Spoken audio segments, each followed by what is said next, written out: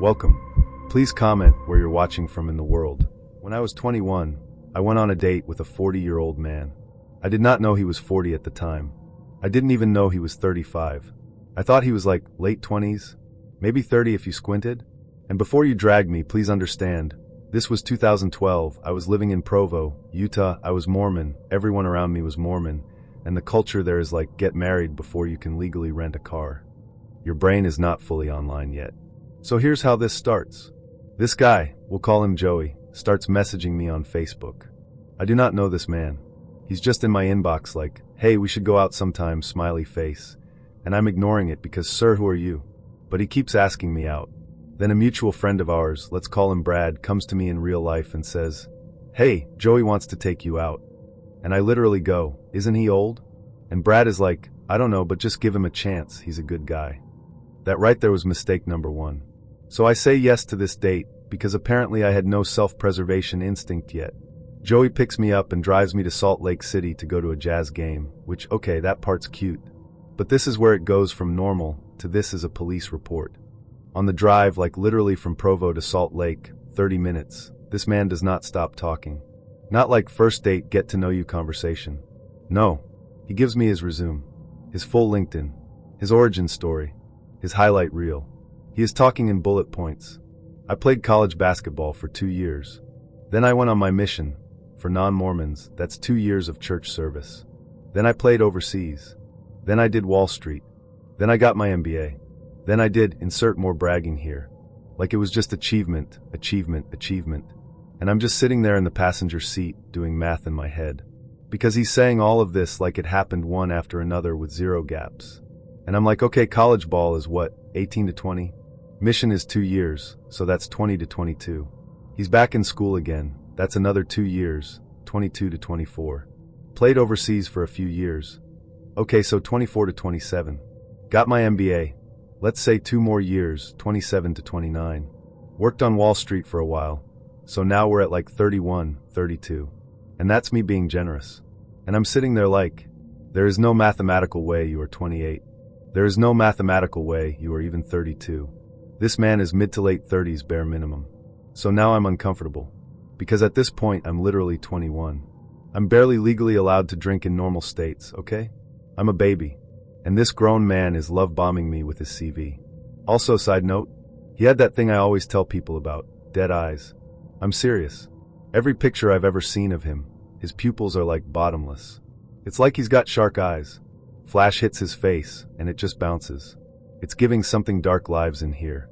I always say I could see Satan sitting behind his irises. Like if you looked too long you'd hear whispers. That was the vibe. Anyway, we go to the game. It's fine. He pays. He's polite. But it's weird. Because he doesn't ask me anything. Like not what are you studying? Not what do you like? Not do you have siblings? Nothing. I could have been a houseplant wearing lip gloss.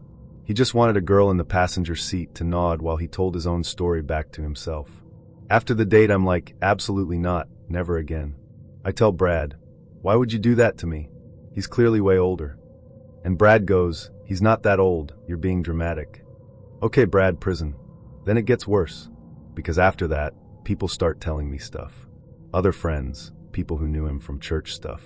I start hearing, oh yeah, Joey's always going out with younger girls. Yeah, Joey was hitting on this freshman at BYU. Yeah, Joey tells girls he's 28. Excuse me?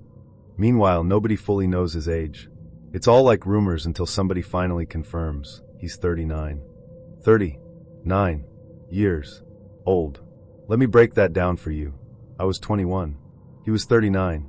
That is an 18-year age gap. Meaning, he could legally have had me as his child.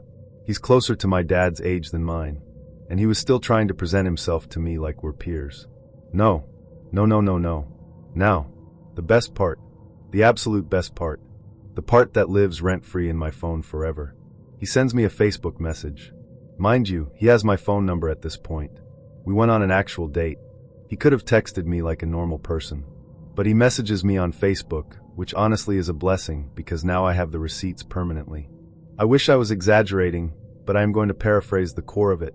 Bree, I think you should rethink the idea that I'm too old to spend a couple eternities with.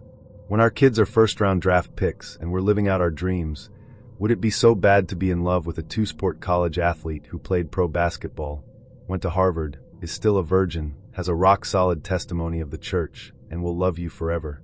A little bold, sure, but worth another shot for dinner and a movie. Winky face.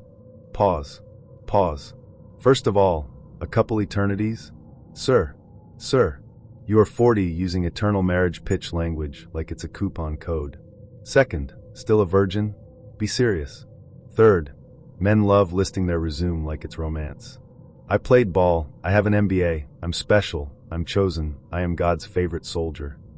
Okay, but do you have empathy? Do you have boundaries? Do you know why it's creepy to hit on 19-year-olds at a university library when you're almost 40? No. Then I don't care about your jump shot. So I sat with that message for 3 days because at first I was speechless.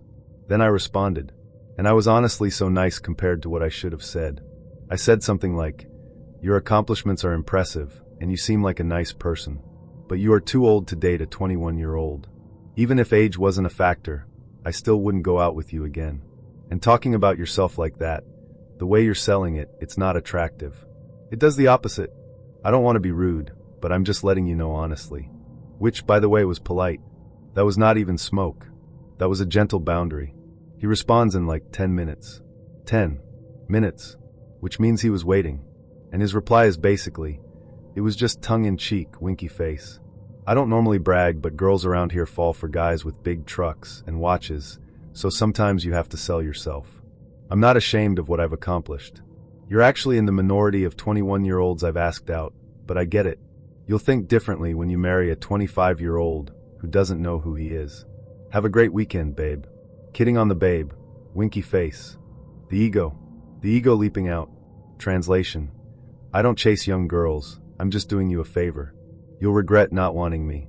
Also, I'm amazing. No accountability. No awareness. Just vibes and delusion. And here's the part that makes this a horror story instead of just cringe. It didn't stop in 2012. This man is still on dating apps now. I am 35, which, if you do basic subtraction, makes him 53. He is still lying about his age. His Hinge profile says he's 37. 37. He is still out here doing the exact same lines, hitting on girls barely old enough to drink, telling them he's 28, still calling himself a virgin, still trying to pitch eternity as a perk. My brother had been with this girl, we'll call her Sarah, for about 4 years, and the situation was always a bit odd. We barely saw her, barely met her, barely knew anything about her. Why? Because they're from 2 different religions, and from her side it was basically forbidden. She couldn't introduce him to her family, because her family would have literally disowned her. So you need to understand, I actually tried with this girl. I stuck up for her all the time for years, and then the mask absolutely slid off. So, Halloween. Sarah had this very swanky flat in South Kensington. You know the kind, marble countertops, ugly expensive art that looks like someone sneezed black paint, and furniture in colors no normal person would buy on purpose. She used to throw these only my posh friends are invited parties. I had never been invited before. Ever. Then one day, out of nowhere, she's like, "You should come to the Halloween party. Bring your makeup kit." Red flag number 1. Now, at the time I had literally just started doing makeup professionally. Like I was new. I was doing clients out of the house, building a portfolio, charging just enough to cover product. So when she said, "Bring your kit," I thought, oh my God, this is huge for me. I can get practice and pictures. When I get there, babe, I wasn't a guest. I was staff. I'm in the corner, standing there like a mascara goblin while she parades her rich friends in front of me one after another. Can you do her eyes? Can you contour her jawline? Can you fix her lashes? They're a bit sad. I did full faces on like 10 different girls. Full glam. No one offered to pay. No one even offered me a drink half the time. I'm just there, smiling like an unpaid intern in Primark lashes. But I still wasn't even mad yet, because honestly I thought, whatever. I'll get photos. I'll build my book. Exposure, blah blah. Then we go out. Now listen, I can do a bar. I can do a pub.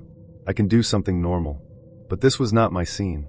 This was some kind of members only, bottle service, people screaming over house music situation.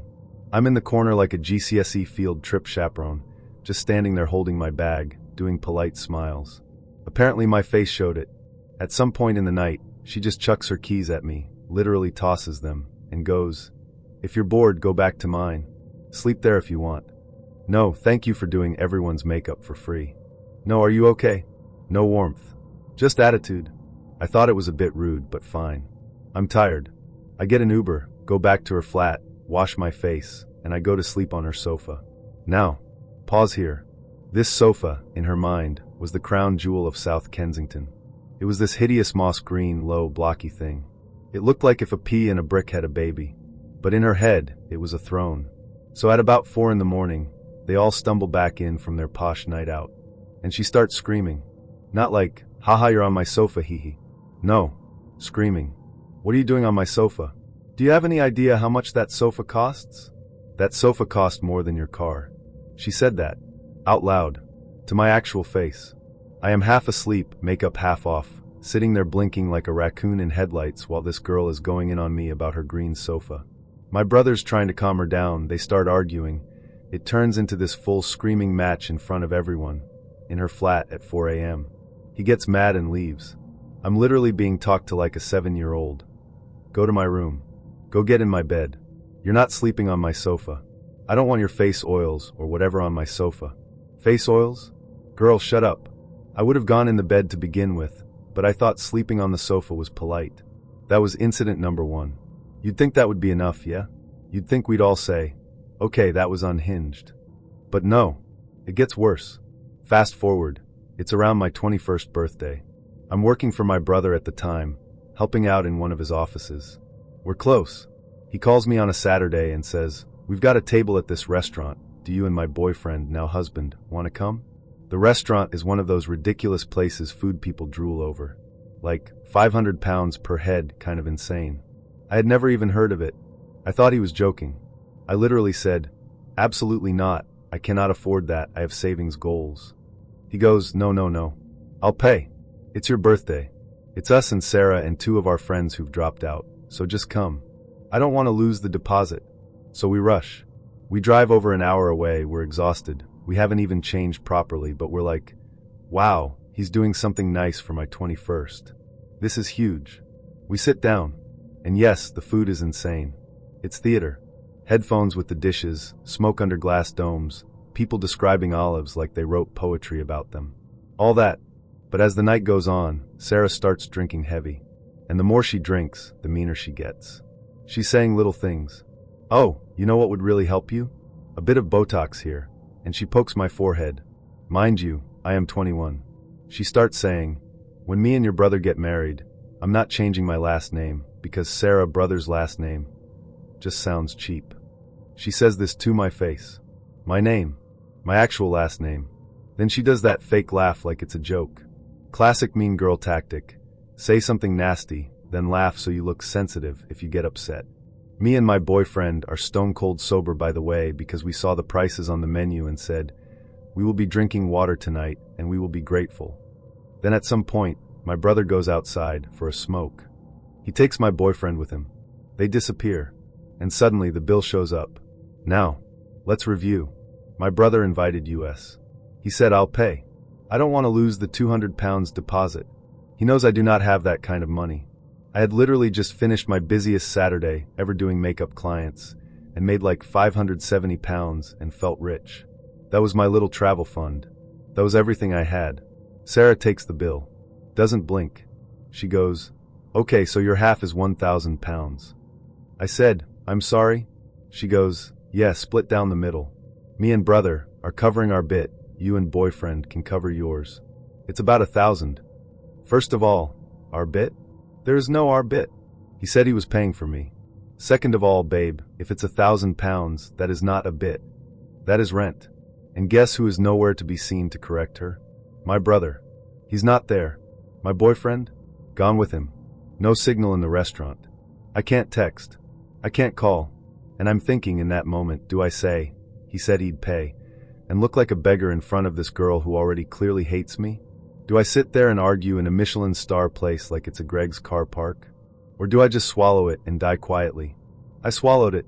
I pulled out every single pound I made that entire day. All my birthday money. Everything. Then I put the rest on credit. 1,000 pounds. At 21. We left, and I cried the whole drive home. My boyfriend, now husband, literally transferred me money because he felt so bad. After that, I went no contact. Then, 12 days before my wedding, my mom lets it slip. "Oh, by the way, your brother's bringing Sarah." I said, "No, he's not." They'd already told her she could come. So I called her, and I told her very calmly, "You are not invited. You will not be attending my wedding." Part 1 of my husband's 6-year affair, living a full double life. I watched the 11-part story so you don't have to. So this woman, right? She's married. Years in. Kids. Family. Regular life. She thinks she's got a husband who's not perfect, but present. She thinks her life is normal. Then the day they're supposed to leave for vacation, like literal bags packed, kids excited, family memories loading, she finds out something insane. She finds out that her husband has an entire other relationship. Not just he's cheating. No. We're not talking, I caught a flirty text. We're talking, he has a whole other woman, a whole second household, and a child with this other woman. And not like a secret baby that he barely knows. That's what he tells her, by the way.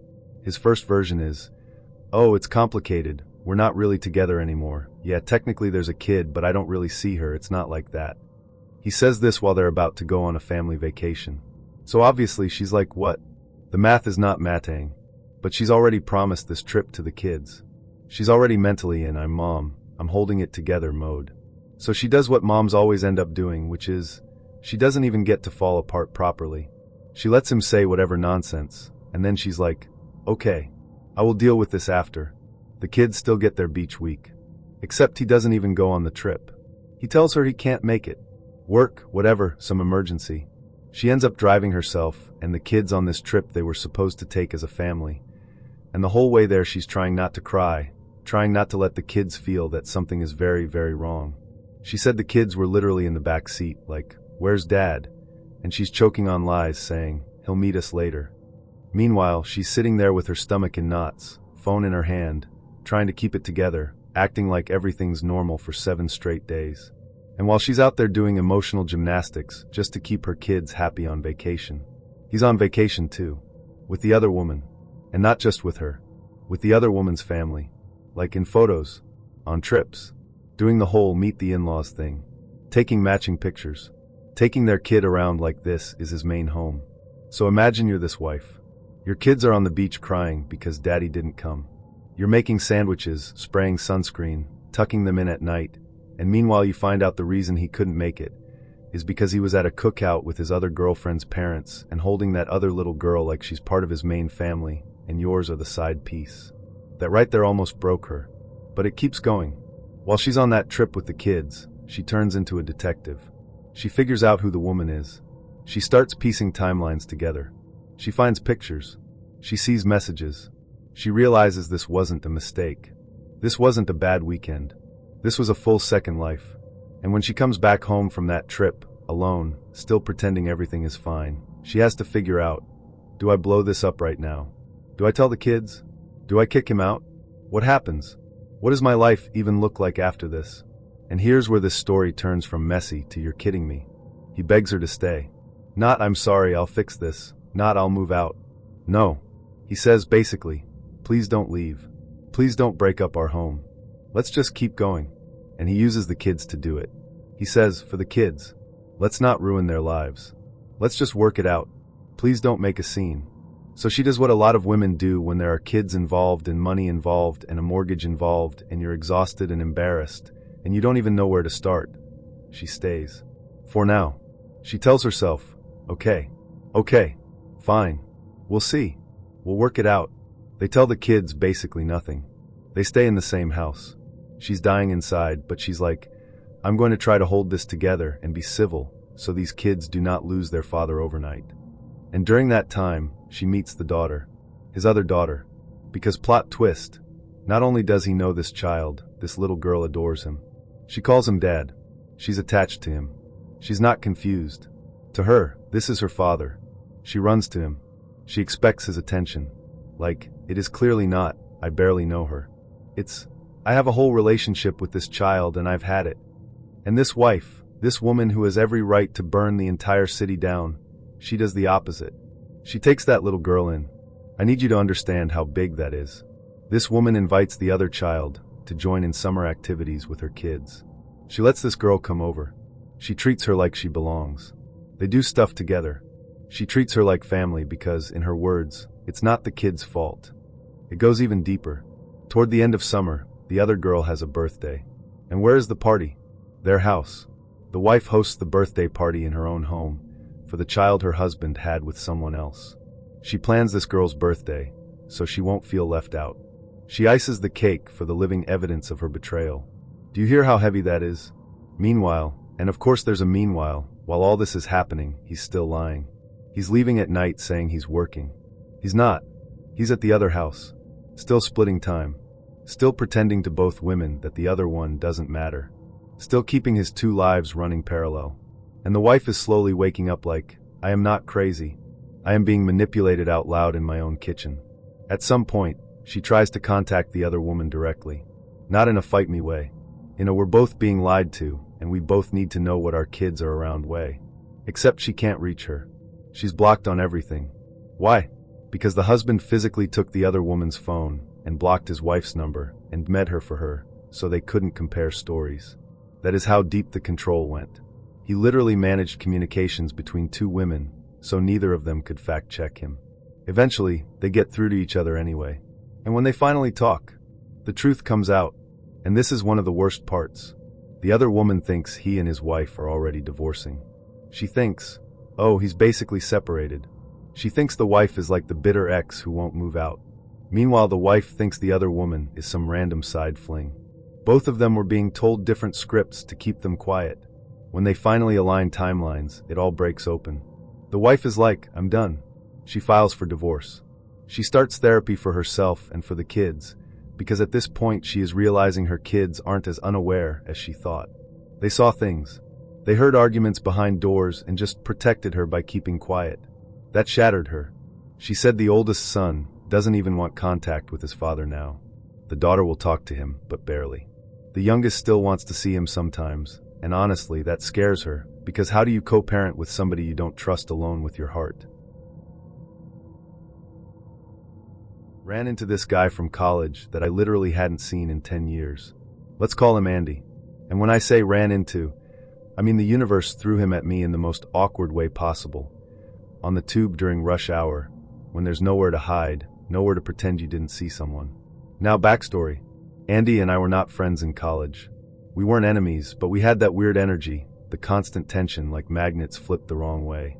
He was loud, charming, always needed attention, and he made sure everyone knew when I walked in the room. He'd tease me, mock me, sometimes just say things that were a little too pointed. People thought we were flirting. We weren't. He was the type who'd embarrass you publicly and then wink like it was a joke.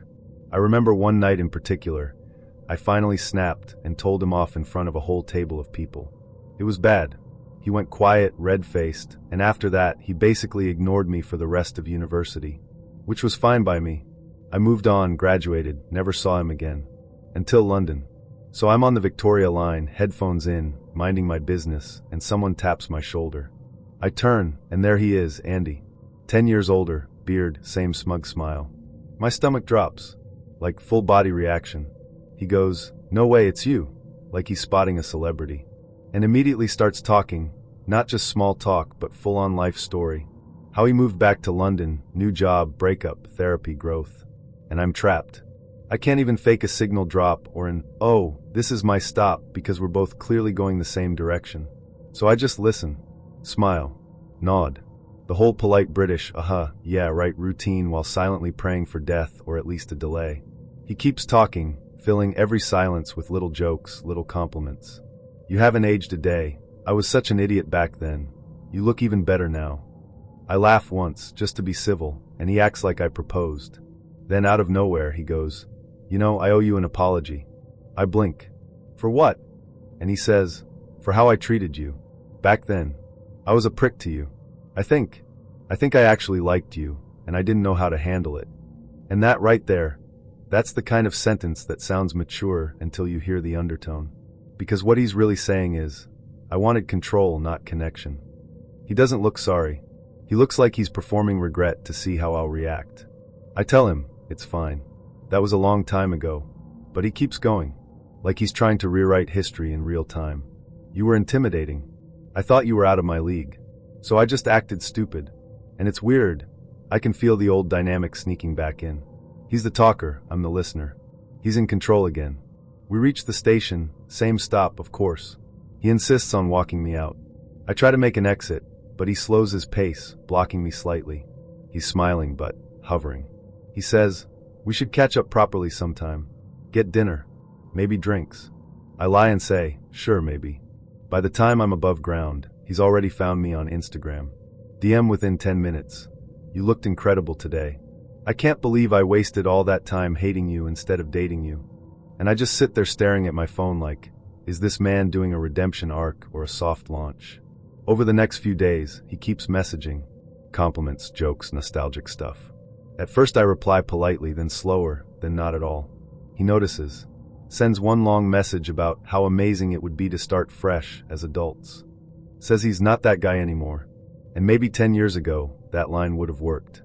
But now I can see what he's really doing. It's not closure he wants, it's validation. He wants the girl he humiliated to tell him he's changed. He wants me to forgive him so he can feel like a good man again. So I tell him, I appreciate the apology, but I don't think we need to reconnect. Take care. And he replies with the classic manipulative line. Wow, guess people never really change, huh? Like I'm the one who didn't grow. So about a month ago, I went on what I thought was the best first date ever with this guy I met on Hinge.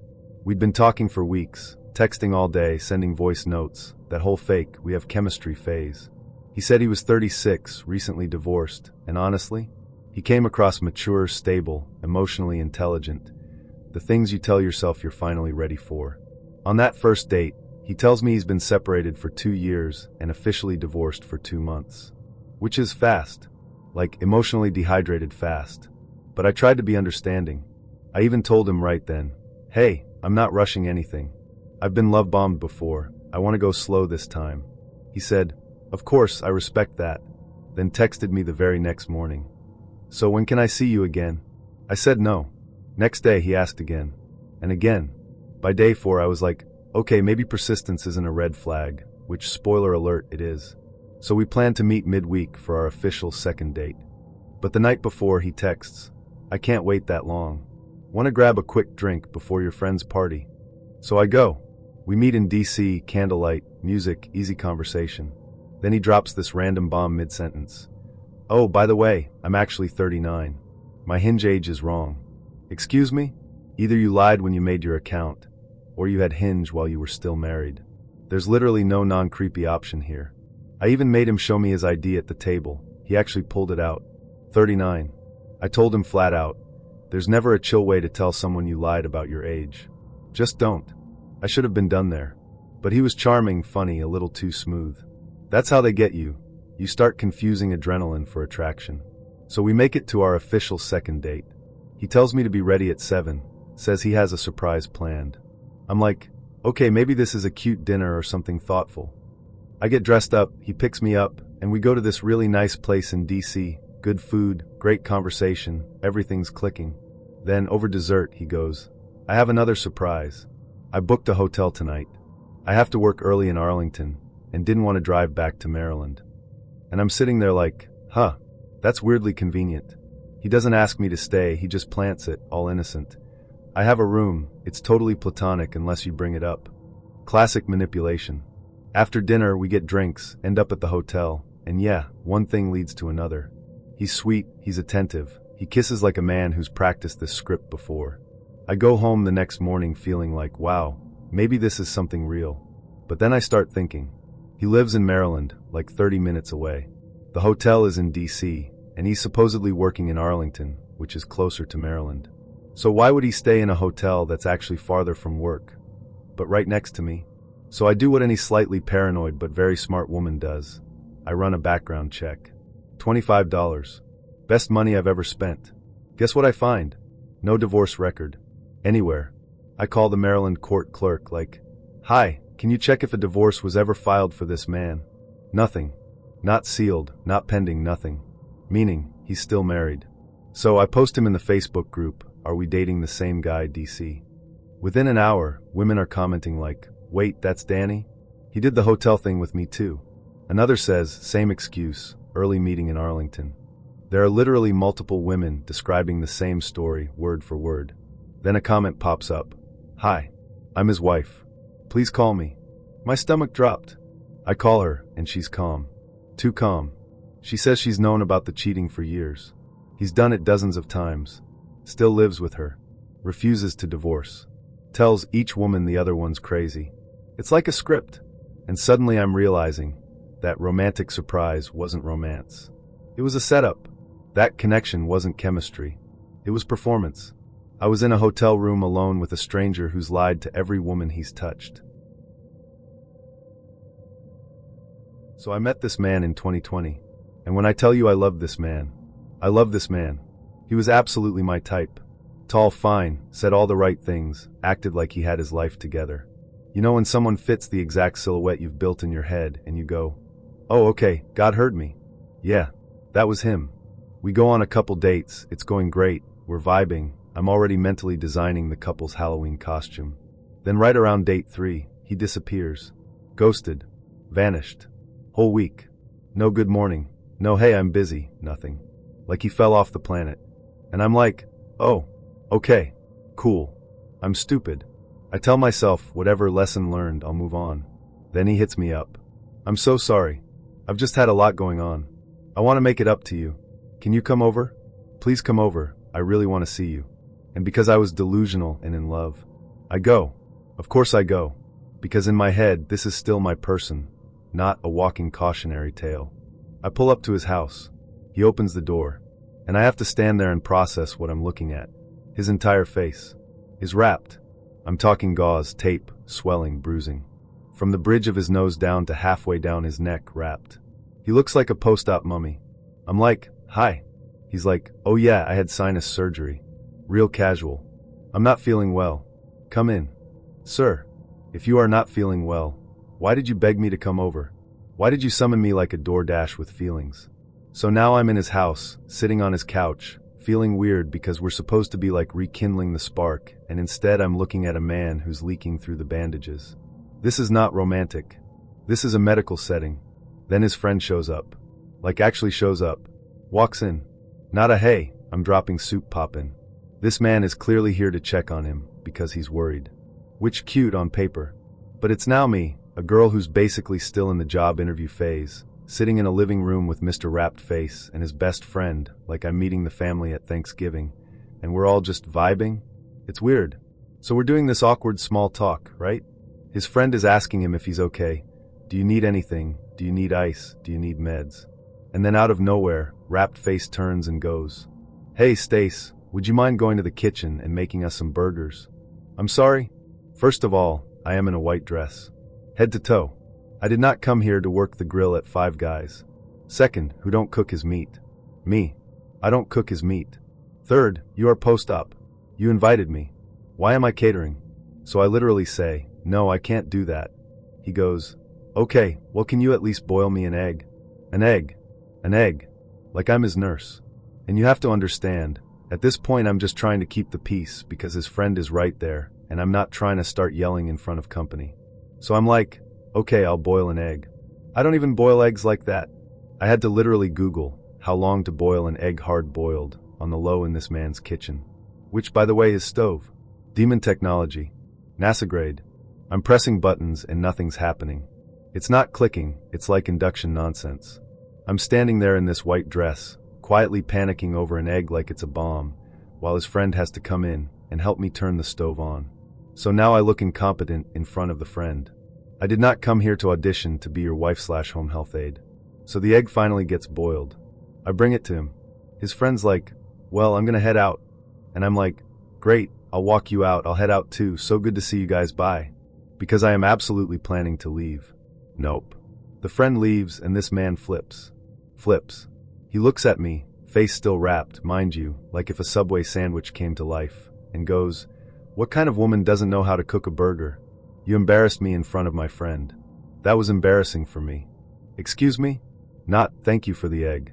Not, thank you for driving over here when you literally did not have to. No, He's mad because I did not get in a strange man's kitchen and start slinging ground beef on demand like we're married and I'm behind on rent. So I stand up like, okay, yeah, I'm done. I'm leaving. This energy? I don't do this. I grab my stuff. I'm heading for the door. And that's when it gets actually scary. He stands up. Fast.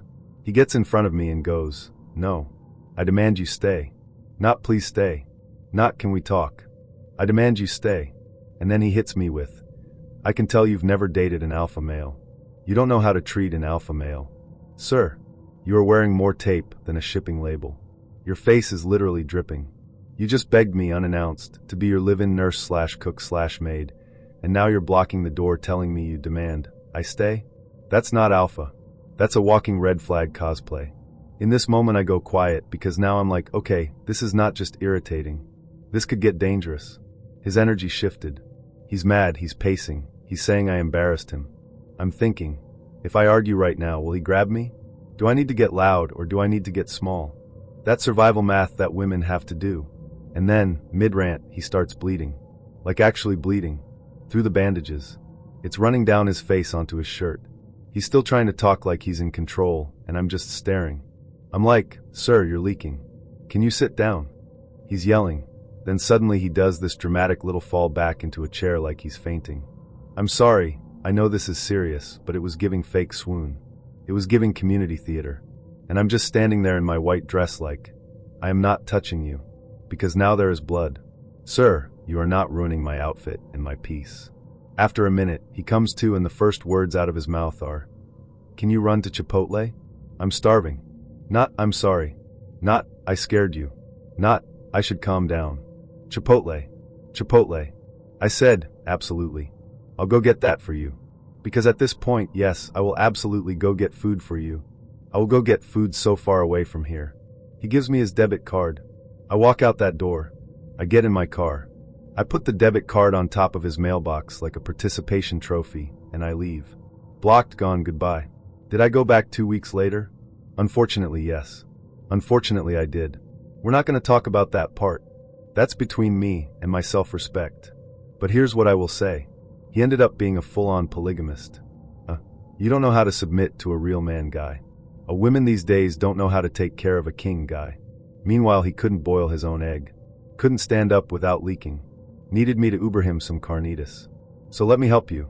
If a man has to tell you he's an alpha, he's not. But this? No. Jail. So, picture it. New York City. I've been seeing this guy for like 2 or 3 dates. Not a total stranger. We've gone out for drinks, we've had dinner, we've had flirty texting. It's not like, "Hey, random guy from Craigslist, let me into your home." We're past that. I feel somewhat comfortable. We go out to dinner again, cute, normal, and at the end of the night he hits me with, "Do you want to come back to my place for a drink before you head home?" Now, important detail, he lives in Manhattan, I live in Brooklyn. If you don't live here, let me translate. That is not come up for a drink. That is, are you committing to this location for the rest of the evening because you are not casually Ubering back across the river in 5 minutes? This is logistics. But I'm like, okay, cool, yeah. I'll come by for 1 drink. 1 glass of wine. We'll sit on the couch, talk, be cute, I'll go home. That's the energy. We get to his apartment. The door opens. And I knew. The way I should have just spun on one heel and left. I should have trusted that first 3 seconds of spiritual nausea. Because right away, before I even fully step in, I see the kitchen. When I say sink full of dishes, I do not mean a couple plates soaking. I mean the entire sink, piled to the top, and then spilling over onto the counter. The stack is not vertical anymore. It has achieved landmass. It has migrated. There are pans in the sink, pots in the sink, forks fossilized into bowls. There's Tupperware with something in it that I think maybe used to be food in a past life, but now looks like a science fair project. And it's not just in the sink. No. It is creeping. Onto the stove. Onto the other counter. It's like the dishes staged an insurrection and took over his kitchen. I do not see a single clean surface. I do not see the color of the countertop. And of course he's doing that. Sorry, I've been really busy. And I'm standing there like, sir, this is not busy. This is not, work's been crazy. This is a lifestyle. This is a habitat. We are walking into an ecosystem. But I'm like, okay, Okay. Be open-minded. People get messy. Don't be shallow. Maybe his room is clean. Maybe it's just the kitchen. Maybe I'm being judgmental. This is me lying to myself to survive. We sit on the couch. The couch is actually fine. I'm like, okay, maybe we're good. Maybe this man just struggles with dishwashing. Who among us has not lost a battle with a casserole dish, you know? He's like, I'm gonna get some wine. And I, without even thinking, very quickly go, oh, do you have plastic cups? I don't want you to have to wash anything after. Totally fine with plastic. Because I am not putting my mouth on anything in that kitchen that has ever touched that sink. I am absolutely not playing. Am I drinking out of a cholera cup tonight? With a man I met 12 days ago. And here's the sad part. He's proud that he has plastic cups. He's like, oh yeah, I've got some. Like, sir, yes, congratulations, you own Solo cups. You are running a college pregame out of a grown man apartment. So he pours us wine in cups like we're at a tailgate, and I'm doing my best to just be normal. Because I'm already at the point of the night where I'm like, I'm gonna leave soon. I can feel my body wanting to exit. You know when you're already planning your lie. You're like, oh, I have to get up early tomorrow. And it's not true, but you're warming it up in your mouth. That's me. Anyway, we're having wine. And then it hits me. I have to pee. Now this is where the story turns psychological horror. Because at this point I'm thinking, oh God, if the kitchen looks like that, what does the bathroom look like? But what am I gonna do? Hold it until Brooklyn? Do you know how long it takes to get from a random man's apartment in Manhattan to my apartment in Brooklyn at night when you're in tights and heels and full bladder panic? No. So I'm like, hey, can I use your bathroom? He says yeah, points me down the hall. I go in. I open the toilet. I am telling you with my whole chest, it was the filthiest toilet I have ever seen in my entire life. In my life. I am talking black. Black buildup. Ring around the bowl that looks like it's been there since Obama's first term. Dried urine stains. Brown streaks actually dripping down the inside. The seat? Questionable. The hinges? I don't even have vocabulary for what was happening on the hinges. It smelled humid. It smelled alive. I stood there in the doorway, knees locked, like my soul had just left my body and was hovering by the ceiling like, girl, I'll come back when you're finished dealing with that. I actually said out loud to no one, oh no. No. Because here's the situation. Biologically, I have to go. Emotionally, spiritually, hygienically, I refuse. So I start scanning. I'm like, okay, think. Be resourceful. What do we have? What are our tools? We are in survival mode now. And under his sink. And I still don't know if this was God giving me one last favor before abandoning me. Under his sink, I see cleaning supplies. I see toilet cleaner. I see a toilet brush. And I'm like, there is actually only one way out of this. So I roll up my sleeves, and I start cleaning this man's toilet. Let me repeat that. On date 3 in a man's apartment, I am scrubbing his toilet so that I can safely pee and then run for my life. I am in there like a hostage doing community service. Spraying, scrubbing, gagging, dry heaving, bargaining with God, all of it. I am doing a full bathroom reboot while this man is in the other room thinking we're having a romantic evening. And of course, while I'm mid-scrub, he knocks on the door. He's like, hey, are you okay? You've been in there a while. Can I come in? And I yell back, no, you cannot come in. But he opens the door anyway. Absolutely no boundaries. Just opens it. And just stops in the doorway like he's confused. And he goes, what are you doing? And I turn around with this toilet brush in my hand like a weapon, and I say, I am cleaning your toilet. And he has the nerve to go, well look, I have all the stuff to clean it. Sir, having cleaning products in your bathroom does not mean you get credit for being clean. That's like me saying I own a treadmill, and therefore I'm an athlete. Use it. So I look at him and I go, when was the last time you cleaned this? Silence. I said, no, answer me. When was the last time you cleaned this toilet? You mean to tell me you wake up every morning, you stand over this, and that's fine with you? He's just standing there, like I'm being dramatic. And in that exact moment, I was like, I am done. I am out. I am absolutely never speaking to you again. So I cleaned that toilet enough to safely hover. I did what I had to do. I washed my hands for like a full 90 seconds like I was prepping for surgery. I walk out. I grab my bag. I'm like, thank you for the wine, I'm gonna head home. Called a taxi. And I never spoke to him again. My friend starts going to the gym. And when I say going to the gym, I don't mean cute little once-a-week Pilates. I mean she is in there at wild hours, like 11 p.m. lifts, 5 a.m. before work cardio.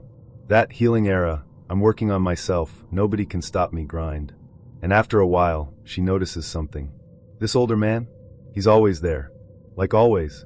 Doesn't matter what time she goes. She goes late? He's there. She goes early? He's there. She goes in the middle of the day, once on a random Wednesday. Guess who's there? Him. Stretching. Doing his little machines. Hanging around. At first she's like, okay, maybe he's just serious about fitness. Some older guys are like that. They're in their health is wealth era, taking turmeric, doing mobility work, drinking those weird green powders. Fine. And to be fair, he looks good. She told us that. Repeatedly. She kept saying, no, because listen. He's older, yeah, but he looks good. His skin? So smooth. No neck wrinkles. No sunspots. He looks young. He dresses nice. He smells clean. He's got the little silver stubble, the salt and pepper thing happening. He's put together. So when he finally comes over one night and starts spitting a little game, she lets him. They talk. It's light. Playful. He's respectful. He's not giving creep leaning over you to adjust your squat form. He's giving, may I approach like a gentleman? And she's like, okay, why not? Now, she knows he's older. She knows this is not a 28-year-old. But she's thinking like maybe late 40s. Very well-maintained late 40s. Possibly 50 if you only see him in gym lighting, where everybody looks more hydrated than they are. They go on a couple dates. Coffee. Smoothie bowls. One little dinner. It's fine. He's charming. He's attentive. He texts good morning. He calls. He wants to see her. She's like, wow, a grown man with consistent attention, imagine. And then after about a month, it starts shifting. It's date 3. Things are getting a little spicy. A little touchy. He's kissing her neck, he's whispering, you know, that stage. And he starts being real insistent about coming over to her place. Not, can I see you again? Not, can we hang out more? It's so, what's your address? When can I come by? I'll bring wine. I'll cook for you. Why don't we just do it at your place? It's more comfortable at yours. And she's like, because something in her stomach goes nah. So she starts pushing back. No, we can go to your place. I don't really like people in my space like that yet. Let's go to your place. And he immediately has a reason. He's like, oh yeah, well, I actually live with my mom. She's 91. She's very old, she's very fragile, and I don't really want to bring people over and stress her out, you know? I'm just trying to keep things calm for her. And at first she's like, ah. Because he says it in that way that makes it sound sweet. Like he's a caretaker. Like he's thoughtful, loyal, responsible. Like he's a good son. You hear, I take care of my elderly mother, and your ovaries try to sign the man a mortgage. But the feeling in her stomach is still saying, girl, I said no. So she stands on it. She's like, okay, well, I'm not inviting you into my apartment. So if you want to continue this, we can go to your house. If not, I'm going home. And that's when the mask slips. He stops being romantic. He gets pushy. He gets irritated. He's like, babe, come on. Why are you being like this? It's just more comfortable at your place. It's not that deep. Which is exactly how men talk when they're not hearing no. They're hearing, you are blocking my plan. So she's like, nope. Your place or nothing. And finally, he gives in. He's like, fine. Whatever. We'll go to my place. But just don't like freak out, okay? It's kind of under construction right now. Under construction. Okay, Bob the Builder. So they drive over. And before they even get out of the car, she's like, oh, because the house, it's run down. I'm talking peeling paint, half-rotted porch steps, grass doing its own thing, rusted-out Cadillac sitting in the front yard like a dead animal. It is not. A little messy because I've been busy caring for my elderly mother. It is, this property has stories. And she's thinking, why does a man who looks that polished live here? That's red flag number 1. Red flag number 2 is the fact that before they even get to the door, she can already smell cooking. Like somebody is actively making food inside. Not old food smell, not leftovers, but sizzling. Voices. Movement. People. Baby. He does not live with his elderly mother. He lives with multiple people. She said they walk in, and it's chaos. There's a guy in the kitchen stirring a pot like he pays bills there. There are bags, jackets, shoes, stuff everywhere. You can tell immediately this is not my house. This is, I sleep here. So she gives him a look like, "So this is your mom's house, huh?" And he doesn't even flinch. He's proud. He's like, "Yeah, don't worry about them." And he's already trying to pull her closer, put his hands on her, start kissing her neck like we're just gonna act normal and get into it right here in the living room. Not, "Let me show you to my room." Not, "Let's get comfortable." No, right there, on the couch in the middle of the common area. And that's when she realizes, this is his room. That couch is his bed. And suddenly the whole month makes sense. Why he's always at the gym, because that's where he showers, where he feels put together, where he looks valuable. Why he wants to come to her place so bad. Why he's trying to escalate so fast. Why he's trying to make it serious after like 4 hangouts. It's not romance. It's housing. He's shopping for a place to stay. And listen, this is the part you really, really need to hear. She said the energy in that moment, it switched from, "Oh, he thinks I'm cute," to, "Oh, he thinks I'm an opportunity." And a lot of women don't clock that fast enough. Because he wasn't trying to hook up because he couldn't control himself. He was trying to hook up because locking in physical access is step 1. Then comes the toothbrush. Then comes, "I'm already here, I'll just crash." Then comes, "Why am I paying rent there if I'm sleeping here?" Then comes, "Babe, can you help me out till I get back on my feet?" That is not a boyfriend. That is a tenant. So she shuts it down. Immediately. She physically steps back. She's like, "Absolutely not. No, we're not doing this. I'm leaving." And he tries to guilt her. "Why are you acting like this? Wow, so you're just gonna go? You don't even want to stay and chill?" All that. She's already walking to the door. She said she didn't even argue. She just turned around, walked out, got in her car, blocked him, and that was it. And after she told me all this, she was like, "I really think he thought he had me. Like he really thought I was gonna let him in, and that was gonna be it, and I'd have a whole 60-year-old roommate by next week." Oh yeah, by the way, you ready for the age? He was 60. 6-0. Not 48 but moisturized. 60. 60 and looking for somewhere to sleep that wasn't a shared living room. And this is where I give my little PSA, because some of y'all need to hear it with your whole chest. There is a word for this. It's called a hobosexual. Not homosexual. Hobosexual. A man who dates you because you have a place to live. So, dating horror story. Let me tell you about this absolute clown from Bumble. We match, we start talking, and at first I'm like, okay, this is normal. He's cute enough, he can keep a conversation going, he uses punctuation, bare minimum things that in this economy feel rare. We decide to meet up at this sports bar in Fort Wayne, Indiana. Chill vibes. Nothing fancy. Beer, fries, big TV in the corner with a game on. Easy first meetup. And honestly, it starts off fine. Like, I'm not gonna lie to you, the first part of the date was not that bad. We're talking, we're laughing, conversation is smooth. He's doing that light touch on the arm thing. I'm doing the oh stop laugh. You know how it goes. There's actual chemistry, which is already more than you usually get on these apps. So the night's going decent, and when the bar starts to slow down, he's like, "Do you just want to come back to my place? We can hang out a little longer." And I'm like, "Sure," because at that point it didn't feel sketchy. This wasn't 20 minutes in. We'd been talking for a while. I was comfortable enough. So yeah, I go. We get to his place, still vibing, and then his phone rings. Now here's where it goes left. He looks at the screen and immediately does this whole face like worried face. Real serious. Real heavy. He's like, "I gotta take this, it's my brother." And he steps into the other room. At first I'm not thinking anything of it.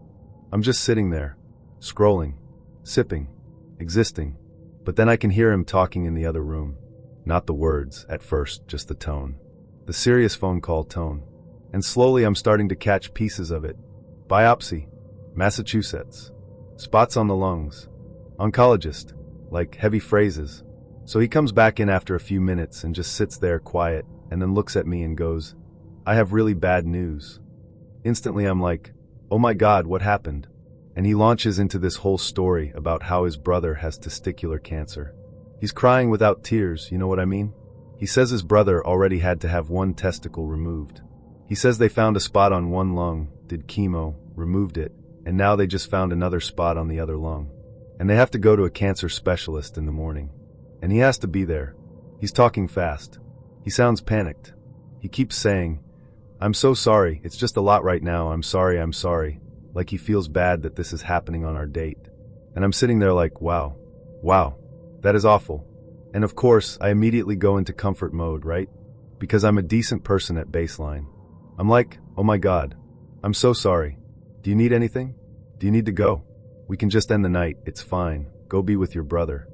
Like, I am already imagining this poor guy in a hospital bed. I'm feeling bad for him. I'm ending my own night early out of respect, like, don't worry about texting me, take care of him, family comes first. All that. I hug him. I tell him, please keep me posted. I really hope he's okay. And then I leave. I go home like a normal person, thinking I just witnessed somebody get horrible news in real time. The next morning, I open Bumble. And Bumble is like, this user is no longer available. The man unmatched me. Not, hey, thanks for understanding. Not, hey, my bad, I'm not feeling a connection. Not, it was nice meeting you. Just gone. Like I hallucinated him. And I'm sitting there staring at my phone like, wait. No way. You did not just lie about your brother having cancer to ditch me. You did not spin late-stage cancer fanfiction just to never talk to me again. So I text him. Because yes, I still had his number. I said, you didn't need to lie. You could have just said you weren't interested. And do you know what he says back? He goes, yeah, I'm not really interested. I just didn't know how to say it. Sorry. That's it. Just casual. Like we're talking about not wanting the last mozzarella stick.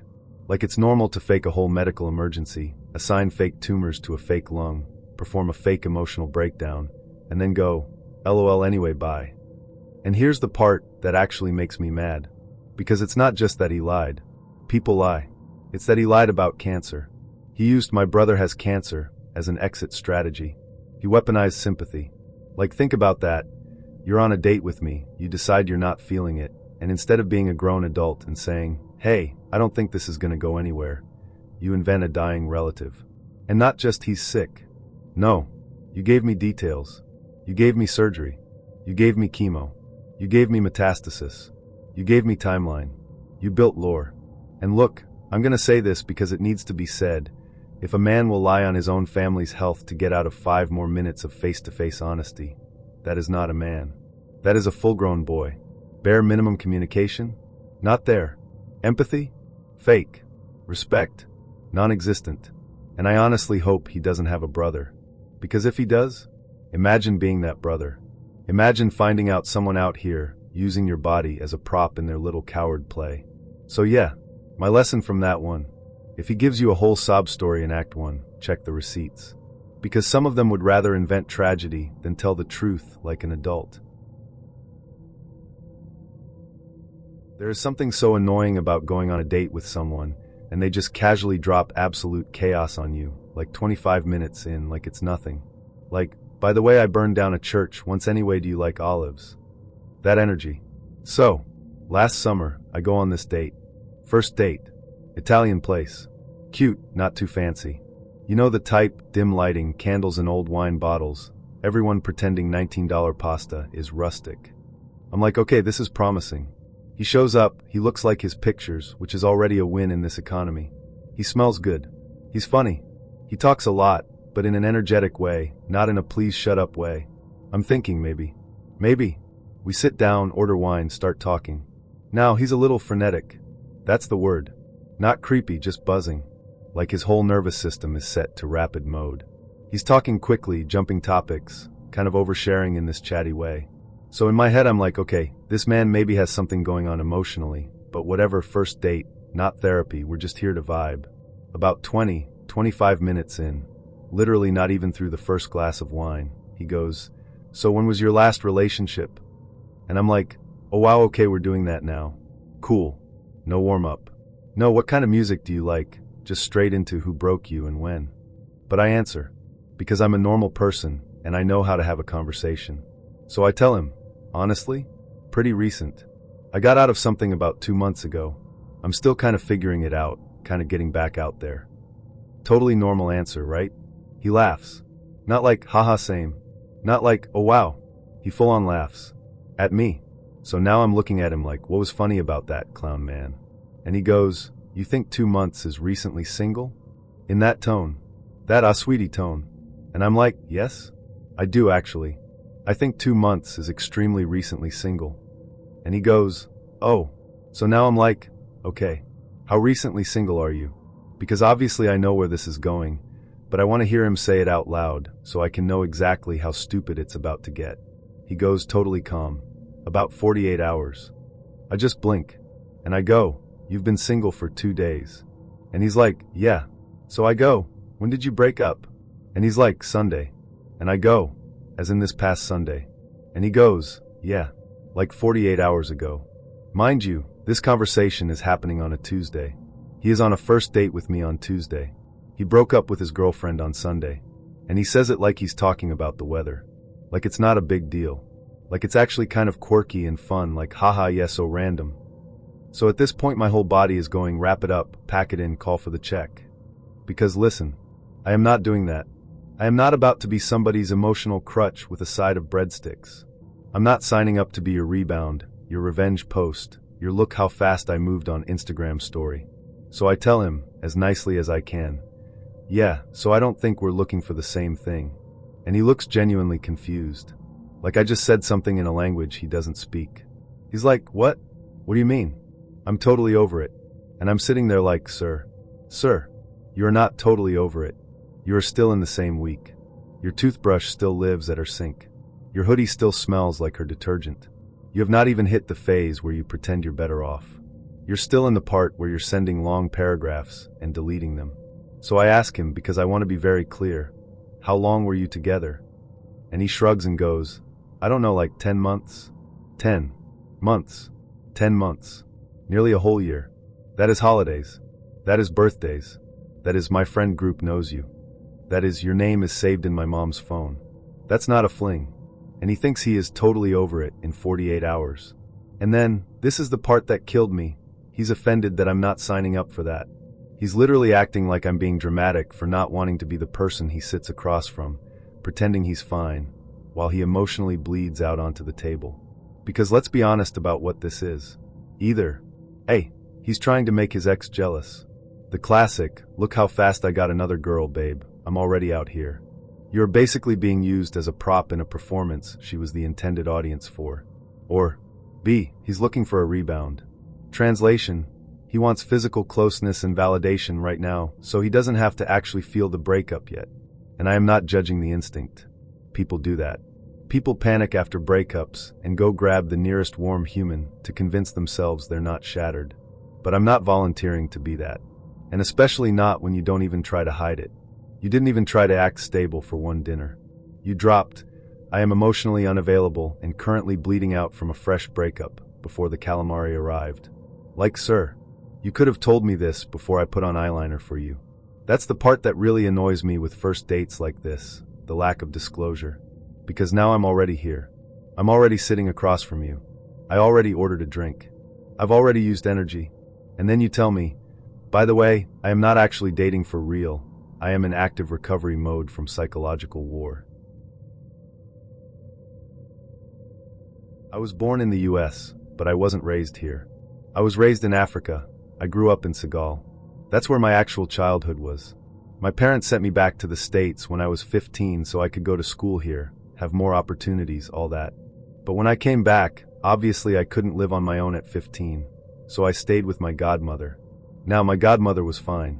Strict, but fine. The problem? Her older sister was also living in that house.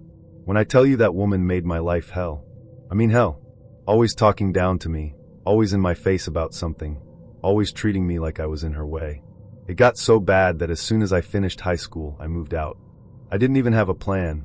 I just knew I could not breathe in that house. So I moved in with a friend. We got an apartment together, and I was like, okay, I'm finally about to have peace. That lasted about a year. After that first year, my friend got pregnant, and she wanted to move in with her baby's father when our lease ended. Which of course she did. That's her little family now. But me? I couldn't afford the apartment solo. Rent here is not cute. I was panicking because I didn't have parents in state I could just run to. I didn't want to go back to my godmother's because absolutely not. So I was stuck.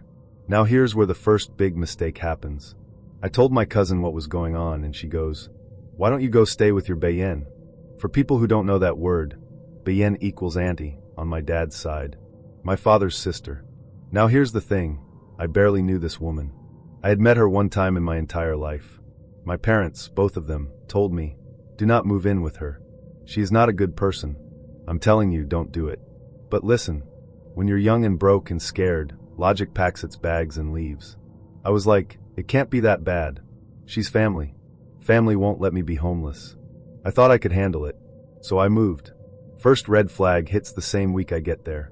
Her and her husband do not speak. Like, I don't mean they're arguing right now. I mean they do. Not speak. They live in the same house. They sleep in separate rooms. But I'm like, that's their marriage, not my business. I mind my business until I realize something else. The husband is doing everything. And I mean everything. They've got 4 kids. Little kids. And this man wakes up before sunrise, goes room to room, gets all 4 kids up, bathes them, dresses them, makes their breakfast, packs their school stuff, takes them to school, comes back home, cleans the whole house, does dishes, does laundry, then goes to work. Then when school's out, he picks them up, makes them lunch, helps with homework, makes dinner, gets them bathed, puts them to bed. What is my aunt doing while all this is happening? Sleeping. Or at the salon. Or straight up going to bed the second she walks in. No, hey baby, how was your day? No, how are my kids? Nothing. She will walk in, drop her purse, and go straight to her room like she doesn't even live there. Now, I feel bad for the kids. I feel bad for the husband. And also I feel awkward because I'm staying there for free. So I start helping. I clean up the kitchen, I fold laundry, I do school pickups sometimes, I help get plates on the table. You know, basic decency. I'm not trying to be stepmom. I'm trying to not feel like a freeloader. And the husband? He is so grateful. He's like, thank you, I appreciate you. Just being kind, treating me like family, not weird. Like, you're a big niece helping out. That's how it felt. Until it didn't. Because this is where the problems start. My aunt decides she doesn't like that. Instead of looking at me and saying, wow, thank you for helping my kids brush their teeth while I'm ignoring them, she decides, in her head, that I must be trying to take her man. Mind you, I never flirted with this man. He is literally like a father figure to me at this point. He calls me kiddo. He tells me make sure you eat. It's not weird, but she's building this whole story in her mind, like I'm sneaking in her bed at night. And then she starts getting nasty. One time I'm in my room just taking selfies. She barges in my room unannounced and goes, what are you doing? You're a chugga now. You're selling yourself online. You're a little whore in my house. I'm just standing there like, excuse me? I told her, calm it first. Don't call me that. Don't talk to me like that. And she tries to fight me. Full-on grown woman trying to swing on me in her house, calling me out my name because I took a picture. Her husband had to come pull her off and tell her to calm down. And instead of focusing on the fact that she just tried to attack me, she turns on him and starts yelling, oh, so you're defending her now? You're protecting her? That's your little girlfriend? That's what we're doing now. I'm like, so this is mental illness. Okay, got it. It gets worse. Every 2 years I fly back to Africa to see my parents. I told her I was going, and she hated it. Hated it. Mad that I could afford a ticket. She was jealous that I was doing anything with my life. Then I saved up to get a car. I was working 2 jobs and going to school just to get out of her house. I gave her husband some money because he buys cars from auction and fixes them up to resell. So this man, again being kind and helpful, says, you can drive one of my extra cars for now while I fix yours. Normal. Basic human decency. Very uncle helping niece get on her feet. When I tell you she lost it, like lost it to the point she said, out loud, that she wanted to unalive me. Over a car. Over me being able to drive to work. And then she starts spreading rumors to everybody that I'm sleeping with her husband. Telling people in the family. Telling friends. The neighbors. Anyone who would listen. She's in my house trying to steal my man. She's disrespectful. She's fast. Just disgusting. I'm like, you're not even talking to that man. You literally do not speak to him. You sleep in a separate room. But suddenly he's your man, when he's helping with gas money? Anyway, final straw. One weekend, she and her husband go out of town. The husband's cousin was sick, so they left the kids with me. I stayed with the kids the whole weekend. Feeding them, bathing them, putting them to bed. They did not call. Not one time. Did not check in. Did not say, how are the kids doing? Nothing. During that same weekend, my boyfriend, who is now my husband, had guests over and asked me to cook. So I cooked for him at her house. I did not use any of her food, not her spices, nothing. I brought my own stuff. I cleaned up after myself. I left that kitchen spotless.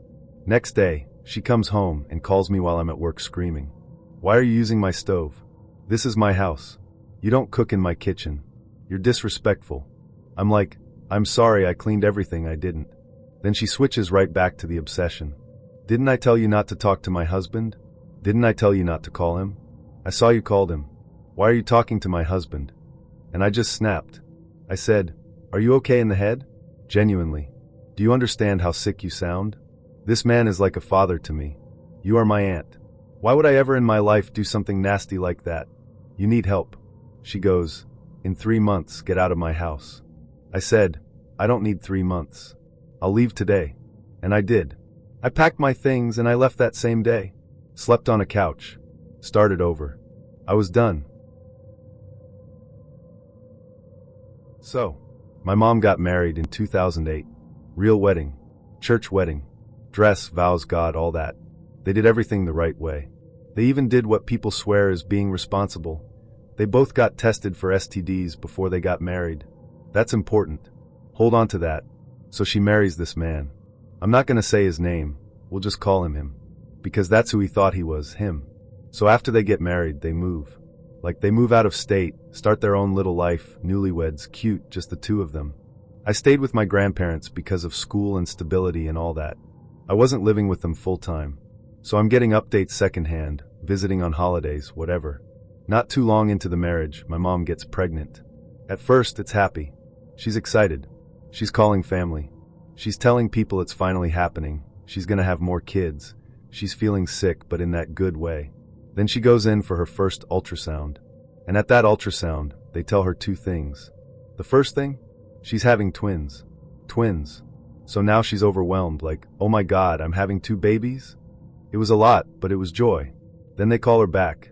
And she thinks, okay, it's just because I'm high risk. She's diabetic. When you're high risk, they monitor you more. That's normal.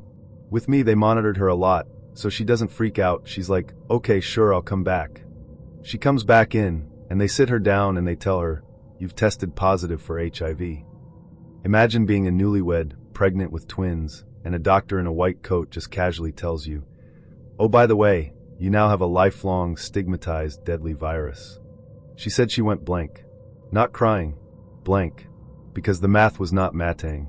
This man and her both supposedly got tested before the wedding. They both said, we're clean, to each other and to the doctor. She had only been with him. So how? How? So she confronts him. And this is where you see how evil someone really is. Because instead of falling apart and confessing, yeah, I knew, he lies. He tries to gaslight.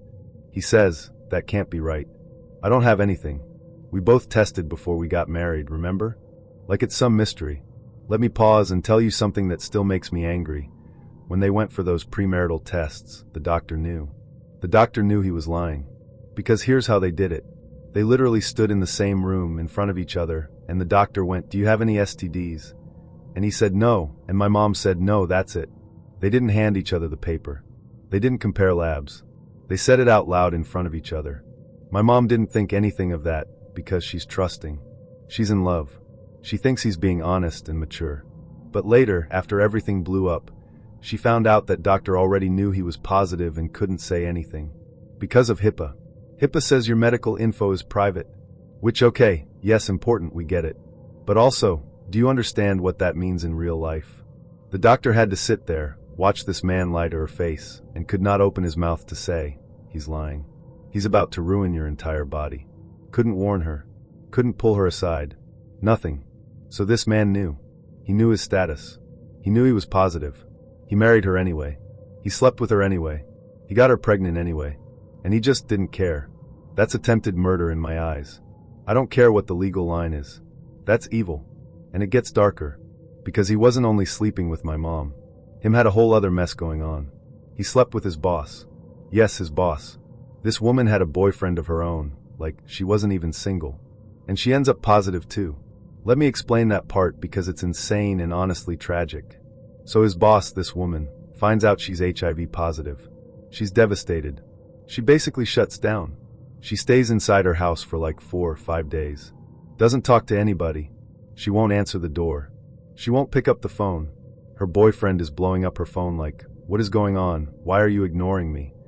And she's just in there spiraling because she knows exactly where it came from, and she's ashamed and sick and furious and panicking and doesn't know what to do. He keeps trying to see her. He's thinking maybe she's in danger. Meanwhile, she's sitting there in silence, and because she's silent, guess what happens?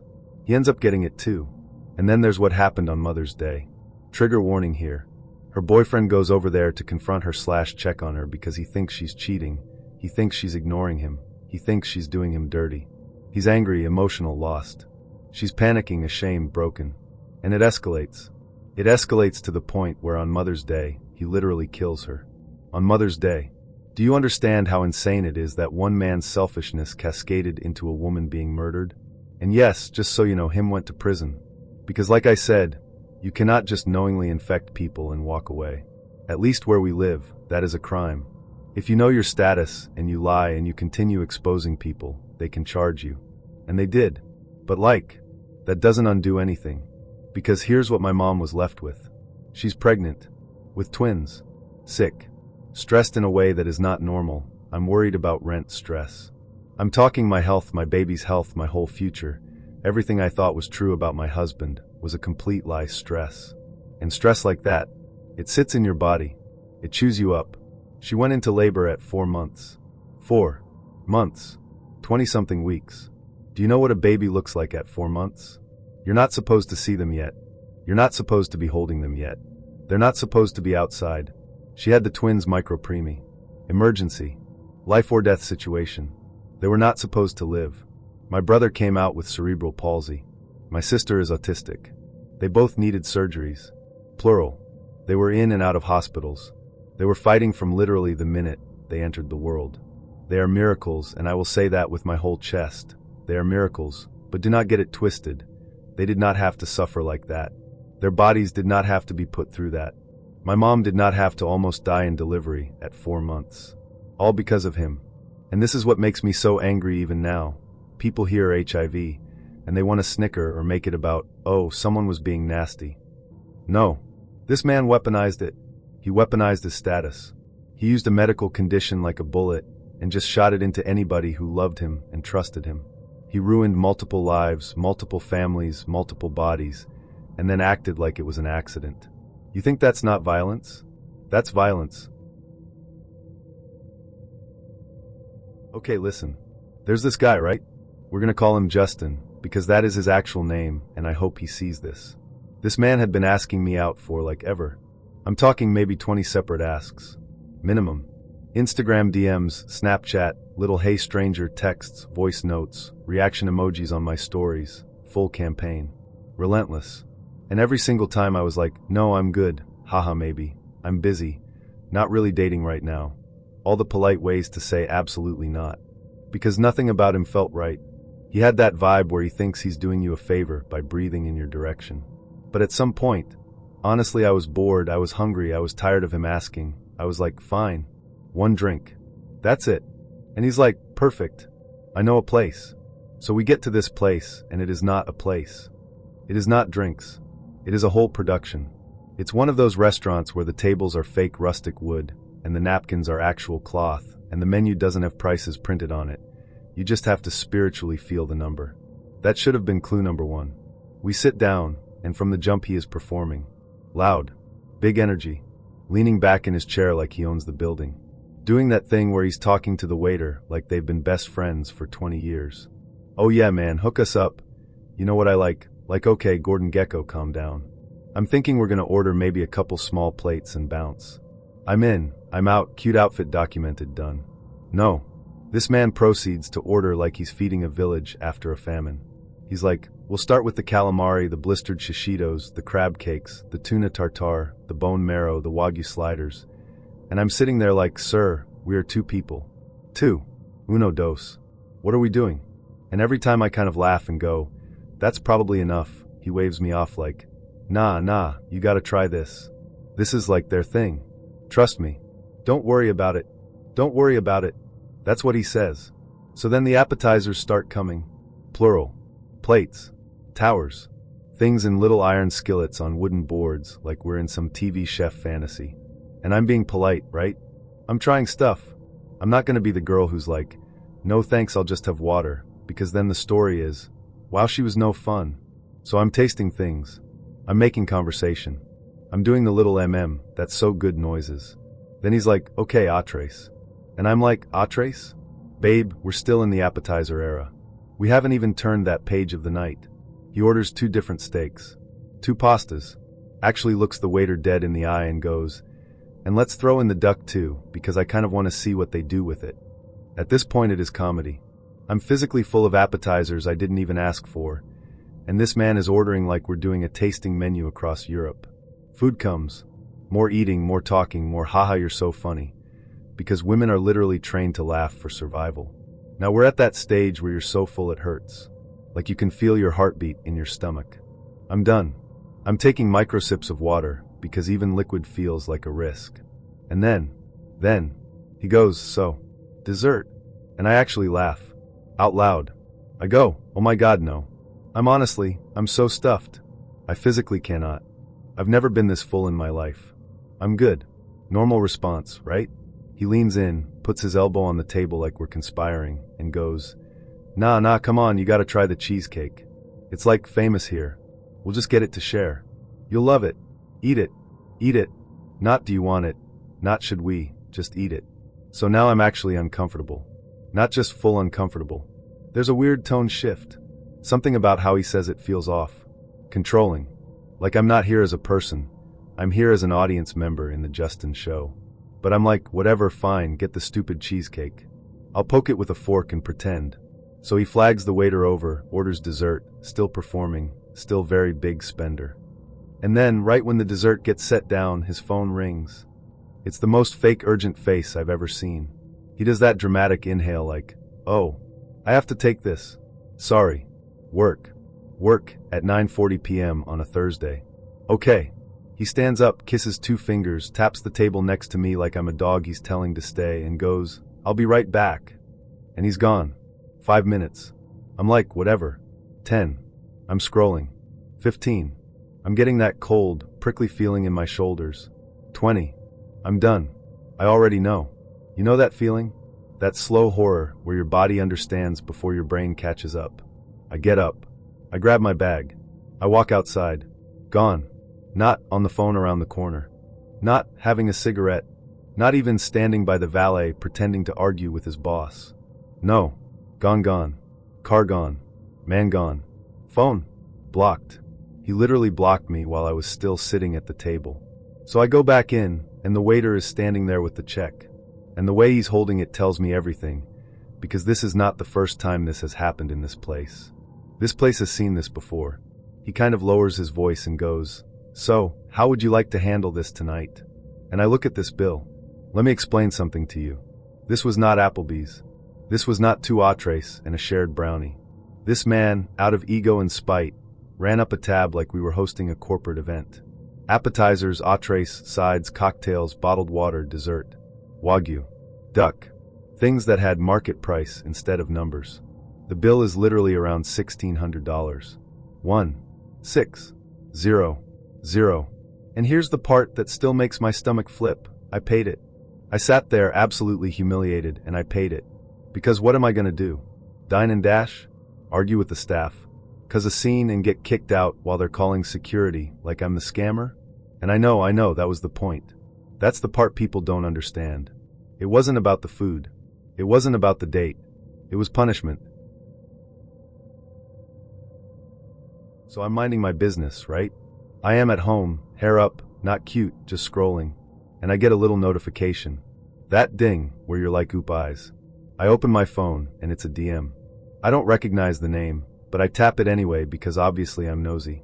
And listen, he's cute. Like not you squint and maybe? Cute. No, he's regular cute. He's gym photo, jawline, well-lit selfie cute. Beard lined up. Teeth. Hat that says fishing, which is always either wholesome or a red flag. No sunglasses in the car selfies. No pics with dead animals. I'm intrigued. So he's like, hey, how's your day going? Super normal. And I'm like, okay, king, we can play. So I respond. We start talking. You know how it goes. The casual little dance. The what do you do? Where are you from? What do you like to do for fun? And of course, we're both lying immediately. He's like, Yeah, I'm really outdoorsy. I hike every weekend. I'm actually going camping next month. And I'm like, oh my God, no way, I love hiking. Camping is literally my happy place. I'm such a nature person. Let me pause here to clarify something. I do not hike. I hike from my bed to my fridge, if I'm feeling brave. I camp at hotels that have breakfast vouchers. I am not sleeping in a nylon bag on the ground with raccoons. I am not peeing in trees. That is not my ministry. But you lie when you're flirting, right? That's just the ritual. Men lie about their height. We lie about liking REI. So we're going back and forth. He's funny. He's flirty, but not gross. Nothing weird. No immediate, WID pleading face energy. No unsolicited photo dumps. I'm like, okay, we could maybe see where this goes. I'm not mad at it. And then, without warning, I mean literally like no segue, no build-up, no easing in, just whiplash, he goes, hey, I've got kind of a question for you. Would you ever consider selling me your socks? Everything in my brain just stops. Like the conversation had been, haha, what's your favorite wine, smiley face. And then boom. May I purchase the garments that have personally caressed your feet? I actually stared at my phone for a minute, like maybe I misread. Maybe autocorrect did him insane. So I write back, I'm sorry, what? And he doubles down immediately. No shame, zero embarrassment, no warm-up. He's like, yeah, could I buy your socks off of you? And I'm sitting there like, sir, I do not know you. You do not know me. You have not earned this level of honesty. So I ask the obvious question because I need the data. I go, why do you want my socks? Now at this point, any reasonable person, if this was a prank, if this was a joke, if this was like some haha got you, this is where they laugh it off, right? Nope. He goes, and I quote, I just kind of got a thing for feet. Sir, a thing. For feet. Socks. Mine. He's typing like this is him ordering wings. And listen, I'm not here to kink shame. I'm not. Like, I'm really not. You like what you like. God gave everybody their own little custom brain chemistry, and some of y'all got, feet. It is what it is. But this is no longer flirty. This is now business. So I'm like, okay, pivot. Because one thing about me, entrepreneurial spirit. I am, above all else, a woman of commerce. So I just go straight into boss mode and I say $200. Just like that. No negotiation. No coupons. No promo code. $200. And he answers so fast. Like not even typing bubble delay. Immediate. Done. I said, oh. Now I'm rethinking my rate, like maybe I undersold. Maybe I'm the Walmart of socks when I could have been the luxury boutique. Maybe I'm out here moving product below market value. I'm having an existential businesswoman crisis. So now I'm like, okay, wait, this is real? He's serious? He's going to give me $200 actual dollars for socks that are currently in my drawer. Socks that are like half Target, half. Where did that one even come from? And I will be honest with you, in that moment, I was not disgusted. I was impressed. That's hustle. That's commitment. That's someone who knows what they want. So I'm like, okay, clarify for me. You just want a pair of socks I've worn before, or? This man gets specific. He says, and I'm not even exaggerating. Yeah, so if you could maybe wear them for a week? Don't wash them. Especially wear them to work out if you can. Get them as sweaty as possible. And then just let them air dry. And then send them. I'll pay you up front. I actually made a noise. Like an out loud noise. You know when you read something so strong your soul just leaves your body for a second and comes back different? Yeah. It went from haha weird little quirk to, oh, you have a PowerPoint about this. Because now we're talking instructions. Now we're talking curation. Now we're talking scent profile. And you know what my first reaction was? It was not ew. It was oh absolutely not, because I do not work out. That was my line. Not the fetish. Not the week-old sweat. The gym. Absolutely not. I will not be doing cardio for a man. Ever. In this life or the next. So I tell him. I literally tell him. Selling you my socks is one thing. That's already crazy, but okay. But you think I'm gonna go run on a treadmill for you? No, baby. No, sweetheart. I'm not breaking a sweat for anybody who hasn't even taken me to dinner. Be serious. And he's trying to negotiate with me.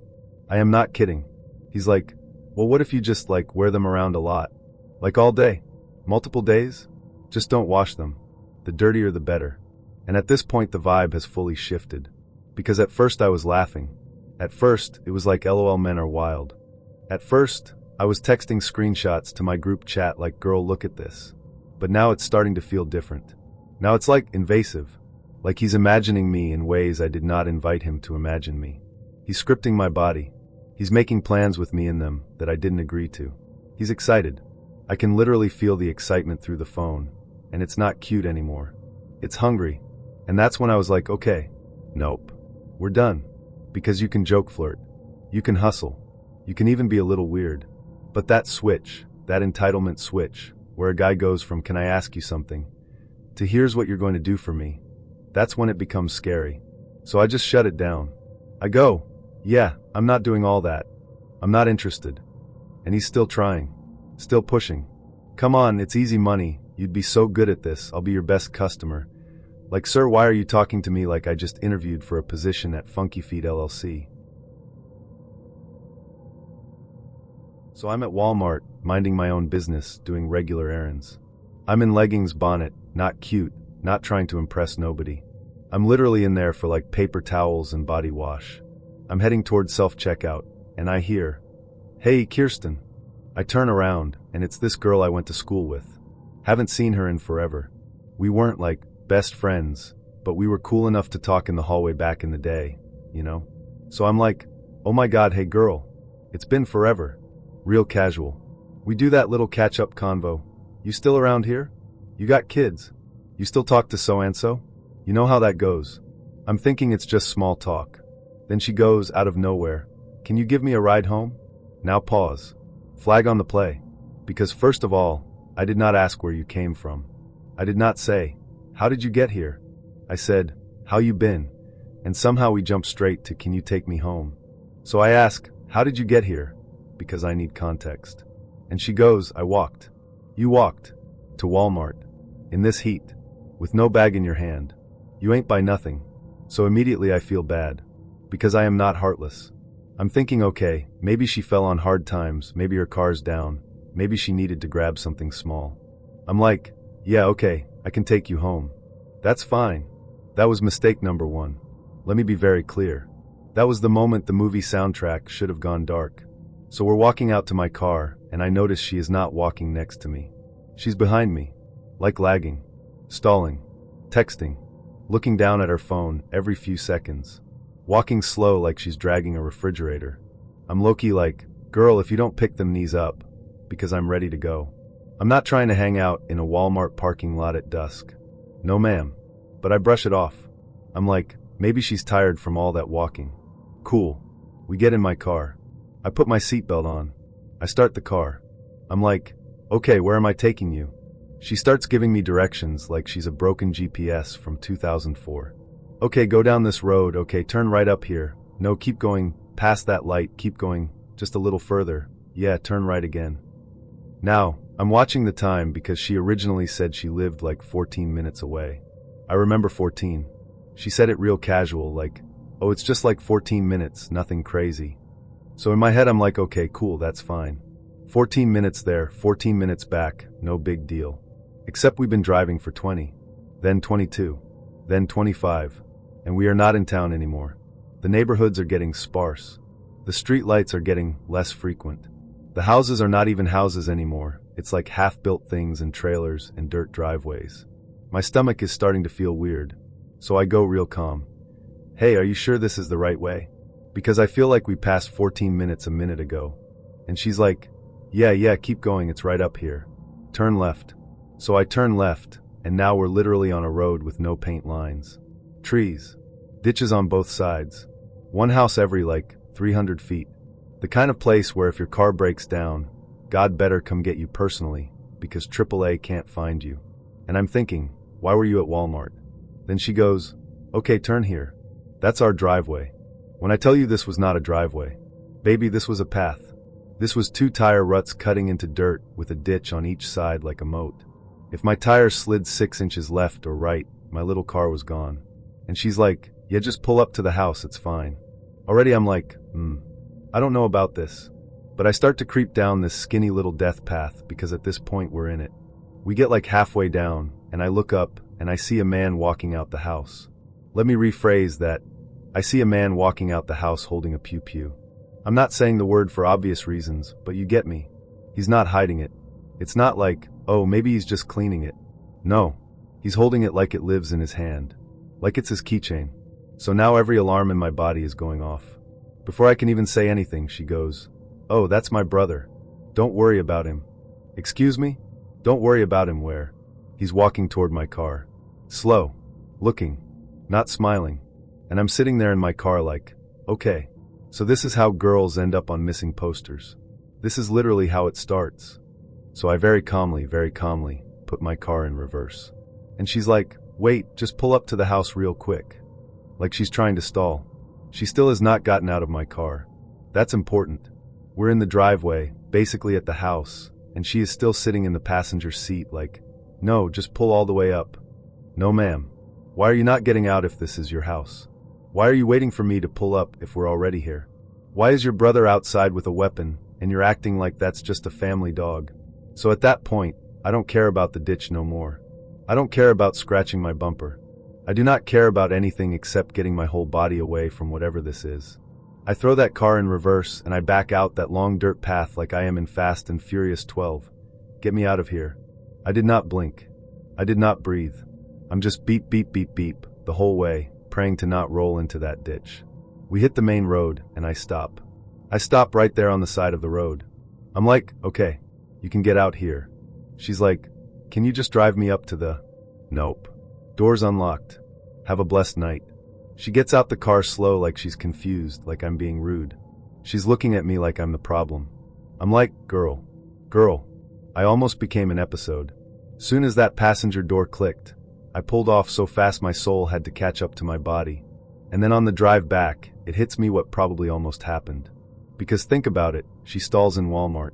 She's texting someone. She gets in my car and drags the ride out past what she said. She keeps directing me, instead of giving me an address. Then when we finally get there, there's a man already outside waiting. With a weapon. And she doesn't get out of the car. I don't know what the plan was. I don't want to know what the plan was. But my spirit knew it wasn't, just say hi to my brother. And this is why I'm done being nice. Because I'm the type of person who will feel bad and say yes. I will. "Oh, you walked? You need a ride? Okay, I'll help." And that's exactly how people get set up. You think it's kindness. Meanwhile, somebody else thinks it's opportunity. From now on, no. I'm sorry. I'm actually not sorry. The answer is no. Can you drive me? No. It's not far. No. My phone died. No. I just need a quick favor. No. You can call an Uber, a Lyft, a cab, a cousin, your God. You cannot call me. And if you ever do get soft and say yes, the second something feels off, I don't care how awkward it is, turn around. Turn around. Because listen, I almost talked myself into "It's fine, don't be rude." My body was screaming, "This is weird." And my brain tried to be polite. Polite will get you killed. So yeah, lesson learned. I'll pray for you, but I am not driving you. So this is why I do not let work people get comfortable with me, and why family-owned business is not the green flag y'all think it is. A while back I worked for this small company. Like literally husband and wife owned. Not a franchise. Not a chain. Just their little empire. The wife basically ran the office. She was the office manager / dispatcher / I know everything that's happening at all times. The husband was in and out. Sometimes he'd be in the shop. Sometimes he'd be out riding with the techs, doing field work. It was we do everything ourselves. Very mom and pop except with yelling. My job was customer service.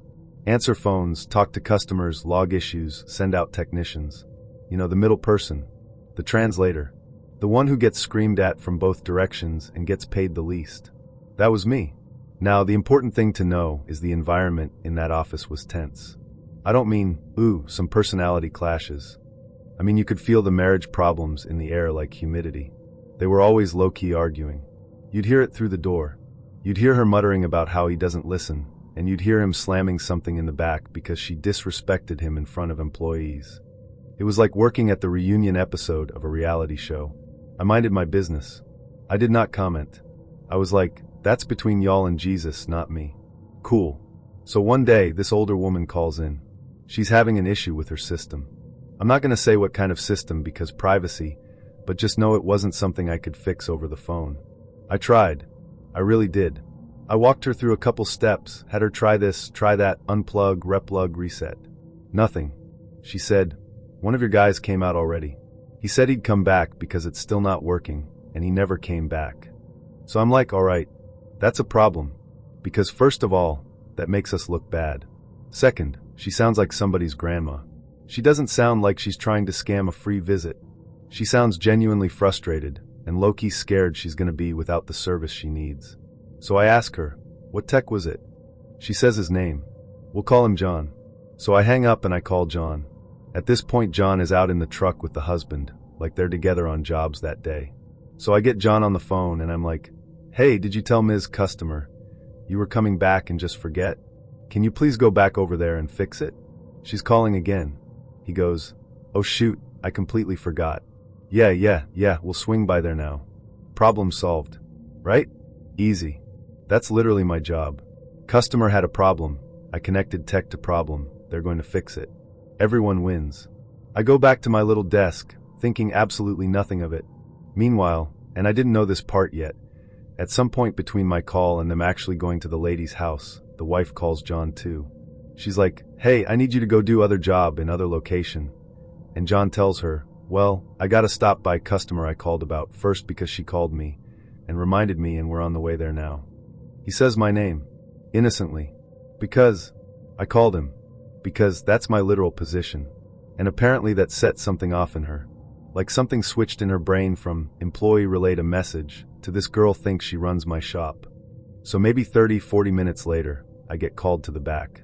And not like, "Hey, can you come here a sec?" Cute. It's "come to the office." Door closed. Tone different. Stomach drop. I walk in, and it's the wife sitting behind the desk like a principal. She's got that tight face. And she hits me with, "I didn't know you had permission to direct technicians." I said, "What?" She said, "I didn't know you were in charge of dispatching now. I didn't know you were the one telling them where to go." And I'm standing there in my little polo like, "Ma'am, that's literally the job you hired me for." Like I said, my role is, customer calls me, I call the tech goes where the problem is. I didn't rear out a truck for fun. I didn't send him to Florida. I asked him to go back and fix something he forgot to fix. That's customer service, not a coup d'etat. But she is not trying to hear logic. She is in full attitude. She goes, "Next time, you clear it with me first. You don't send anybody anywhere without going through me. That's not professional. You don't make me look stupid in front of my husband and my techs." And I'm like, "I wasn't trying to make you look like anything. The customer said he promised to come back. He said he forgot. He said he'd go. That's all that happened." And she says, and I'll never forget this, she says, "That's not what I was told." So now I'm confused. Because what were you told? What did John say between my call and your call? I didn't say anything wild. I didn't try to boss anybody. I literally said, "Hey, can you go back? She's upset." That's it. I go back to my desk after that little talk feeling weird. Like the air is different now. You know that feeling when you know someone has decided they don't like you anymore? That. And then it gets disgusting. One of the other girls in the office, not even on some messy stuff, just being real with me, pulls me aside later and goes, "Hey, just so you know, she's saying you're getting too close with her husband." I said, "I'm sorry?" She said, "Yeah. She's telling people you're being inappropriate with him. She called you disrespectful, said you're always talking to him, trying to make her look bad in front of him. She told me you're acting like you're sleeping with him." When I tell you I almost blacked out. Ma'am, first of all, your husband is old. Second, your husband is not even in the office half the time. Third, I literally avoid talking to him because every time y'all are in the same room, the tension is so thick I feel like I need safety goggles. I have never flirted with this man in my life. I don't even want your man. I barely want my own on a good day. Be serious. And that right there, that was my line. Because it wasn't just "you overstepped at work." It immediately became, "You're sleeping with my husband." Which, by the way, is not a small accusation in a tiny, gossipy, family-run business. That kind of rumor doesn't stay in the back office. That kind of rumor follows you. That kind of rumor becomes your whole personality in that place. And the worst part, I didn't even do anything wild. I did my job and treated a customer like a human being and told a man to fix what he promised he'd fix. That was enough for her to flip me into the problem. And I knew exactly what it really was. It was never about the egg boiler call or don't send texts without me. It was about the fact that her husband, in that moment, agreed with me. She tried to get me in trouble with him, and instead of backing her and saying, "Yeah, babe, that girl shouldn't have called John," he probably said something like, "Nah, she did the right thing. The customer needed it." And that, to someone already insecure, already angry at him, already thinking every woman is a threat, that felt like betrayal. But instead of handling her marriage with her husband, she projected it on me, the easiest target. The employee. The girl who needs the check. There's just something so irritating about sitting across from someone on a first date and realizing, mid-meal, mid-sip, mid-smile, oh, you should not be here. Emotionally, spiritually, legally maybe. Like, why are you wasting my time in real time? So, last summer, I go on this first date. Cute little Italian spot. Candles, small tables, bread basket, house red in those little glasses that make you feel like you're in a movie. He shows up and he looks like his pictures, which is honestly already a miracle. He's kind of fun. He talks a lot, and he's got this energy to him. Not creepy, not aggressive, just very wired. Kind of buzzing. You can tell there's something going on under the surface, but he's trying to play it cool. We sit down, we start talking, he's funny. I'm like, okay, I'll give this a chance. And then about 20-25 minutes in, like literally before my fork has even hit pasta, he hits me with, "So when was your last relationship?" Just like that. No warm-up. No, what music do you like? No siblings. Pets. Just straight to trauma hour. And I'm honest. I go, pretty recent actually. I just got out of something about 2 months ago. I'm kind of getting back out there now, seeing how I feel. Which to me is very normal. 2 months is recent. 2 months is, I still have his hoodie somewhere in my closet, recent. 2 months is, I still hate certain songs now, recent. He laughs. Actually laughs. And I just look at him like, "I'm sorry, what was the joke?" And he goes, "You think 2 months is recently single?" So I go, "Yes. Yes, I do. How recently single are you then?" Because now I already know it's about to get stupid, and I want to hear him say it. And he goes so casual, like, 48 hours. I just stare at him. I'm like, "As in 2 days?" And he goes, "Yeah." So I go, "When did you break up?" And he goes, "Sunday." And I go, "As in this past Sunday?" And he's like, "Yeah." Reminder, this conversation is on a Tuesday. So now I'm sitting across from this man, who is on a date with me 2 days after a breakup, and he's acting like I'm the weird one for thinking that's insane. So I tell him, "Okay, well, I don't think we're looking for the same thing." And he looks legitimately confused. Like I just told him I was moving to Mars. He goes, "What do you mean?" "I'm totally over it." "Sir, you are not totally over it. You are still in the draft not sent paragraph stage of grief.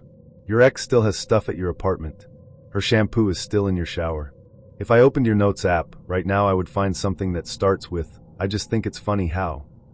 So I ask him, just to be sure I'm not hallucinating, "How long were you two together?" He shrugs like it's nothing and goes, "I don't know, like 10 months? 10 months.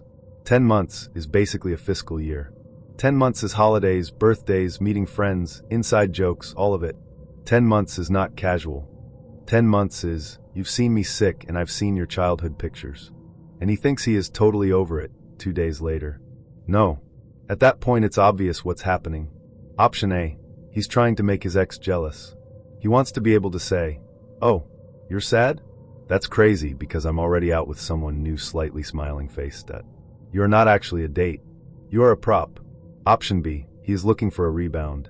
Translation, he wants attention, physical closeness, and proof that he's still wanted so he doesn't have to feel what he's actually feeling. And neither of those are my job. And the part that annoys me most? He didn't tell me this before the date. He waited until I showed up, got dressed, did makeup, sat down, ordered a drink, then dropped, "By the way, I am actively in the middle of an emotional house fire." Like, sir, respect my time. So, I match with this guy. He's cute in his pictures, he's not talking in all gifs, he doesn't immediately say, "Hey sexy." So already we're working with above average material, right? We start chatting, it's normal, he's funny, he seems smart, so I'm like, okay, fine, I'll meet you. We go to this sports bar in Fort Wayne, Indiana. Very chill. Wings, beer, game on in the background, that kind of place. And honestly, at first it's going great. He's easy to talk to. We're laughing. I'm thinking, okay, wow, this might actually be a good one. Maybe I won't have to block this one by Thursday. So after a while, he's like, "Do you want to come back to my place and keep hanging out?" And since nothing has felt weird yet, I say sure. We go back to his place, and it still feels fine. We're sitting, talking, vibing. Then his phone rings. He looks at the caller ID and gets real serious. He's like, "Hold on, it's my brother." And he steps into the other room. Now at first I'm not thinking anything of it. I'm scrolling, I'm just sitting there, I'm normal. But then I start hearing pieces of the conversation. Words like biopsy, oncologist, lungs, chemo. And that's when I'm like, oh no. He comes back into the room, sits down, and just sighs like the weight of the entire world is on him. And he goes, "I have really bad news." So I'm immediately like, what happened? He starts telling me that his brother has testicular cancer. Says his brother already had to have one testicle removed. Says they found a spot on his lung, did chemo, had surgery, removed it, and now there's another spot on the other lung. He says they need to go see a cancer doctor in the morning in Fort Wayne. He's talking fast, like he's rattled. He looks stressed. He's apologizing to me, telling me he's sorry to cut the night short, but family emergency. And of course, I feel awful, because I'm a normal human being with a heart. I'm sitting there like, oh my God, I'm so sorry. You don't even have to explain, just go. Go be with your brother. It's okay. I totally get it. I tell him I'll get out of his hair, I hug him, I wish him and his brother well, and I leave. Like, I walk out of there feeling sad for this man, and sad for his family. Next morning, I open Bumble, and Bumble basically tells me, this user is no longer available. As in, he unmatched me. Didn't text. Didn't check in. Didn't say, hey, I'm at the hospital, I'll talk later. He just vanished. And I sat there like, oh no, no way. You did not just lie about your brother having cancer to get rid of me. So I text him, because yes, I still have his number. And I say, you didn't have to lie. You could have just told me you weren't interested. And do you know what this man says? He says, yeah, I'm just not really interested. I didn't know how to say it. Sorry. Like that. Like this is normal. And that's when I actually got mad. Because listen, it's not that he didn't like me. I don't care. That happens. Not everyone is for everyone. It's fine. It's that instead of being an adult and saying, hey, I'm not feeling a spark, he did a whole dramatic medical storyline and killed off his imaginary brother's imaginary lungs. He lied about cancer.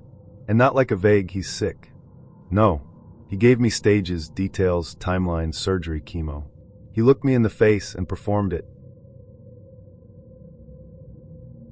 I'm not going to say who this story is about, because people are nosy, and I'm not trying to start drama with anybody's cousins, okay? But let's just say this is from a mutual family friend. Close enough that it's real. Close enough that I believe every word. So, my friend starts going to the gym. And I don't mean like, I go to the gym January 2nd, 3rd, and then vanish. I mean she's in there constantly. All hours. 5 in the morning before work. 10 at night in leggings and a hoodie, hair in a bun, headphones on, don't talk to me. She's serious. She's lifting, she's doing cardio, she's stretching. She's in her, I'm focusing on myself, body and mind era. And she notices something. There's this older guy who is somehow always there too. Doesn't matter when she shows up. Early? He's there. Late? He's there. Random Tuesday afternoon, when she sneaks out of work early? Still there. Like he lives there. Like he pays rent to Planet Fitness. But here's the thing, he looks good. That's important context.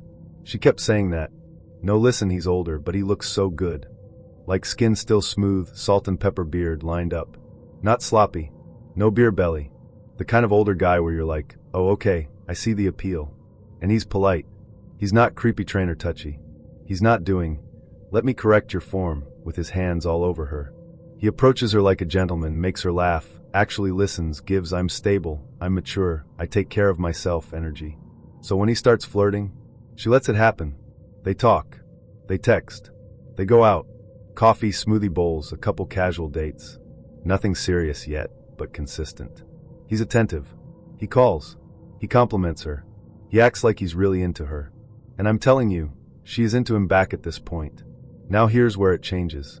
After like a few weeks, once they're a little more physical, he starts pushing to come over to her apartment. Not, can I see you again? Not, let's get dinner. It's, when can I come to your place? Why don't we just hang out at your place tonight?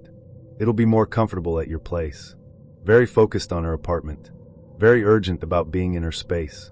And she's like, she's not super comfortable with that. She doesn't really like men in her apartment like that, especially this early, and she tells him, "No, let's go to your place." And the second she says that, he has a story ready. He hits her with, "Oh, yeah, I actually live with my mom. She's 91. I take care of her. She's fragile, she goes to bed early, and I just don't really want to bring anybody over and disturb her." Now, that sounds sweet, and that is on purpose, because when a man tells you, "I take care of my elderly mother," what do you hear? Provider, caregiver, responsible, loyal. I'm a good man. He knows that. So at first she's like, that's actually so nice. But also her gut is not matching them. Something is still off. Something in her stomach is like, no. So she stands on it. She keeps saying no. "We're not going to my place. We can go to yours. If we can't do that, we're not hanging out tonight." And after enough of that, he finally caves. He's like, "Okay, fine, we'll go to my place. Just don't judge, it's kind of under construction right now." Under construction. Cool. So they drive over. And she told me the second they pulled up, her brain went, absolutely not. First red flag, the house looks rough. I'm talking paint peeling, porch leaning, grass not cut, random junk in the yard.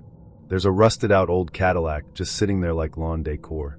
This is not, "I take care of my elderly mother in our nice quiet home." This is a situation. Second red flag, before they even walk in the door, she can smell food cooking and hear voices. Multiple voices. Not TV. People. She's already like, "Wait, I thought your 91-year-old mom lived alone, and you're just there helping her." They walk inside, and it is chaos. There are several people in this house. Shoes everywhere. Bags everywhere. One dude literally at the stove making food like it's his kitchen. This is not his mom's place. This is a crowded shared house. And then it hits her. He doesn't live with his mother. He lives in his mother's house. He is not taking care of her. He is staying there. Those are not the same. And he is not embarrassed. At all. He is not like, "Oh, sorry about the mess." No. He immediately tries to pull her in close, kiss her, get handsy like he's about to hook up with her right there. In the living room. With other people walking around. Not even pretending this is private. And that's when she realizes, this man does not have a bedroom to take her to. That couch? That is his bed. And everything snaps into focus. Why he was always at the gym, showers, AC, somewhere to be. Why he was moving fast romantically. Lock her down. Why he wanted to be at her place so bad, he wanted access. He is not looking for a girlfriend. He is looking for housing. Let me say that again for the girls in the back who think it's just Netflix and chill. He was not trying to date her. He was trying to move in. And the wildest part? This man is in his 60s. Not 47 and cute salt and pepper. 60. 6. 0. Grown man age. He really thought he was about to secure a place to sleep by fast-tracking intimacy and love bombing her. Picture it, New York City. I'd gone out with this guy maybe twice before. Nice enough, decent job, normal teeth. So when he asked if I wanted to come by his apartment after dinner for a glass of wine before heading home, I said sure. I lived in Brooklyn, he lived in Manhattan, so I figured what could go wrong. I walk in, and immediately I knew. The kitchen sink wasn't just full of dishes, it was overflowing. The dishes had colonized the counter, migrated to the stove, and were breeding. Pots, pans, cups, stuff growing life forms. You couldn't even see the sink anymore. I tried to stay cool, sat down on the couch, and he's like, "I'll get us some wine." I quickly said, "You got any plastic cups?" Because there was no way my lips were touching anything that came from that biohazard of a kitchen. So we're sipping, talking, I'm politely trying not to breathe too deep, and then I have to pee. I open his bathroom door and, oh my God, the toilet looked like it hadn't been cleaned since the Bush administration. Black buildup, brown streaks, smells that could end civilizations. I stood there frozen, panicking, before spotting cleaning supplies under the sink. So yes, on my third date, I cleaned a man's toilet just so I could use it. He knocks, opens the door, sees me scrubbing, and goes, "Oh, you didn't have to do that. I've got the stuff to clean it." Sir, having the stuff isn't the same as using it. I left immediately, took a taxi back to Brooklyn, and never spoke to him again. Be the first to admit I'm not brave. I do columns and credits, not cliff dives. At the firm, they call me Mr. Reconciliation. I say, yes ma'am to reception, hold doors, and schedule my haircuts 2 weeks out. I live in a quiet cul-de-sac north of Atlanta where the lawns are even and the whispers are neater. My mother still says you'll find a nice girl, and I don't correct her. I practice the truth in the mirror and swallow it on the porch. Tinder felt safer than bars, safer than being seen. Swipe, match mute. The man's name was Nathan. Tech consultant, he said. His photos had that soft professional glow. A rooftop cocktail, a beltline stroll, a dog that was definitely borrowed for the day. He messaged first. Big fan of a shirt and tie, he wrote. Do you wear those to work? I laughed, typed, deleted, tried again. Every day. Freshly pressed. Show me, he said, and I sent a mirror selfie from my hallway, navy tie, white Oxford, badge clipped to my pocket. He sent back a flame emoji, a compliment, a string of playful questions that were just smart enough to feel harmless. What floor do you work on? Midtown or perimeter? Busy season still got you? I should have noticed how quickly he guessed my firm from the skyline through my office window, how he mentioned a partner's name as if he'd heard it in passing. But when you've starved yourself of being wanted, a breadcrumb looks like a feast. We set the plan. He'd come to my townhouse after 9, to keep the neighbors' Ring doorbells sleepy and the HOA group chat bored. I changed shirts twice. I told myself this was fine. People do this all the time, even here, even me. I turned on my own Ring camera, because that's what you do when you're prudent and alone and scared. He arrived in a slate gray sedan that could belong to anyone. In my doorway he smelled like cedar and mint. He had that loose-limbed confidence of people who never worry about being believed. You look even better in person, he said, voice syrup smooth. I do declare, you're dangerous in that tie. The drawl was a joke, and I laughed like it was nothing. We poured small drinks we barely touched, and talked about nothing with the urgency of people avoiding something. His phone stayed face down on the counter, mine buzzed face down on the couch. When he kissed me, it felt like coming up for air. I stopped thinking about the camera, the cul-de-sac, the neat noses in the blinds. After, there was that quiet. He padded to the bathroom, drank from the tap, came back buttoning his cuffs. I reached up to kiss him goodnight. 500, he said, like a waiter reciting the specials. I thought I'd misheard. What? 5, he repeated. Cash is fine. He didn't blink. Or we can do this the louder way. I laughed, because that's what my body does when it panics. He didn't. He lifted his phone. The screen showed a draft email with my firm's HR address. The subject line said, inappropriate conduct.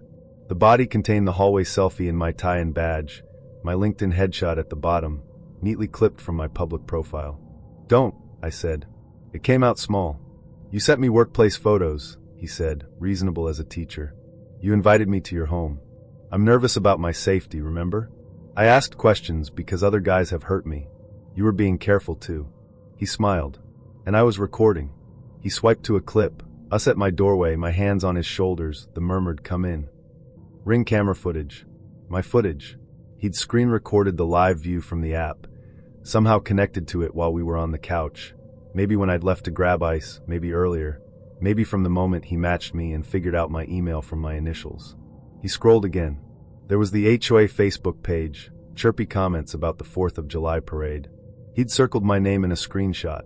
You'll really throw a nice block party, he said. The numbers in my head lined up like soldiers. 500, 2 ATMs, daily withdrawal limits, the cost of quiet. He stepped closer, voice barely above a whisper. Or I can go say hi to your neighbor with the flag on his mailbox, he said.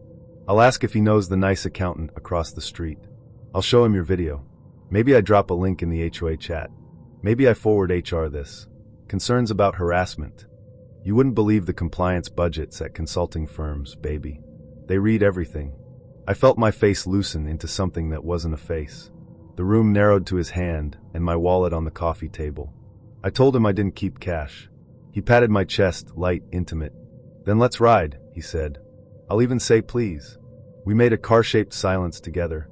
The cul-de-sac was ink and sprinklers, cicadas sawing through the dark. The bank's vestibule was bright as an operating room. I punched my pin with fingers that weren't mine. 400. Then the next bank, the one behind the Publix, where the air smelled like wet cardboard and citrus cleaner. 100 more. He hummed something tuneless. My phone buzzed. Mom. Sleep tight, sweetheart. My hands shook so hard the bills rattled. Back at the house, he looked at the ring like a mirror, checked his hair, turned to me with the same calm smile he'd used when he kissed me. "Thank you for a good night," he said like he meant it. "Truly, I do appreciate a gentleman." When the door clicked, I locked both deadbolts and watched the blue LED on the camera stare back at me. I sat on the kitchen floor and listened to the house breathe. The neighbor's porch lights made squares on my blinds. I pictured the HOA thread rewriting me in real time, the words inappropriate, disappointed, we have children. I pictured HR's tone, measured, grave, and helpful to the company first. The next morning, the cul-de-sac was normal. Dogs peed, sprinklers spun, and the woman with the visor waved the way people wave when they've already decided something about you. At the office, the partner didn't look up when I passed. I counted the seconds of every glance and called it math. That night, I watched the ring clip again, my face a stranger's.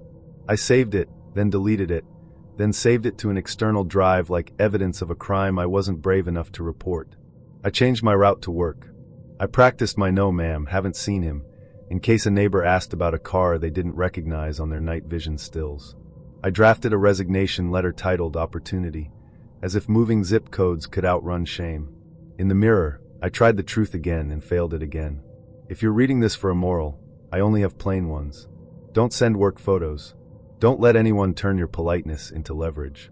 Tell someone where you're going, even if that someone is a piece of paper under a lamp. Love doesn't ask for your badge ID. "I do declare" is not a red flag. It's the laugh you give while ignoring one. $500 is nothing. $500 is everything. I paid to keep the world small, my porch, my cul-de-sac, my job. But the world had already grown teeth. The ring glowed blue. Somewhere, in someone else's cul-de-sac, the same car idled, the same soft knock on a tidy door. And a different man, trying to be a gentleman, opened it. Summer of 2019, Austin was an oven on broil, and I was doing my usual routine, pretending I wasn't lonely by swiping on Grindr between emails. That's when his profile popped up, Nico, 22, cheekbones you could ski down, and a bio that just said, "Mate why Negronis." I sent a dumb line in worse Spanish than I remembered from high school. He replied with a voice note. The accent, Buenos Aires turned into velvet, had me grinning at my screen like a fool. We agreed on cocktails at a spot off Rainy, the kind of place where everything comes in a coupe and the ice is artisanal. He arrived late, of course. Beautiful people run on an internal time zone. He slid into the booth like a movie star doing a cameo, white tee, gold chain, the casual drape of someone who doesn't worry about bills. He smelled like bergamot and something sharper, something I couldn't name. He was brittle and bright at the same time. Passionate. He talked with his hands and his eyebrows, getting heated about politics, about immigration, about how Americans put ice in red wine, for God's sake. Half the time I disagreed with him. All the time I wanted him to keep talking. When the bill came, he snatched it like a magician stealing a coin, flashing a black card that made our server stand up straighter. I told myself not to be impressed. I failed. First red flag rolled in wearing a beard and a too-tight polo. A big guy drifted to our table and leaned down to murmur in Nico's ear. Nico waved him off with an annoyed flick. I assumed it was someone trying to buy him a drink. It felt flattering, like dating a celebrity. The guy lingered long enough for me to realize it wasn't that. There was a familiarity to the way they didn't look at each other. "You know him?" I asked when he finally left. "No," Nico said too quickly, and changed the subject to my worst date story. I gave him one where I came off dignified. He laughed and touched my wrist. The room went soft around the edges. 2 mezcal Negronis later, the big guy returned. He didn't ask this time. He just stood there, a wall with a pulse. Nico's jaw flexed, his smile froze and cracked. He excused himself to the bathroom, and they went together. I scrolled. I told myself I wasn't bothered. When Nico came back, he was jittery, affectionate in a way that felt like distraction. We left sooner than felt natural. Outside, the air hit me like a sauna door.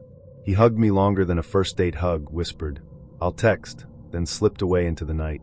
At the curb, I noticed his wallet on the table inside. I grabbed it, jogged after him, called his name. The big guy hit me before my brain finished the warning. Not a punch, more of a tackle that reprogrammed my balance. I stumbled, arms windmilling, hands up like I'd done something. His breath was hot and furious. Spanish, fast and not meant for me. I babbled. He left his wallet. "Wallet!" He stared, then yanked it from my hand, gave me a final shove that said don't. Nico didn't turn around. They vanished into a black SUV that had been idling all along. I walked home with my heart in my throat and a story I couldn't shape into anything. The next morning, I laughed it off to my roommate. Wild date, right? She was a true crime ghoul and immediately asked for his last name. I didn't have it.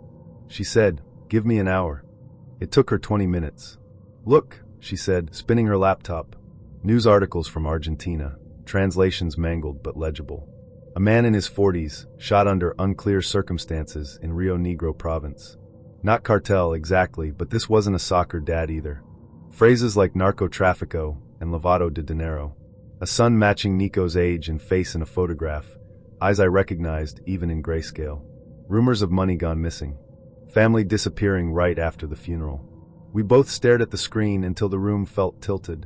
The timeline made my skin crawl. The accidental shooting story. The sudden wealth. The big man who kept whispering. Not a stranger, a bodyguard. I texted Nico. Green bubble. Undeliverable. I called. "The number you have dialed has been disconnected." The message was so cheerful I wanted to smash my phone. I tried not to think like a movie, tried not to imagine the SUV boxed in by others, the spray of glass, the sound a person makes when they learn there's no more running.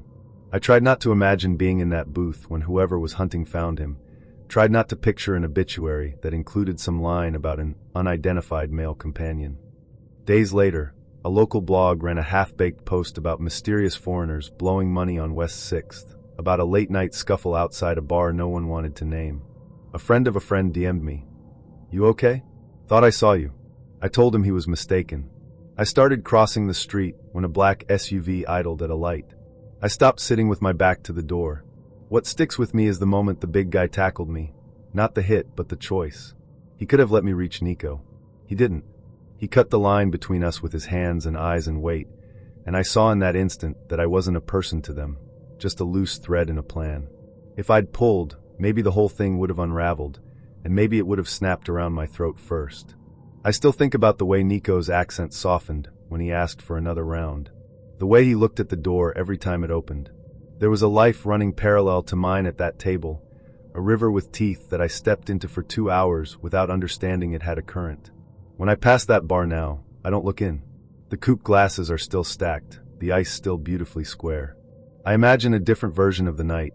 No big guy, no SUV, just a kiss and a second date and a joke about putting ice in red wine. But that's not the one I got.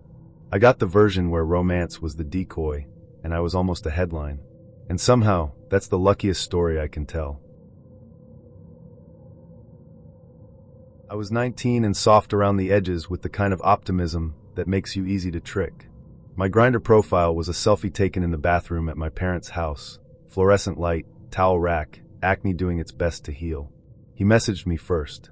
"You're cute," the screen said, and then, "I'm 26. Dental student. You like pizza?" The photo attached was a gym-lit jawline, faded ball cap, smile like a toothpaste ad. I showed my friend and she said, "Finally a normal one." We picked a place 2 towns over. I told myself that was safer, as if predators observed municipal borders. When I pulled into the lot, the summer heat was trapped under the parking lot lamps.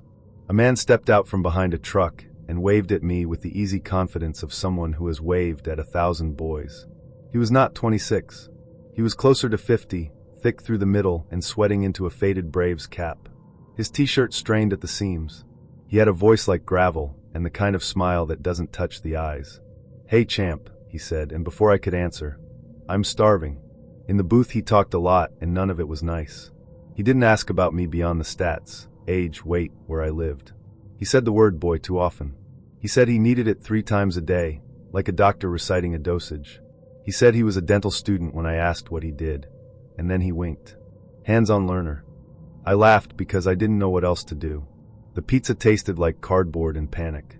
I tried to be charming. I tried to be agreeable. I tried not to make a scene, because at 19, not making a scene felt like survival. When I suggested we call it, he brightened. "I'll walk you to your car," he said, like a gentleman in a movie. We were parked far apart.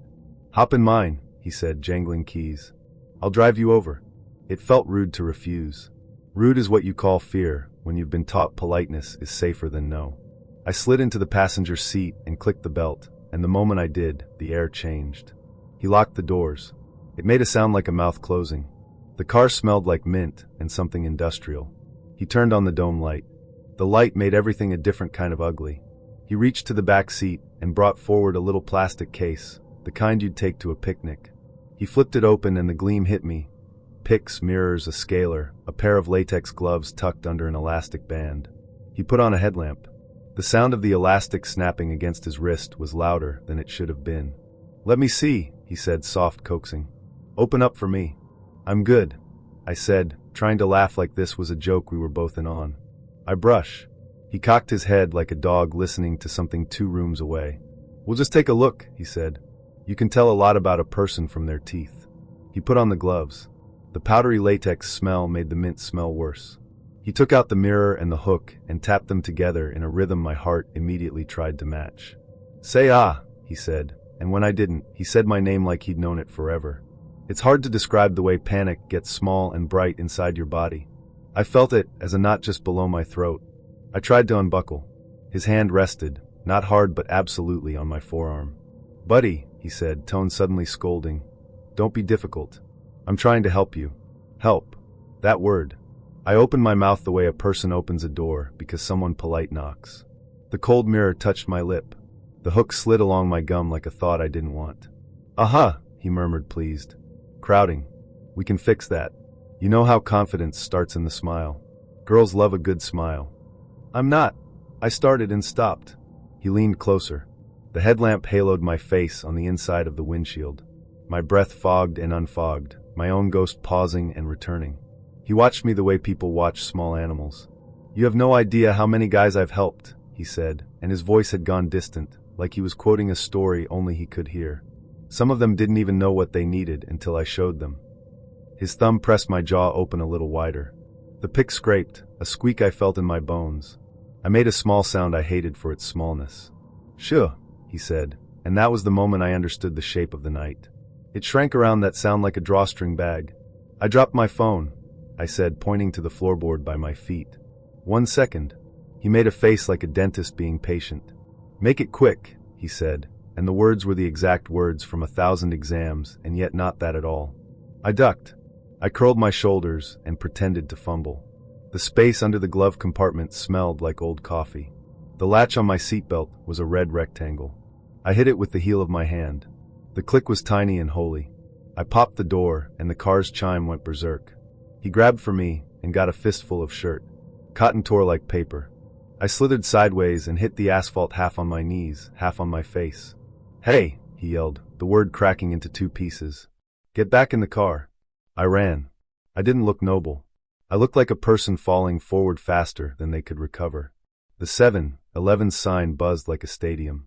I crashed through its doors into air that smelled like fryer oil and lottery ink. The cashier looked up, frowned, then squared his shoulders the way people do when they decide, in a small way, to be brave. He said, "You okay?" And I said, "Yeah," which was a lie, and then louder, "Yes," which was another. I watched through the glass as the car idled. He sat there, the headlamp still on, making a white circle on his forehead like a cartoon idea. He killed the dome light.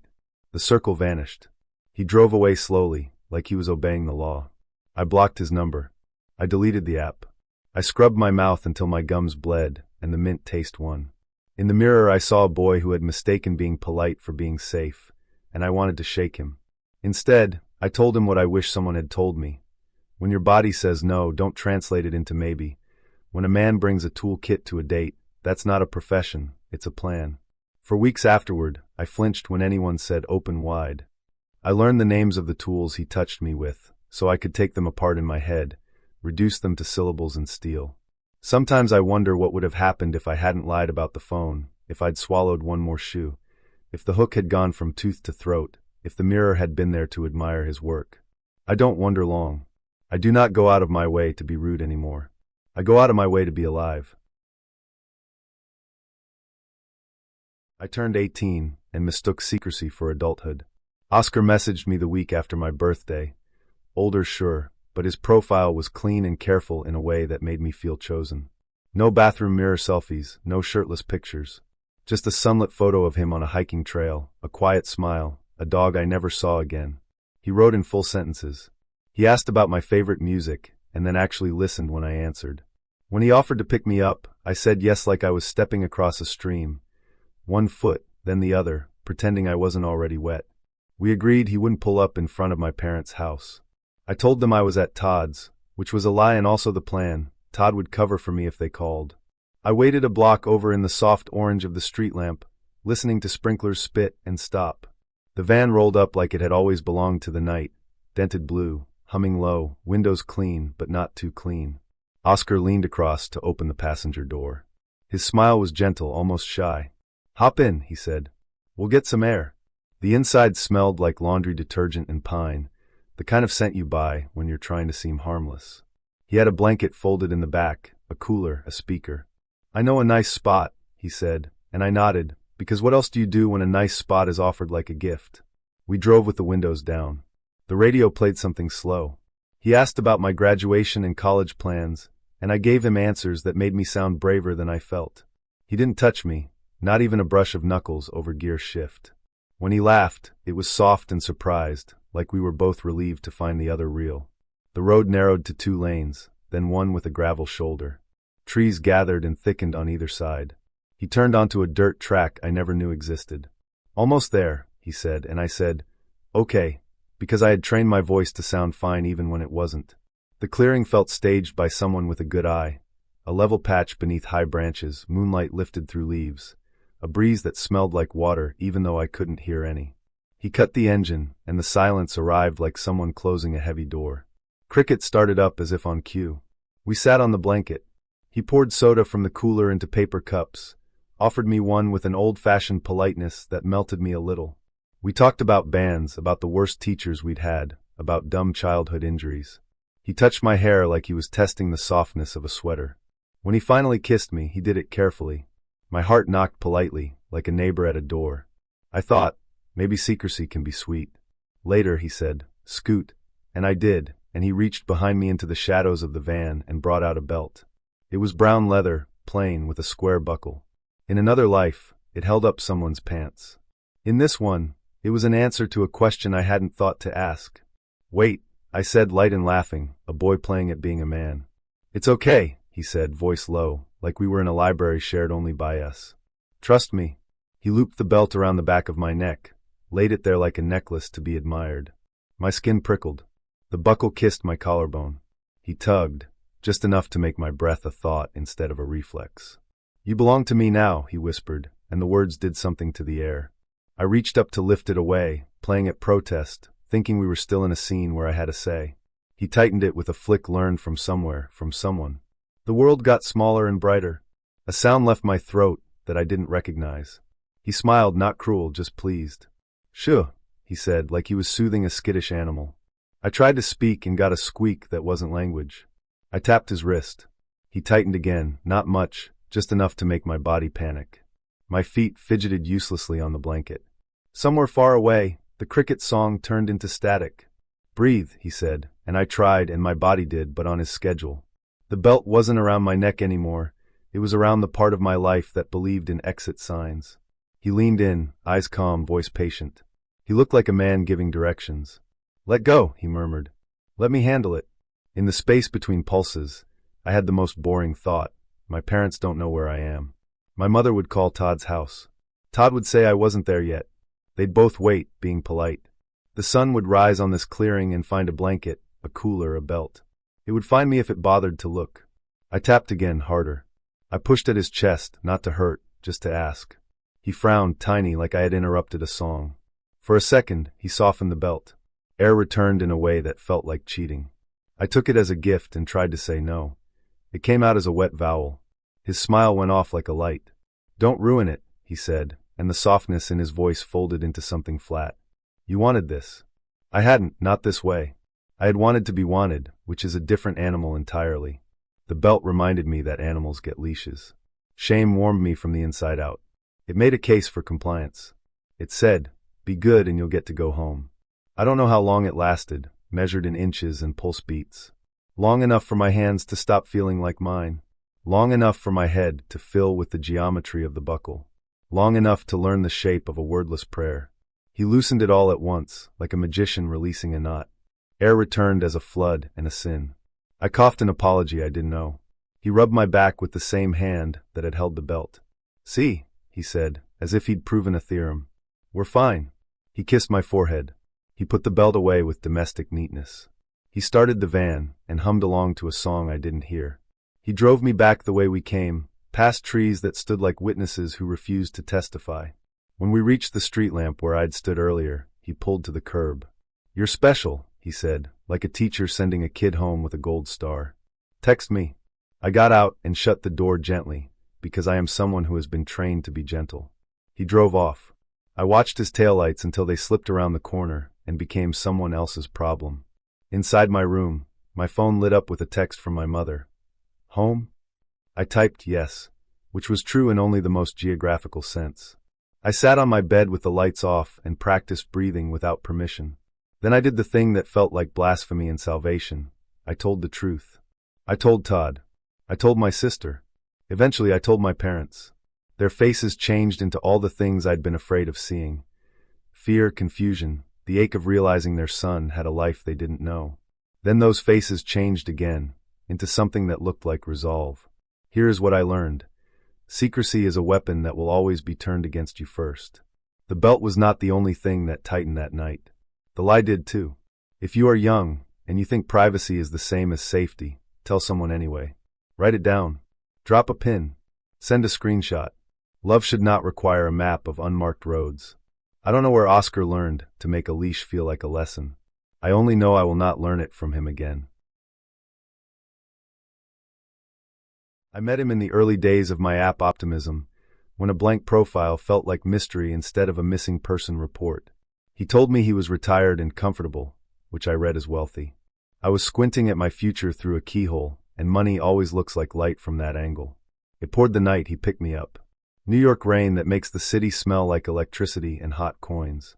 I'd told him I had allergies and terrible eyesight, that I couldn't handle smoky, dim rooms. "Of course," he said. "There's a bright, healthy spot I know. You'll love it." When I got in the car, he wore khakis and a flannel shirt like he'd dressed for a Home Depot run. I'd put on a jacket that made me stand up straighter. I told myself to relax. People dress how they're comfortable. Not everything means something. We drove past the salad place he'd promised and pulled into the kind of hotel brasserie where the lights were carved into shadows and the air tasted like cigarettes that never learned the ban. He found a corner table as if he'd reserved it since birth. My eyes watered. I blinked hard and said nothing, because that's what you do when you're trying to be easy. He kept his head on a swivel the entire time, scanning the room the way a deer drinks at a river. "I prefer privacy," he said, and then, after the waiter poured water, he told me he used to be a Methodist minister. Retired now, independently comfortable. He smiled a thin, apologetic smile I recognized from men who split themselves into two lives and never got the seams right. He didn't ask me much. When he did, he waved away my answers with little snorts, like I'd missed the point of my own life. He got loud about people catfishing, about deception, about standards. "People should look like their pictures," he said, hard enough that a couple at the next table glanced over. I agreed in the small, social way you agree with a stranger, but it didn't matter. He wasn't seeking conversation, he was building a case. When I asked if I looked like my picture, he said, "Sure," dismissively, like even that had disappointed him. The waiter returned, a young man with nervous hands. My date looked at his name tag and said it out loud the way some people test the fit of a word in their mouth. There was a pause, and then he made a joke about the waiter's name sounding ethnic. He laughed at his own punchline. The joke had a shape and a history, and I wanted to peel my skin off to get away from it. I changed the subject to work. He said he'd been married once, 2 kids, a phase. He rolled the word phase around like a marble. He asked what I did. I told him, graphic design, some jewelry on the side for extra money. He smiled for the first time, and it went all the way to his eyes. "Jewelry," he said, and then made a pun that turned the word into something cruel about a people who've been turned into jokes more times than I can count. It was crude and old and heavy. My mouth worked before my fear could stop it. "What's that supposed to mean?" I asked. He blinked. "You're not," he began, and I cut him off. "What if I am?" It felt brave in my head and foolish out loud. Something in his face rearranged. The apology left. The minister stayed. The room tilted from dim to dangerous. We ate around the violence of the conversation, both of us pretending food could make this normal. He paid in cash and hustled me through the rain to the car like we were avoiding paparazzi we'd invented. The gospel station murmured low on his radio, a solo voice stretched tight over an organ. He gripped the wheel at 10 and 2 as if he'd been taught once and never questioned it again. He asked if I wanted to see him again. I said yes because I was in his car and the rain made everything feel like we were underwater. He smiled in a small, satisfied way that made my stomach curdle. "Good," he said. "You're not like that other boy. Desperate. He'd do anything." He said the word boy like a threat. My building wasn't far, but it felt a burrow away. The air in the car thickened, hot with words he kept chewing and swallowing. I watched his jaw work. I watched his knuckles go pale. I watched the cross on the rearview mirror swing with each pothole, tapping the glass like a metronome counting down to something. He started again, slow and careful like a reading. "I gave my life to God," he said, "and this, a gesture that managed to include the car, me, the rain, New York itself, this is what I get." It was like sitting beside a pilot arguing with a ghost. I found myself doing that negotiation people do with strangers' anger. Be small, be agreeable, be forgettable. He took a corner too fast. The tires skated and caught, the cross kissed the mirror, the hymn swelled, and then cut to static. My building's block appeared like a stage set. I pointed. "Here," I said, trying to make my voice friendly. He slowed and then didn't stop. "Change your mind?" he asked, almost playful. I felt the word no form in my throat, and then choose a different route. "I have an early meeting," I said, which was cowardice pretending to be logistics. He braked hard enough to earn a horn from behind, leaned across me, and popped the door. The dome light flared and showed me a face washed clean of charm. "Get out of my car," he said. I did. The rain took me back. I closed the door, and he was already gone, taillights a wound sliding down the avenue. I stood there and laughed once, because sometimes your body has to release something, and it picks the wrong thing. Then I climbed the stairs and locked my door and sat on the floor like a person who had been reissued a life and wasn't sure it still fit. After that night, I learned to trust the first flinch. I learned that a cross on a mirror doesn't mean mercy. I learned that a hymn can hum under a threat. I still meet people from apps, but I meet them where the light is bad for secrets. I write down the plate numbers I don't want to have to remember. When someone insists on privacy too soon, I remember the way he scanned the room and the way the city felt like a witness who'd look away. I have a scar no one can see. It tightens when someone says, "Bless your heart," with their teeth together. If there's a moral, it's small. The internet is a house with a million doors, not all of them open to the room they promise. Okay, so I moved to Lisbon, right? Total fresh start. New city, new degree, basically a whole new me. I was gonna be brave, you know? Like the version of myself I only ever managed to be online, but for real this time. Found this tiny studio near ISCT, balcony barely big enough for a yoga mat, but the view? Unreal. Terracotta roofs glowing like they'd just come out of a giant oven at sunset. Stunning. My Portuguese was, well, let's just say I sounded like a very careful tourist. And because loneliness hits different when you're in a new country, speaking a language you barely grasp, I downloaded Grindr. Because let's face it, loneliness speaks every language fluently. That's where he came in. First message. Blank profile pic, naturally. Name was probably fake, but it had this weird, understated charm. Joao_ish. His opener was so simple, it almost felt innocent. "You're cute." Then the kicker. "Seen you around campus." And just like that, something shifted. The words landed light, but they stuck like burrs on a wool sweater. My profile pic, yeah, it had a blurred cafe background, but you'd have to know the place to recognize it. And he did. "That cappuccino looks like Cafe X." My gut did this weird little lurch. I should have felt flattered, right? But instead, everything tilted. It wasn't a good tilt. He kept asking questions, normal stuff on the surface, but with this weird, almost physical undertone. What I studied, which floor my building was on, which tram I liked best. Basic info, but the way he asked, it felt like he was peeling back layers. I kept my answers soft, friendly, deliberately unhelpful. Like trying to pet a stray cat and keeping your hand flat so it can't bite. Then he sent a photo. From somewhere above street level. A slice of sidewalk, the bright green awning of my bakery, and the unmistakable corner of my building, jutting into the frame like a shoulder. "Walked by," he wrote. "Didn't see you today." My blood ran cold. I tried to reason with myself. Lisbon's a city, neighborhoods overlap, maybe he lives near me. Maybe he works near me. I told myself a lot of things that were definitely not "this is bad."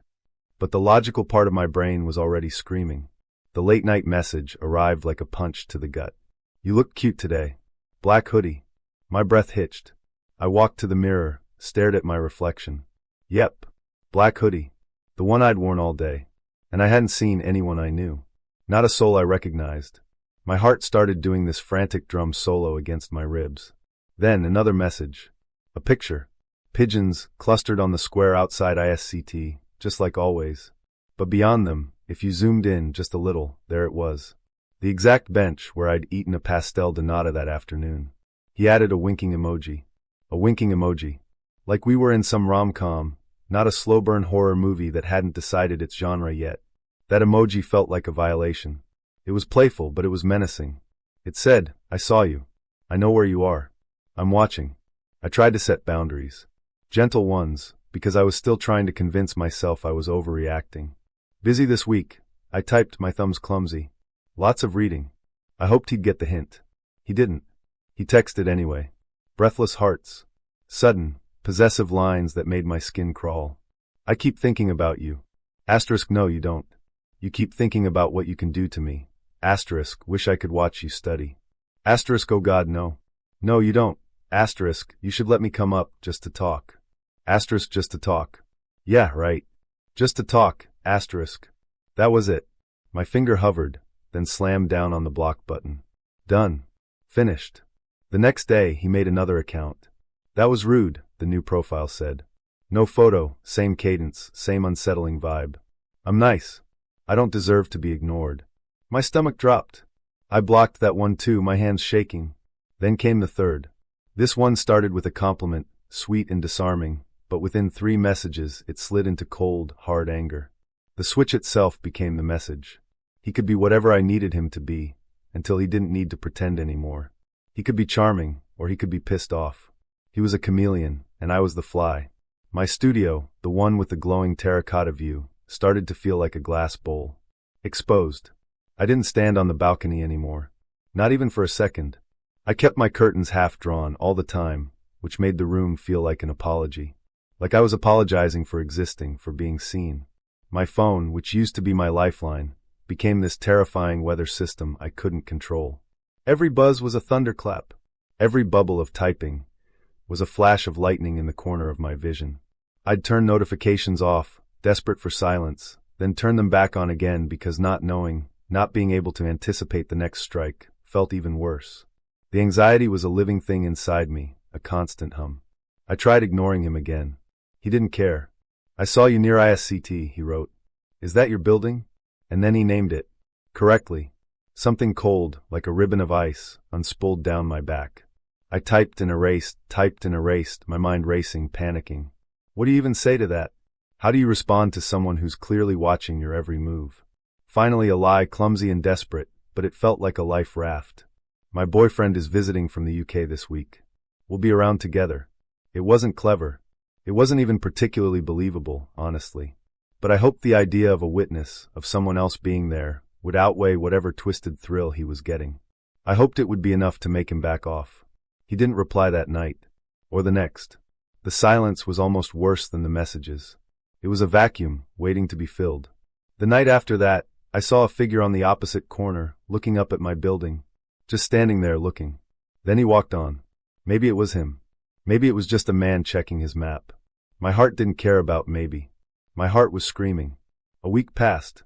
A whole week. The accounts went quiet. My shoulders, which I hadn't realized were practically up around my ears, dropped an inch. I stood on the balcony for 3 minutes, just 3, and pretended the breeze was mine again, not some invisible observer's. But when my phone buzzed, even now my pulse still spikes. The body is a slow learner, man. It remembers fear more faithfully than facts. It remembers the cold dread, the constant surveillance. Sometimes, I just sit and think about how ordinary his words were at first. "You're cute. Seen you around campus." How much horror can tuck itself inside something so seemingly innocuous? That's the real mindfuck. I still use the app, yeah, but I move differently in it now. Like crossing a street where the walk signal is broken, and you have to check every single direction a dozen times. I blur my background religiously. I never, ever share my floor. And I save screenshots and send locations to friends like I'm sprinkling breadcrumbs behind me, hoping someone will find me if I disappear. Lisbon is still beautiful. It really is. But that beauty looks different now. It's just different when you know someone can watch it all through you. I tell it fast because that's how it happened. Quick, quiet, no soundtrack. London, 2017. Me and Sarah met through a friend of a friend situation that felt like a soft intro, but was really a swipe in disguise. She had that ultra-curated vibe, private Instagram with 200 followers and a highlight reel that looked like a lifestyle brand. She'd done Raya for networking, Tinder for banter, real life for the clothes. I'm not judging, I'm just clocking the pattern now. At first, it was heat. Everything in fours, 4 nights a week, for inside jokes, for stickers on her laptop covering a logo. Then the weather changed. Passion curdled into petty.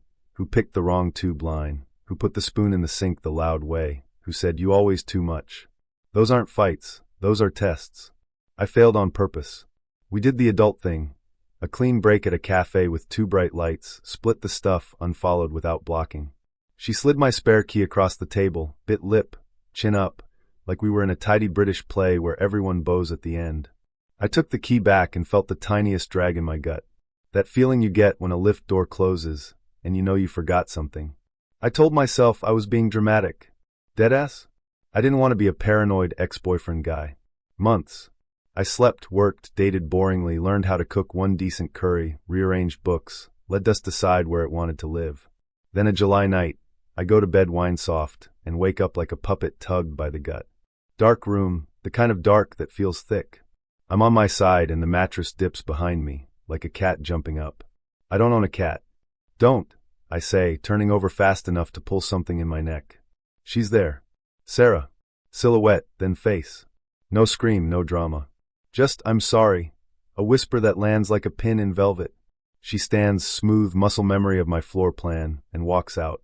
I hear the soft click of my front door pulled shut, like someone doing me a favor. You want to know what fear is? It's the half second after the door clicks when you realize the only way in, at that hour, is a key. I didn't chase her. You're thinking you would, you wouldn't.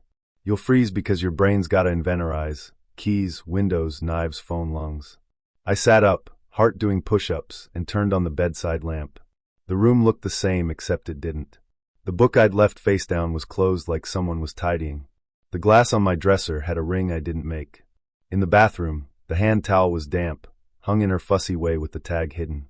Back then, I had a regular lock, not a smart one, and I thought I was being old-school sensible. Next day I upgraded. New cylinder, new keys, extra spare locked with the super. I killed every remember this Wi-Fi entry on my router. She'd said it once, which means her phone had the handshake. I cycled passwords. I turned off login autofill and facial recognition for banking. Paranoid ex-boyfriend guy, welcome. Coat's over there, sit down. I told my mate's girlfriend to pass Sarah a message. Do not come back, ever. If you need something, ask through a third party. That's generous, I know, I'm from Queens. We say you good, even when we're not. Weeks later, it started feeling like a story I'd exaggerated in my own head, until you clocked the breadcrumbs. A wine glass in the drying rack when I'd been on beer. A paperback moved half an inch toward the edge. The smell of her shampoo in the hallway was the one that bent me. You don't smell memory, you smell molecules. One Tuesday, I found my door on the chain, even though I never use the chain when I leave. That's when my brain rotated the picture. She's not visiting. She's practicing. Night theater with no audience. No texts, no DMs, no miss you. Access without conversation. It's cleaner, and it's worse. I installed a smart lock for the audit trail. That's supposed to fix your head, timestamps, names, the little log that says door closed, door opened. One night around 2, I got a buzz on my phone. Door jam alert. I checked the feed. Nothing. No entry. Just the lock thinking too hard. The next morning, nestled in my notifications, a different buzz. New login from an unknown device. Not the lock. My cloud. I went cold in the fingertips. Deadass? Not dramatic. Facts. I looped in the super and the neighborhood Bobby. Police officer, but London puts suits on words. I asked how you report a trespasser who's neat. They told me to keep documenting. I started printing. Screenshots are nice. Paper makes a sound. That sound is judge, here you go. You want the app angle? Our era does digital break-ins prettier than physical. A remembered Wi-Fi lets a phone sit on your network unseen. Shared smart lock access can be cloned if you're not careful. AirTags chirp, but some chirp late. After the cloud login, I turned on hardware keys for my accounts. I factory reset the lock hard. I talked to my building like a person. Hey, if you see her, text me. The super shrugged, said, say less. Queen's in his bones too. Then I got the photos. They weren't in my messages because she's not stupid. They were in my recently deleted because she's not perfect. 4 shots. My face asleep. Clothes. You could count pores. The 5th was smeared by a finger as she pulled back. That's when the fear inverted. Violence wasn't required, power was. She wanted me to wake up and not know why I couldn't breathe right. I did the thing you should do, and the thing you don't wanna. I told people. Pride is dumb.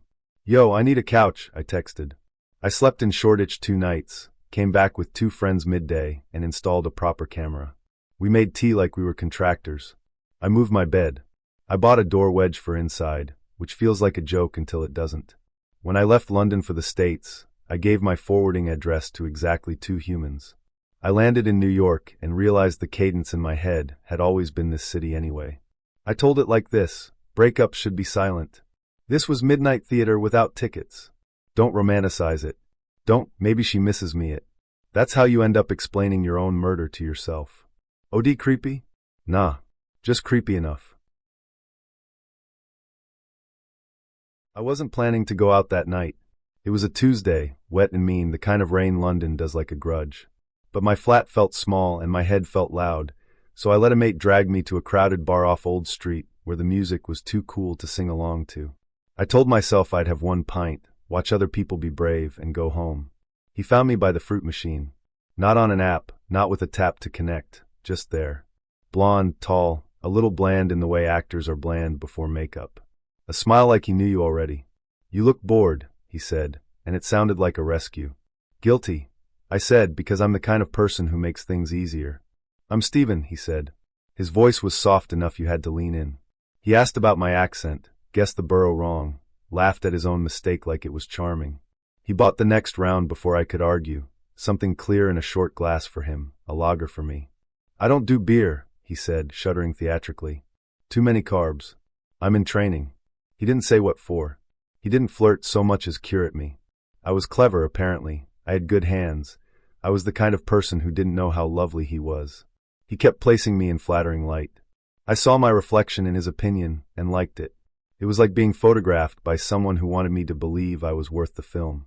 When he touched my elbow to steer me away from a crowd surge, his palm was cold. Let's sit, he said, and somehow a table appeared in a 2-full bar. He set my pint down, then slipped off to the loo. I watched the condensation slide down the glass and told myself not to be suspicious for the sake of it. People leave drinks all the time. People come back. People are fine. He did come back, with a napkin and a story about the DJ being his mate's cousin. He asked about me, real questions, not just the data points, and every time I said something honest, he filed it away with a pleased hum. I took a long pull on my pint. It tasted wrong. Not bad, exactly. Just off. Like a sweetness where none should be, a flatness that didn't belong to beer. New keg, I said to no one, to the room, to my own creeping brain. Stephen tilted his head. Everything all right? He asked, and I heard the words behind the words. Are we still moving in my direction? I forced a smile and put the glass down. I'm good, I said, and my tongue felt like it was wearing a coat. The room didn't tilt, exactly, it softened. Edges went polite. Sounds got upholstered. Stephen leaned in, and his pupils looked too wide for the light. My place is just near, he said, almost apologetic. Don't want the night to die in here. Some nights, that line is an invitation. That night, it was a shape with teeth. I glanced at my phone and saw the battery at 3%. My friend had left hours earlier with a new mistake. I thumbed a message I didn't send. If I share my location, don't ask questions. Just watch. The bar felt suddenly like a stage set, extras, props, lighting. Stephen's hand appeared near my glass, casual, like it was just resting. Be right back, I said, standing too quickly. The floor bounced. He touched my shoulder to steady me, and his fingers stayed a fraction too long. Lou, I added, as if I had to ask permission. In the mirror, I looked like a softened version of myself. I splashed water, pressed cold into my wrists, and breathed until I could hear the bass through the drywall. I tried to name the feeling so I could act on it. Fear? Maybe. But fear, for me, always arrives with manners. It asks if now is a good time. I decided it was. I stepped back into the hallway instead of the bar and found the staff door. A bouncer the size of a wardrobe stood sentry, bored but watchful. "You all right, mate?" he asked, not because I looked it. "No," I said, and it shocked us both. "I think someone's messed with my drink." He blinked once, then twice, then moved without any more questions. Another bouncer slid into place by the table I'd left. Stephen looked up, smooth as mercury. He smiled at me across the room, a tiny private thing. The second bouncer picked up my pint, sniffed it, shrugged like you can't smell a decision, and carried it away. "Sir," the first bouncer said to Stephen, calm as weather. "Need to have a word." Stephen's smile never faltered, but something behind it blinked awake. He shrugged, stood, put his hands in the air in a pantomime of cooperation. "Of course," he said. "Just a misunderstanding." When his eyes swung to me, they were blank as a shutter. I felt very small and very seen. They walked him toward the back. He didn't look back. I expected my legs to fold, but they carried me to the bar where a woman with a sleeve of roses was waiting with a glass of water. "Happens more than it should," she said, not unkindly. "You did right." "What did I do?" I asked, and she smiled like a teacher. "You listen to the bit of you that isn't polite." The police came and took statements. They were brisk, tired, skeptical in the way institutions get when you say the quiet part out loud. I signed my name on a form I didn't read, and watched the door the way people watch the sea for a promised ship. He didn't come back. I walked home in the rain because the night bus was a long wait, and I needed the air to bully me awake. In my flat, I locked the door and then locked it again. I poured my pints twin down the sink and watched it swirl like a choice I could dispose of. Weeks later, a friend sent me a link with a headline that put my stomach on a floor 2 floors down. "Man charged in deaths of young men in East London." The photo was him, and not him. Courtroom lighting, a jaw set to neutral, a face you'd forget if it wasn't attached to a story you wouldn't. There were details I won't repeat, and names we should. There was a word for what I almost was, not victim, not survivor, something between, like a shadow that didn't quite land. I replay the night sometimes, looking for the moments that saved me. A taste that didn't belong, a phone battery that threatened to die, a bouncer who believed me without needing a thesis. Mostly, I remember the way he made me feel seen, and how dangerous that can be when you've been waiting a long time to be looked at kindly. If you want a lesson, it's small and stubborn. The voice in your gut is not rude. It's the oldest part of you trying to keep the rest alive. Listen before the edges go polite. We were at Pyregees Plus, steam fogging the front window, Steelers highlights looping on the TV with the sound off. My buddy says, "You want to hear something that'll make yins lock your garage tonight," which is the kind of opener you ignore or you lean into. I leaned. "It's not here," he says. "Australia. But a story like this don't need a passport." He tells it Pittsburgh style, flat, steady, like the incline ride up Mount Washington, an academic couple in the Adelaide Hills. She's a professor with the cool glasses. He's a plumber who took the school-run shift. 2 kids, a neat little place with gum trees, and a garage big enough for hobbies. Marriage goes sideways in June. Happens. He moves out in August, keeps it decent, trades Saturdays, tries to be a grown-up about it. She says it's over, then a few weeks later, a new guy's toothbrush appears by the sink. "Okay, sure, rebound," I say. "Not exactly," my buddy says, dunking a potato pierogi. "This one's a charmer with capital C, military dropout with a story for everything." She meets him through work, then later there's messages, a job at her media side hustle, and before you can red up the pantry, the man's in the house playing stepdad. I don't love the math. You move your new guy in while your divorce papers are still wet. You're drawing triangles you can't erase. Add custody. Add money. Add pride. You're making geometry, I say. He nods. Geometry gets sharp, he says. So, a Sunday drop-off. Dad brings the kids home on time, booster seats, half-eaten snacks, little sneakers thumping the hall. He walks the bags inside, hugs are done, and he says he'll take a look at the gun safe in the garage because the new guy asked to see a hunting rifle. Send a pic to a mate, man stuff. Doors open, fluorescent hum. The new guy follows. The garage has that smell every garage everywhere has, cardboard, oil, old summer. And also this other smell, the metallic one your body recognizes before your brain wants to. My buddy taps the table. This is where every little choice they made got loud at once. Depending on who tells it, the shot came first or the hatchet. The new guy says the plumber shot him. He grabbed the nearest thing and defended himself. The plumber says he was blindsided with a hatchet from behind, swung because he thought he was dying. Either way, neighbors hear banging. Kids are inside the house and thank God don't see. When the sirens leave, both men are alive, barely. One is a mess in the middle, the other will never walk again. The garage floor keeps its secrets because concrete is like that. Yins hear that banging last night, the neighbor asks later, like we all do, a little late and a little guilty. Here's where it pivots from tragedy into something colder. The paperwork starts coughing up receipts. Texts where new guy asks to see the rifle. Bank alerts that joint money moved to a private account. An insurance application appears with a timestamp that sits you down. There's also a woman who shows up later at the rehab center at dawn, stands over the paralyzed man's bed a while, and slips away when nurses approach.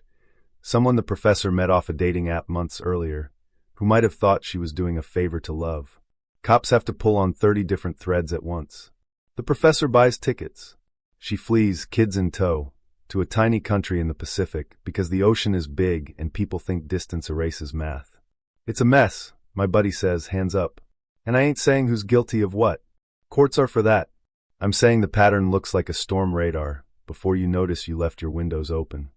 He dumps pepper on his Husky like a man salting a driveway and keeps going. The plumber, who had been a house dad, is now a body in a chair. The new guy who loved the mirror says he's a victim. The professor with the syllabus voice says she is too. Lawyers line up with timetables. Screenshots get blown up on projectors. A ballistics expert carts in math you don't want anywhere near your family. Nobody comes out of a thing like that with their old life intact. Yins feel the chill because you've got a garage too, and a lockbox code sitting right there on the pegboard where it's convenient. What's the app part? I ask. I already know. I want to hear it said. The app part is the vouching, he says. We got apps that turn strangers into boyfriends and coworkers into alibis. You meet a friend of a photo, and the algorithm says, looks good to me, 5 stars. Meanwhile, the receipts show up in knots. You can be nebby after a disaster. You could be organized before. He points with his fork like a coach.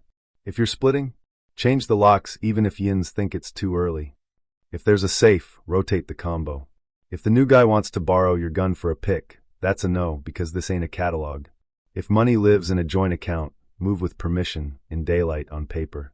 If you're meeting folks from apps, keep them out of the house where the kids sleep until the dust settles. If someone starts recruiting third parties through vague posts, I wish he'd disappear. Stop treating that as poetry. He pulls his phone and shows me a notes app checklist titled After, and I laugh because it's bleak and perfect. After, don't wait till after. Screenshots of texts, export, email to yourself. Bank alerts turned on. Custody calendar saved as PDF. Lockbox codes changed, written in one place, not shared as LOL text. Garage motion sensor working, test it monthly. Neighbor's numbers. Super's number. Photos of damage if anything happens, next to a ruler for scale. A simple sentence for the police that doesn't feel like a soap opera. We are separating. I'm concerned about access to the house. Sunlight ruins creepy, he says, shrugging. Subpoenas love a timeline. We sat there for a minute, the TV showing a slow-motion catch, Heinz bottle on the table backlit like church glass. I thought about garages, how they're supposed to be the least dramatic room of a house, all utility and cobwebs, and that one bag of rock salt you never finish. I pictured a motion light popping on and catching 2 silhouettes in freeze frame, the old life and the new one, both trying to win the space where the lab coats call evidence and the kids call it dad's tools. You tell this to scare me? I ask. Nah, he says. To tune you. He means what we mean here. Don't live scared, live ready. Keep receipts. Don't ignore patterns because someone pronounces scone right. Yins can be kind with your words and mean with your boundaries at the same time. I texted my sister on the drive home. Change your door code. She wrote, LOY. I wrote, because you can. Then I pulled into my own garage and watched the light come on slow. I stood in the square of it and listened, just the tick of a cooling engine, the world small and normal. I snapped a photo of my lockbox and put the date in my calendar to change it. I checked the motion sensor, which blinked like a sleepy eye. The story wasn't ours, but it could have been. When I moved back to Vegas from Austin, my phone felt heavier. Maybe it was the desert static, maybe it was the strip buzzing like a hive under my window, or maybe it was 26 months of not so much as holding a guy's hand while I taught set design and graded till dawn. My friend Renee slid a drink across the table at the Peppermill and said, "Download Tinder, babe. It's not church, it's a door." I made a profile. Hated my pictures. Picked the least worst ones. Me with a power drill, me covered in gaffer tape goo, me in a hoodie that made me look 12. I'm 4'11" with a baby face. I've been getting ma'am at work and sweetie, everywhere else for a decade. That's Vegas for you. The same mouth can tip you and insult you in one breath. Enter Mark. Nerd hot. Thoughtful captions. A couple of museum selfies, a library shelf, a cat with a bow tie that seemed too on the nose and therefore real. His prompts were dry and clever. He made a joke about the Bellagio fountains weeping in iambic pentameter, and I rolled my eyes and laughed anyway. We matched. He typed in full sentences. He asked about my work without making it sound like he wanted to borrow it. We met for coffee at Vesta, and then for bow at late-night spots where the cooks know you if you live here. Mark was slow to touch, which I liked. Las Vegas runs on grabby hands. Slowness felt like oxygen. We kissed maybe 5-6 times, soft and tidy. Then a month in, he asked me, blushing, stammering, if I'd be his girlfriend. It was sweet. I said yes. The strip outside my window throbbed like a body, but inside it was quiet. We did movie nights. We did crossword guilt. He didn't push. I didn't either. 2 shy breaks, 1 car. Here's something I learned later. The door can be painted pretty and still open onto a drop. When I finally brought it up, gently, with all my therapist voice softeners, I said, "I like you. I want to be close. What works for you?" He paused. He swallowed. He tried again. He looked at my face like it was a code he couldn't crack. "Be honest," I said. "You're safe." He wasn't safe, and neither was I, because he said, "Could you, dress young? Like a little girl?" The air in my chest did the elevator drop thing. I heard the ice machine in the hallway of my building like it was inside the room. I am small. I look young on bad days, and on good days I look younger. I watched the request bloom in the space between us, and realized it had always been there like invisible ink. I didn't scream. I didn't educate. I stood up and said, "I'm going to go." He backpedaled immediately. I didn't mean like not literally little, I mean like a vibe, knee socks. And I kept moving toward the door because my body has been in this town long enough to know a slot machine when it hears one. The lever was down. The reels were spinning. The house always wins. In the hallway, I texted Renee, "Call me now." She rang, and I answered like we'd been in the middle of a conversation for hours. "Okay, I'm on my way," I said out loud, so he could hear it if he'd followed. He hadn't. I rode the elevator down with my heart banging, and stepped into the neon night that has saved me more than once.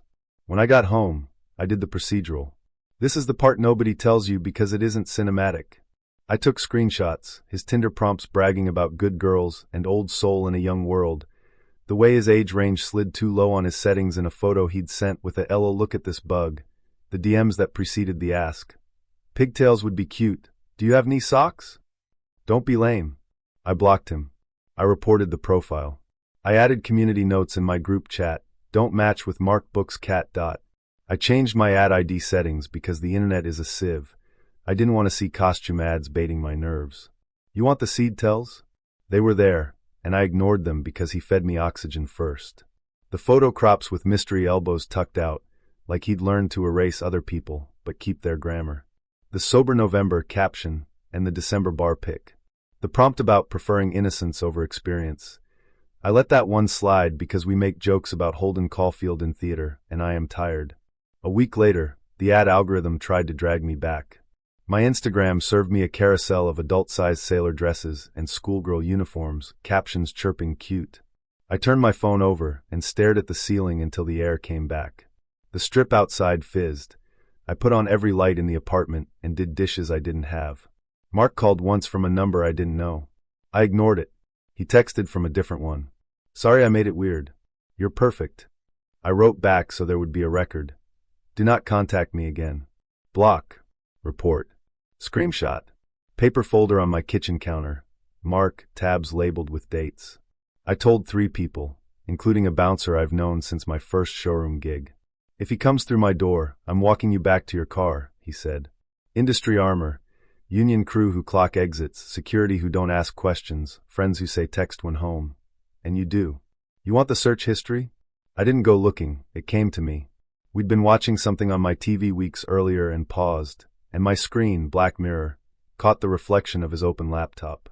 Amazon tab with costume links. An incognito window with terms I will not type. Incognito was never invented to keep you private from yourself. I wish I could say I forgot him after that night. Vegas doesn't let you forget, it just turns up the lights. Each time a headline about exploitation broke across my feed, his face ferried itself into the moment and sat there. I hoped he found a therapist with a spine.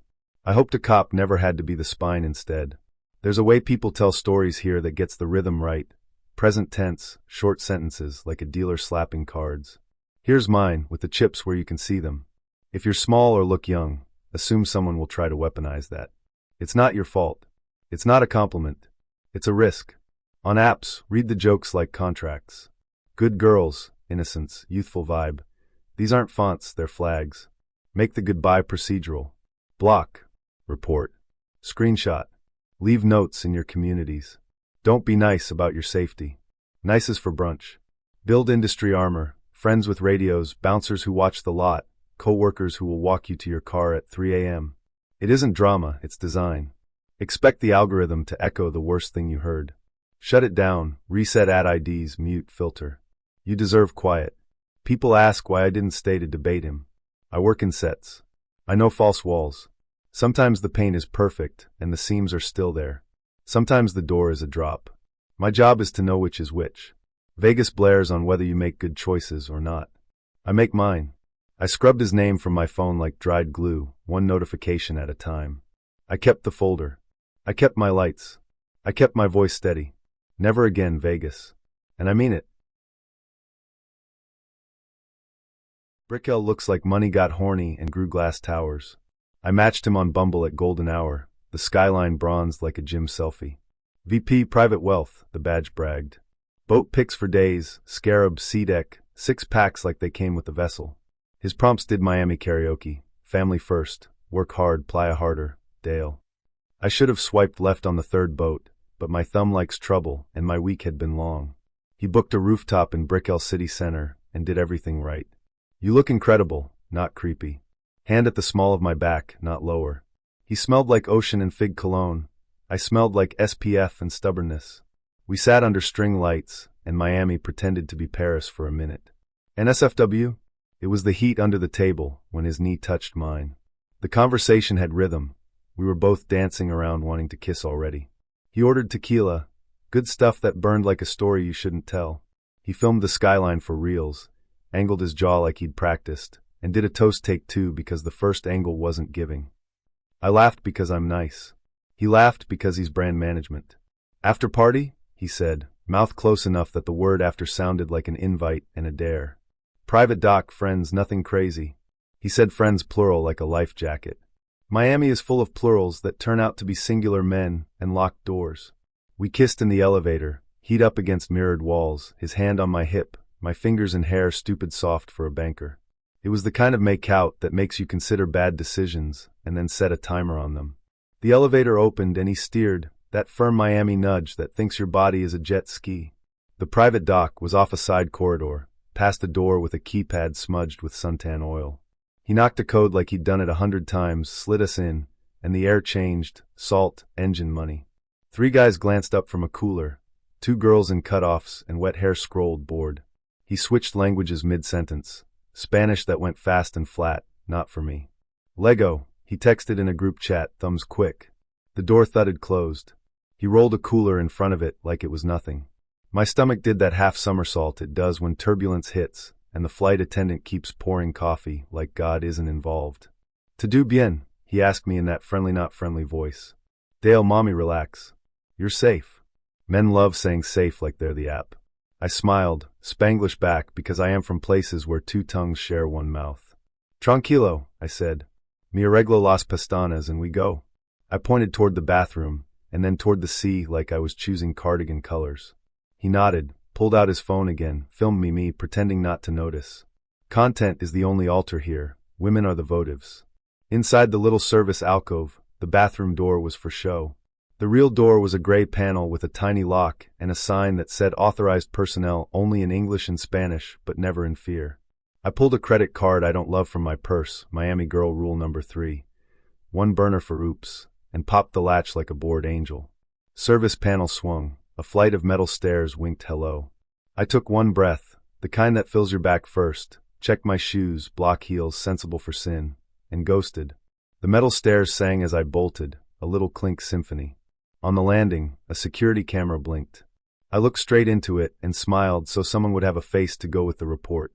Down 2 more flights, the emergency exit spat me into a corridor that smelled like bleach and secrets. Then the lobby, a blast of AC and safety glass. "To do bien, miss?" the guard asked, clocking the adrenaline like a cologne I hadn't paid for. "Not with him," I said, nodding toward the dock corridor.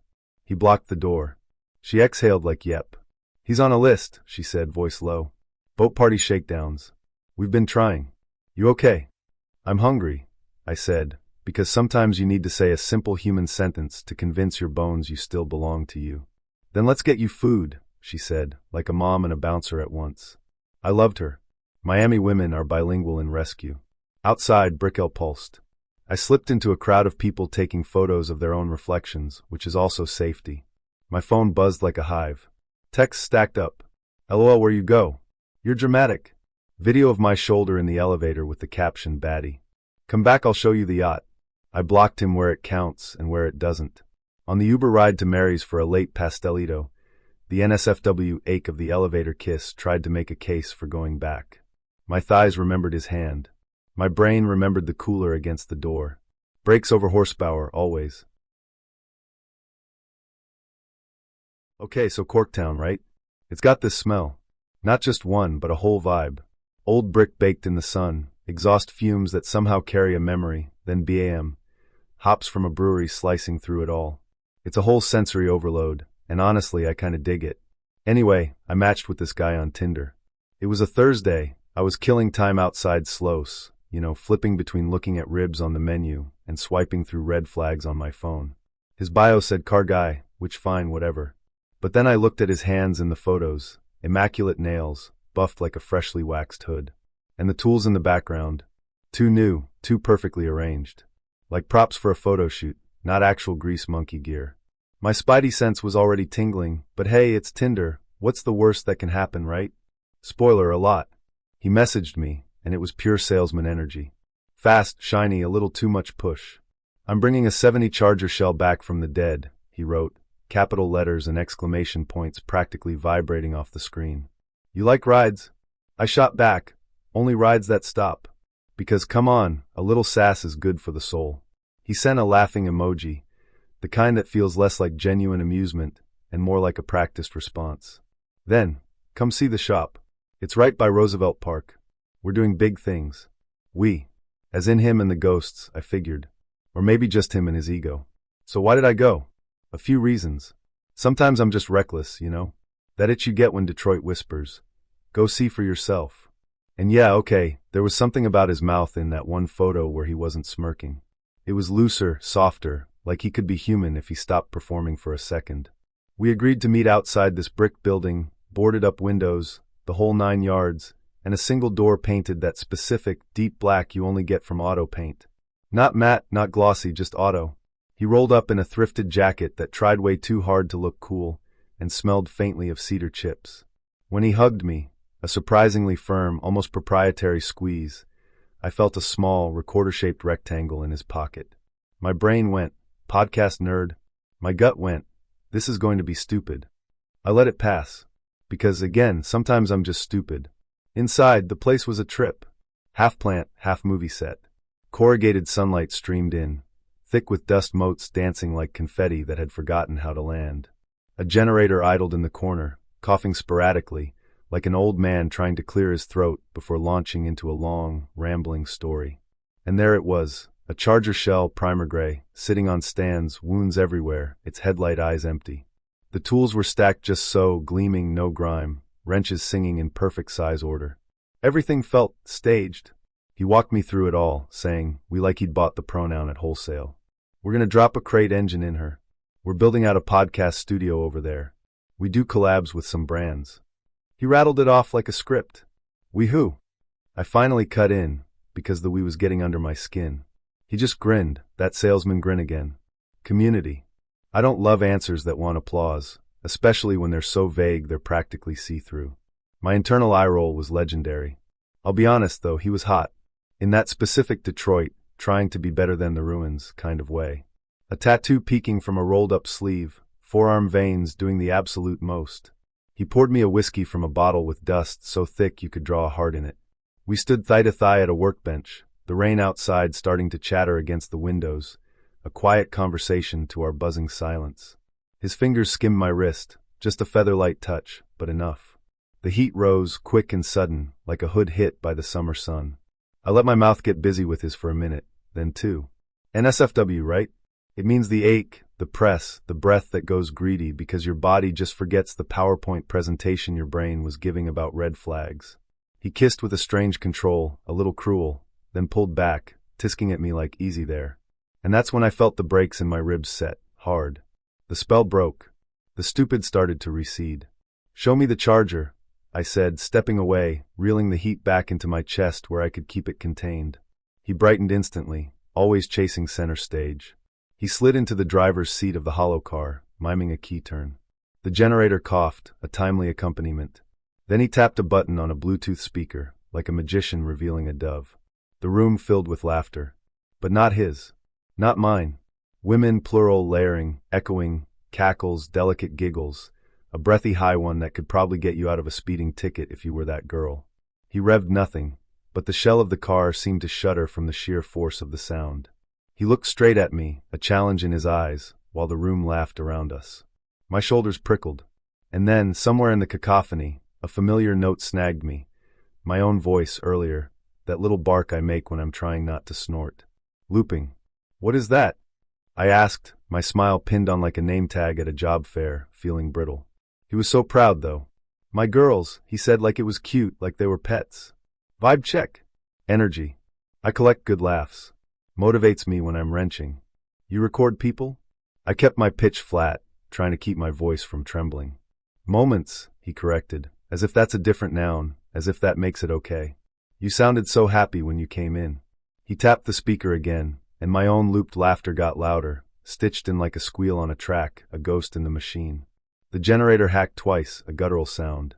Somewhere in the back of the plant, a door clanged metal on metal, a sound that means lock, a sound that means you should be the kind of woman who runs toward crowds, not away from them. I put my fingers on the charger's roof. Cool metal. The shell swallowed my reflection whole. I should go, I said, my voice steady despite the adrenaline starting to pump. I got a thing. He slid out of the seat, slow, deliberate. You just got here. Jeet yet? I said, flipping the dialect card we keep in this city, the one that's half joke, half code, but also a lifeline. I'm starving. Let's get Connie's. He grinned, and for a second, the boy in him remembered Grease and neon. Lafayette, he said, a test. American. I lied, because people show you themselves when you disagree about trivial sacred things. And I needed to know. He turned to grab his jacket, and I watched every hinge and latch within eyeshot. The main door had a fat padlock, looped open, the shackle hanging like both a threat and a promise. The side door had a slide bolt, half shot. He must have thought the generator roar, and the laughter track made him loud enough to be God. Men get noisy when they think you're effectively trapped. And I was about to find out just how noisy. Capitol Hill has a way of making you feel curated, even when you're just wet. Neon bleeding onto puddles, zines stacked crooked at the bookstore, the smell of espresso and rain jacket nylon in every lobby. I met him on Hinge, moss green eyes like a wet fern, curls that clearly lost arguments with the humidity, prompts that read like a boy who'd underlined Mary Oliver and actually meant it. Pour over or die, his voice note said, smiling. Also, I make tiny poetry zines. Don't clown me. I didn't. I liked that he said zines and not chapbooks. Less performative, more ink under fingernails. His photos were Seattle earnest. Bike leaning against a maple, a cat named Segfault asleep on a keyboard, a snapshot of Elliott Bay Book Company with a caption about getting lost in stacks. We matched. He asked for my GitHub handle in the first 5 turns, so I can star your genius. added a winky face I decided to forgive. The first night, we met at Ghost Note, and he did the ritual. Rinsed the filter, wet the bloom, waited for that cinnamon foam rise. His hands shook just enough to make me feel like maybe I did it. The heat between us felt like a dimmer switch turned fast, then steady. I let him walk me up Pike like we were in a movie. He said say less, in a tone that made me want to say more. I kissed him under a cornice, rain ticking against the awning, his mouth soft and eager. My body did the math and showed its work. Come over? He asked on date 3, the programmer's cadence smoothing the invitation, so it sounded like a compile flag, optional encouraged. I said yes with my lips already a little swollen from the stairwell make-out we'd pretended to be embarrassed about. His place smelled like ozone and old coffee, ionizer hum, roaster ghosts. The windows had latches reversed, the kind you flip from the outside on garden apartments. Noted. He pulled a Chemex from a drying rack like a magician. I'll make decaf, we'll be feral, he murmured, and my laugh came out lower than usual because my skin had already made decisions. The NSFW part wasn't fireworks. It was the ache between the polite parts. Shirts peeled off, damp from rain and want. He kissed with a patience that felt like cruelty, in the best way, mouth to neck to collarbone, hands mapping me like a new city. I let him, because sometimes you get to be a map. He asked before he put hands where hands need to be asked about. I said yes and meant it, and for a heartbeat the whole world was wool socks and good teeth, and the way the city hums when you're high on each other. We didn't sprint. We smoldered. We got almost naked and stayed there, like more would be too obvious. I liked the charge of almost. After, he draped a blanket around my shoulders like an apology to the draft. Segfault leapt up and took ownership of the crease where my thigh met the couch. We talked commits and bad poetry, and then he did a thing that made something cold move behind my ribs. You want to hop on my Wi-Fi? He asked, all breezy. Router password's dumb long. Want to just put it in for you? Before I could answer, the phrase had changed shape. Actually, what's your home network? I'll help you get your channel off the neighbors. Capitol Hill is noisy. I smiled with my teeth. I'm good. The dimmer inside me turned one notch down. He nudged again. You should let me look at your laptop. Battery health is trash on these models, and I didn't like that a tech tip had hands. I put my computer deeper into my tote. He noticed, the way coders notice patterns, and then he switched lanes with a joke. I'm beta testing your boundaries, he said deadpan. QA says they're robust. I laughed because the line was good, and because I wanted to click the little red X in the corner of the topic. The rainstorm took the power out like a stagehand tugging a cord. His studio went dark. The city outside did its glittery thing. Huh, he said, come too quick to be real. He lit a camping lantern. Of course he had one, and the light went creamy and haunted. Had a break-in in this building once, he said, conversational, pushing a dresser a few inches toward the door with his thigh. Not me downstairs, but like people are bold. The dresser against the door should have felt protective. It didn't. The window latches reversed. The router question. The lantern light making our bodies look sepia. What happened? I asked, voice deliberately disinterested, like this was a story about someone else's weather. Oh, it's wild, he said. You want to hear it on the bed? He meant come lay down. I did, because I wanted to control the distance, not because I wanted the story. He lay beside me and started talking. A stranger coming in, a scream, cops, a saved cat, all delivered with that same calm too quick. I listened, one ear to his narrative, one ear to the apartment. That's when I heard it, a buzz. Not my phone. From the desk. Then again, faint, manic cricket. He kept talking, and I sat up, patted over, opened a drawer labeled, of course, test devices. Inside, 3 older phones, a nest of cables, a portable battery. All 3 lock screens lit up with notifications from dating apps. Hinge, Tinder, Field, different avatars, different names. The most recent buzz was a message preview with my opener from 2 weeks ago. Not a screenshot. The app. Logged in. He saw me seeing. He made the mistake men make when they think they can merge lanes back into charm. Oh, he said, casual.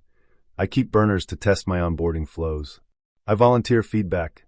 I'm part of a private beta. I closed the drawer. I smiled with the wrong part of my face. Cute, I said. You got umbrellas? Closet, he said, bright as the lantern. You going somewhere? Basement. I grinned. Laundry. The towels are damp from me ruining them.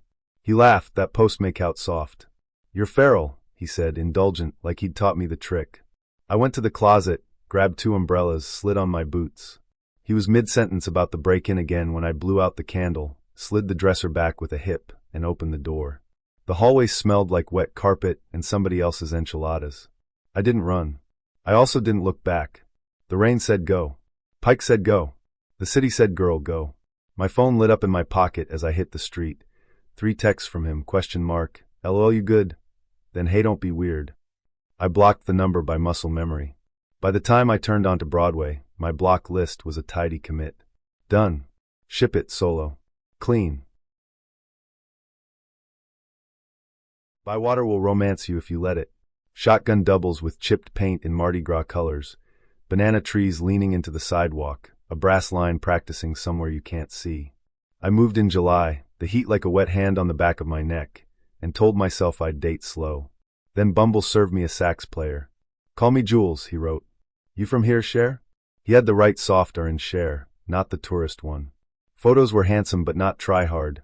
Second line parade, a battered Selmer case, red beans in a Dutch oven, him in a Saint's tea holding a gray cat with one ear. Prompts were sweet. My nana taught me to cook. I'll make you a playlist for your bike rides. We matched. The app bloomed confetti like it was blessing us. First date, he cooked the beans at his friend's place in the Marigny. My kitchen's a mess from rehearsal, he said, laughed gravelly. The house was perfect shabby, porch swing, string lights, a plastic baby from a king cake stuck in a potted fern. He said lagniappe like he meant it and kissed me light, nothing to set off alarms. After dinner he took me to a bar on St. Claude where the bartender dapped him up and handed me a Go cup I didn't order. Perks, he said. Everyone knows everyone. It felt like being ushered backstage at a show. Second date, a Bywater gallery opening. Third, a music jam at a warehouse that used to be a rice mill. Every space we entered he had a key to or a wink for, and every drink slid toward me with no check. It's New Orleans, everything's a favor, so I let the hospitality wash over me like AC. Little Tells arrived with the rain. The locks on those places weren't regular locks. Heavy slide bolts, padlocks the size of fists. When we closed down together, he stayed too comfortable while the bartender flipped chairs. We can hang after hours, he'd say, and the staff would look at him and then me and fold their faces into something neutral. I asked if he was sure if it was okay, if someone would get in trouble. Cher, he said, grinning. I am the trouble. I filed that smile like a match in a drawer. Bumble kept throwing me his friends' faces, musicians, bartenders, a couple of art kids, everyone with overlapping photos from the same couches. Their prompts praised him. Jules is a real one. Best beans in the parish, like alibis stitched into profiles. I didn't think conspiracy. New Orleans is a small big town, but I started hearing a second line in my chest during good nights, a drum line that wasn't on the street yet. One Friday, he said come to this little bar off Dauphine. It's a hole in the wall, he said. They'll put us in the back so the band can warm up.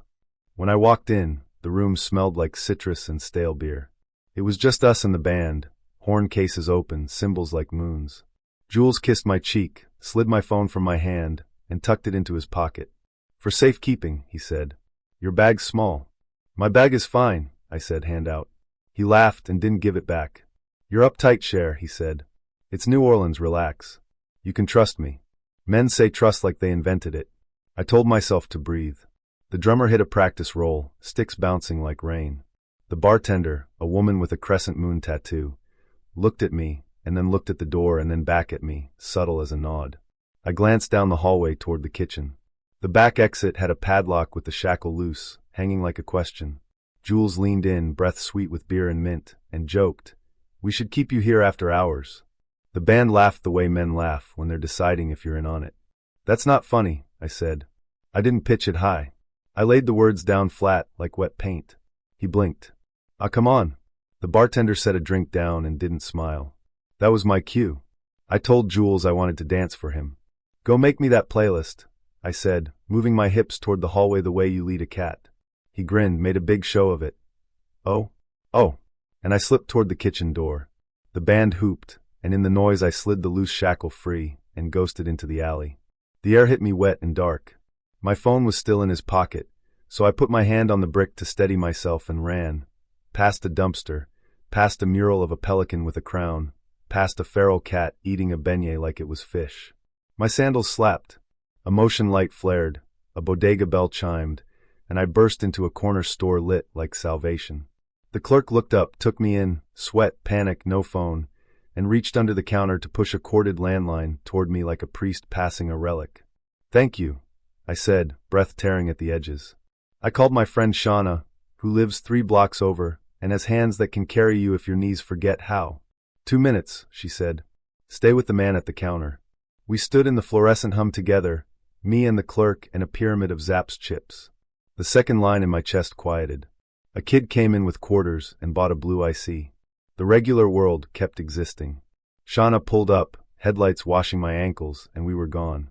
Later, from the safety of her couch, I texted Jules from her phone. "Return my phone at the 5th district now. If you contact me again, I will file a report." He sent 20 messages, apologies, jokes, insults rotting in real time. We sent screenshots to ourselves and blocked him. Shauna poured me water and looked at me the way women look when they are furious on your behalf and careful with your heart. 2 days later, the bartender with the moon tattoo found me on Instagram. "You good?" she wrote. I wrote back, "I think so."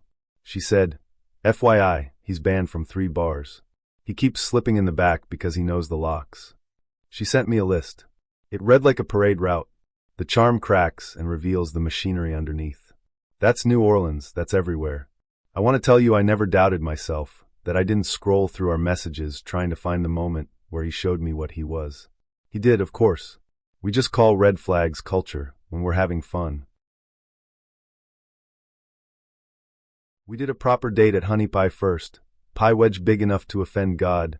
Beers that tasted like summer trying to happen. He was handsome in the Wisconsin way. Forearms like he stacked kegs for a living, he did. Beard that could have its own Instagram.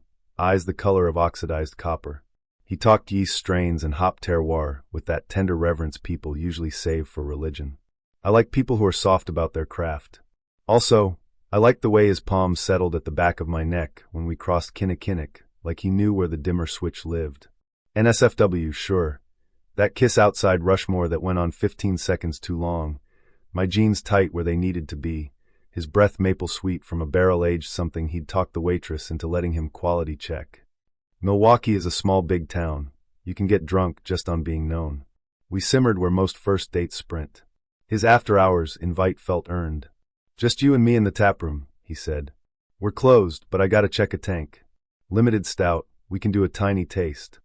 He laughed. "I'll even say ope if I bump ya." I said yes.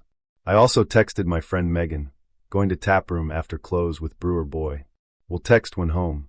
Rule of the Midwest, we're polite to a fault. Our safety plans should be ruder. The taproom smelled like toast and citrus peel and the rubber of 1,000 boots. Bar stools inverted like sleeping bats.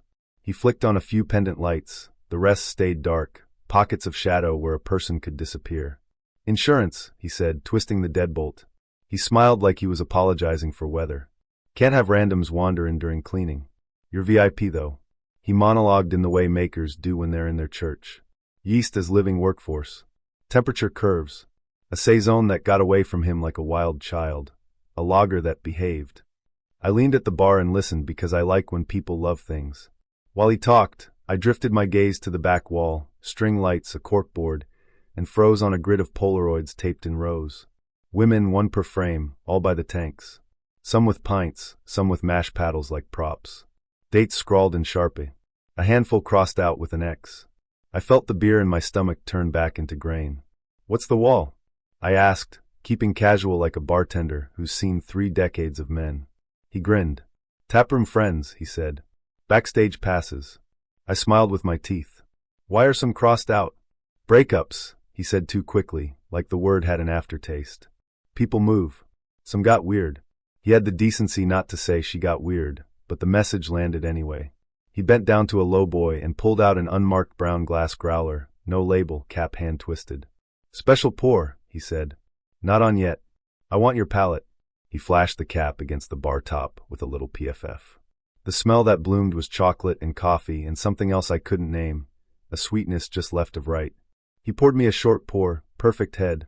He poured himself a full shaker and took a swallow like a man in a commercial. I lifted the glass, let it touch my lip, and did not drink. Plan on the bar, pottos and a chipped Pabst pitcher. I faked a cough laugh at one of his jokes about yeast getting freaky, charming in daylight, not so much at midnight, and tipped the stout into the plant's soil with the ease of a woman who's bartended weddings and survived them. I set the glass down with foam lacing like I'd taken a perfect mouthful.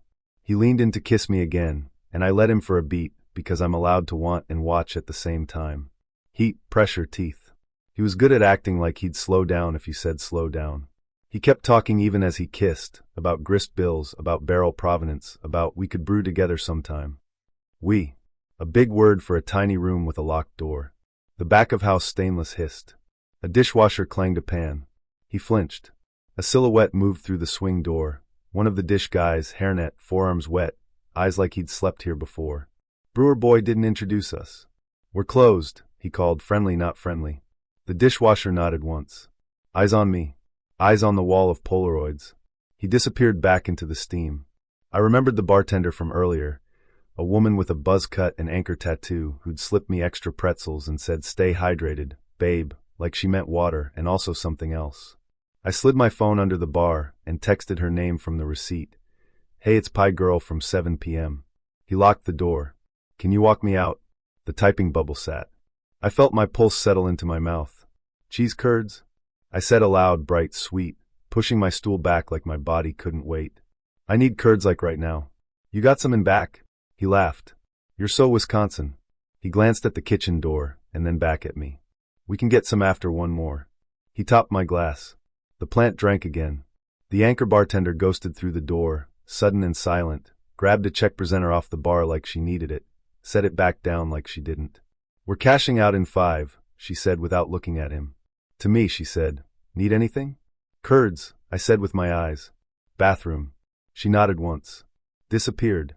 2 beats later, both dishwashers came through the door together, big, slow, solid, the kind of men who can move keg racks without making noise.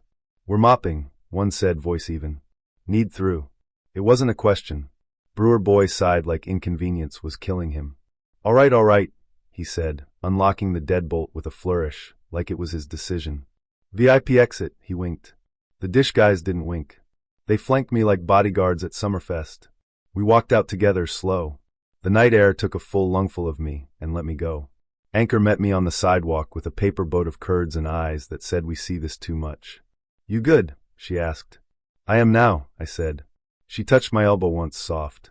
Back of house has a list, she said. We don't let him lock it anymore. Tell your girls, don't go after hours. I met him on Hinge at midnight when the heat finally dropped below punishment. Hiker guy. Sunrise trails. Saguaro selfies with arms thrown up like the cactus was copying him. Mossy green eyes under a sun-faded cap. Voice prompt about golden hour is church. I liked the way he said it, quiet and cocky at once. First coffee at Cartel turned into a parking lot kiss, warm, salt-sweet, his palm at the back of my neck like he knew where the on-switch lived. NSFW? It's the way that kiss lodged just under my ribs and buzzed for hours. We kept it PG in public and let our texts simmer. He pitched a sunrise hike on South Mountain. Golden hour or it doesn't count, he said. I'll bring cold brew. I said yes because my body already had. My brain did adult things. Told 2 friends, dropped a pin, packed extra water, tossed a tiny can of electrolyte powder in my bag, set a time I'd text after. Trailhead at 5:22 a.m., desert lavender, and a choir of cicadas vibrating like a bad dream. He looked good and dusty. I smelled like SPF and cinnamon gum. We climbed easy switchbacks, flirted between breaths. He pointed at petroglyphs like he'd drawn them. I clocked the ranger's truck, logged the call box location, filed it all away. Halfway up, he veered hard right onto an unmarked spur. Trust me, he said, and the way he said it made my knees argue. I stopped. Where does it go? A shrug. Secret overlook. Then he did the thing that clicked everything sideways. Let me pocket your phone, save battery. I got us. His hand was already open, palm up, a magician asking for rings. I smiled without my eyes. I'm good, I said. He laughed. Don't be paranoid. Up here, you gotta go off-grid. Somehow the phone ended up in his cargo pocket anyway, like I'd handed it over in another life. The trail thinned to Goat Path, Cholia hugging our calves with a mean, loving need. He talked van life like gospel, solar, water catchment, ditch the lease, let the desert parent us. We could just go, he said, brushing my shoulder. The heat under that touch remembered the parking lot kiss and suggested bad, good, stupid ideas. We crested a little saddle, and he showed me a shallow scrape behind a boulder, a dry wash dug out like a drawer. Stash spot, he said proudly. Plastic-wrapped water, protein bars, a roll of duct tape, my stomach's least favorite accessory. The desert went very, very quiet. Even the bugs took a knee. I made my voice soft as damp sand. I'm overheating, I said, letting my breath go ragged. Cramps. Electrolytes? I bent, hands on thighs. Packets in my bag. He stepped close, a shadow over me, and I watched his hand leave his pocket to reach for my pack. My phone printed itself against the fabric from the outside. Here, he said, and that's when I reached for both, packet and phone, in one motion like a magic trick you practice alone. Thank you, I said, tearing the packet open with my teeth. I poured the grit into my mouth dry and swallowed around it. He winced, amused. Hardcore, he said. We can wait it out. I nodded, already turning us back downhill, moving slow like my quads were glass. Inside, I was a jackrabbit counting beats between shadows. When the trail widened, I sped up. Bathroom, I said. Like now. I didn't run. I also didn't let him set the pace. A mountain biker showed up like a comic book panel. Helmet, calves, a tiny bell that went pring against the mountain's giant chest. I waved him down. Hey, I said, too cheerful. You got water to spare? He stopped, easy. Always. My hiker guy hung back 3 yards. I slid the phone into my own pocket, like it had always lived there. The biker looked from him to me, read history in my face, and said, Want to ride down? I laughed. I want you near. He coasted beside us the whole way to the lot, a benevolent satellite. The very worst date of my life went like this. I had met a guy online in a local chat room. He was a few years older. I was 16 and he was 18. We talked for months as friends, exchanged pictures and talked about life. Then one day he asked me to go on a date with him. I said sure, and it went downhill from there. I lived in the country, and trying to give people directions could be hard because half of the road signs had been stolen and there were very few landmarks to reference. Turn left by the blue house with a big tree. Basically, trying to get him to my house was a nightmare. This was in early 2000, so while cell phones were starting to become more common, you didn't get service where I lived unless you climbed a tree. He finally got to my house and proceeded to bitch at me because I gave him bad directions and because I lived way out in the middle of nowhere. That should have been my first red flag, but I gave him the benefit of the doubt because I understand it can be frustrating. Then he proceeded to stand in my kitchen telling my dad what a great catch he was. Before everyone jumps to conclusions, it is absolutely normal for a young boy to be nervous when meeting a father. It is normal for them to want to make a good impression, for them to outline why they are a good guy, and to make promises to care for the daughter. That was not what he was doing. He was bragging about himself. He was bragging about his car, and even said something along the lines of my dad being lucky his daughter found such a good-looking guy. My dad looked at me with a look that could only say, "Is this guy kidding?" So we get in the car, and he tells me he thought we could go to a movie.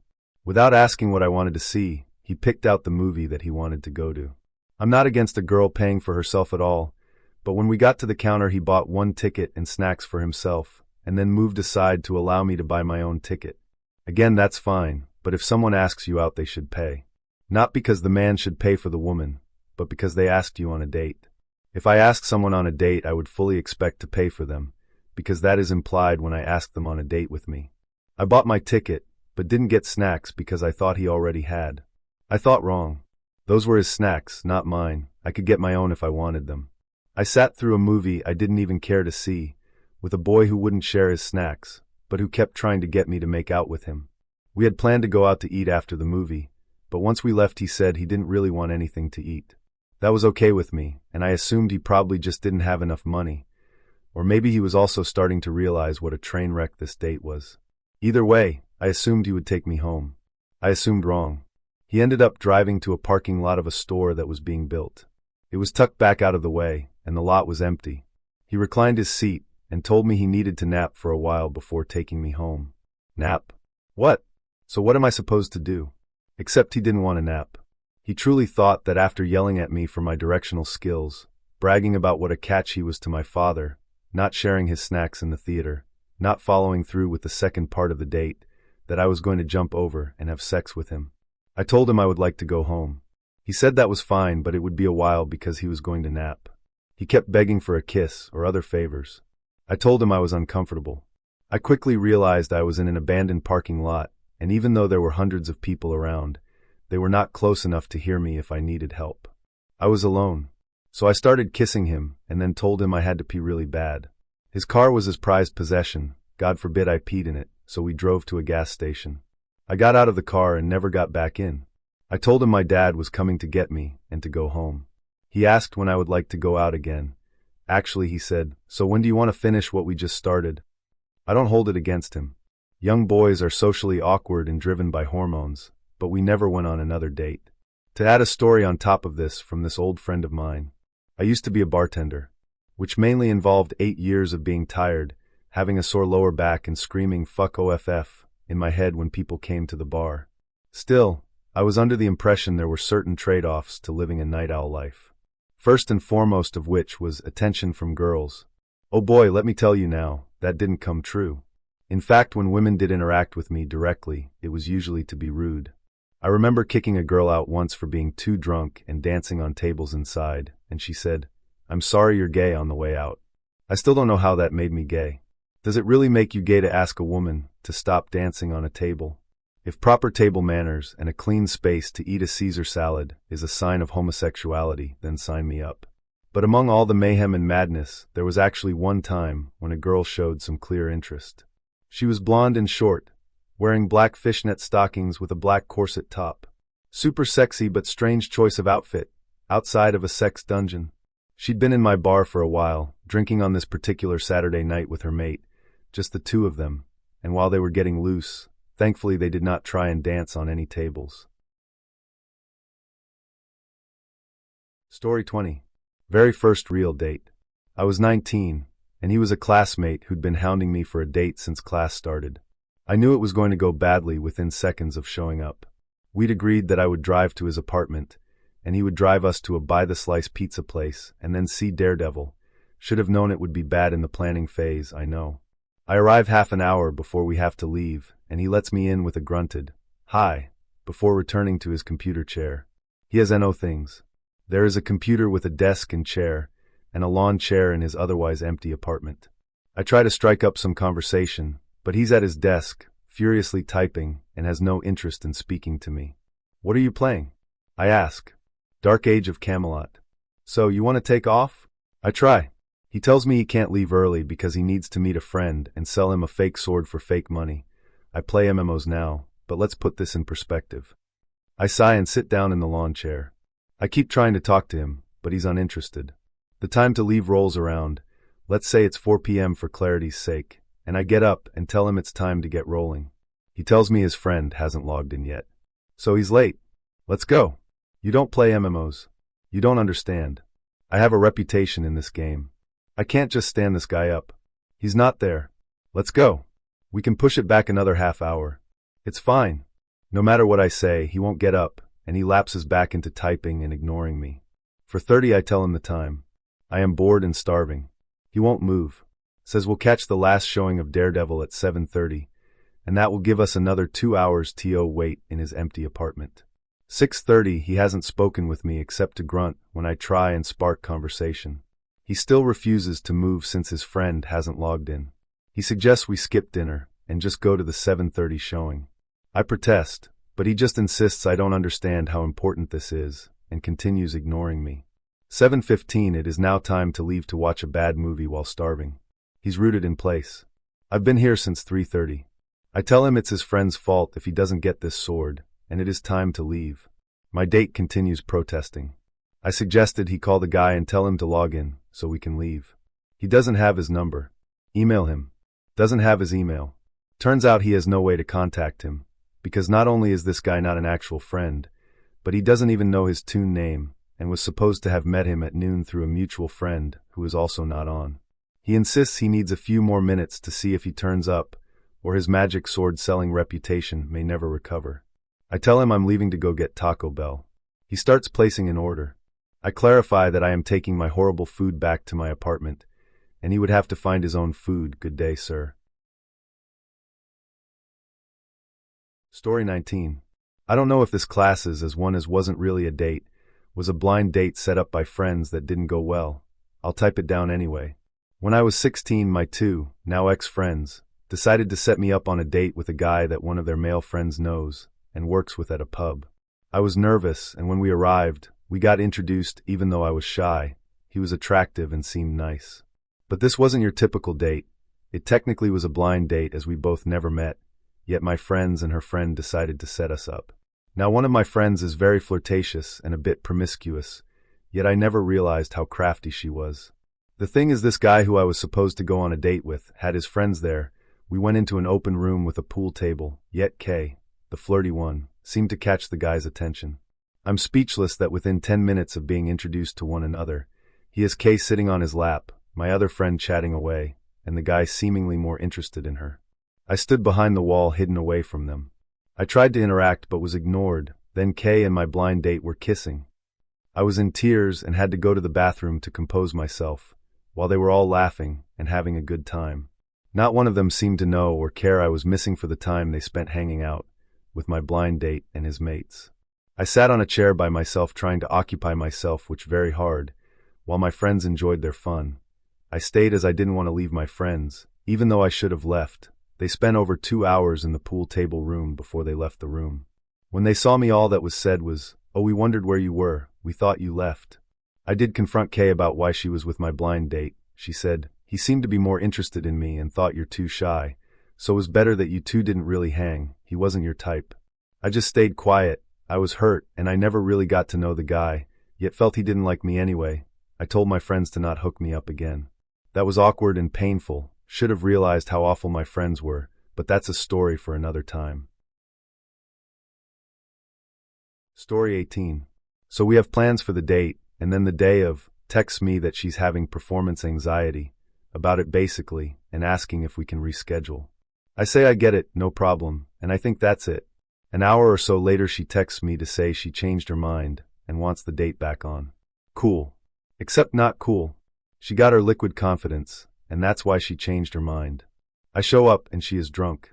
I'm already feeling not great, but didn't want her to be this drunk out in public in a city where someone could take advantage, so we get some fries and she asks if I want a beer.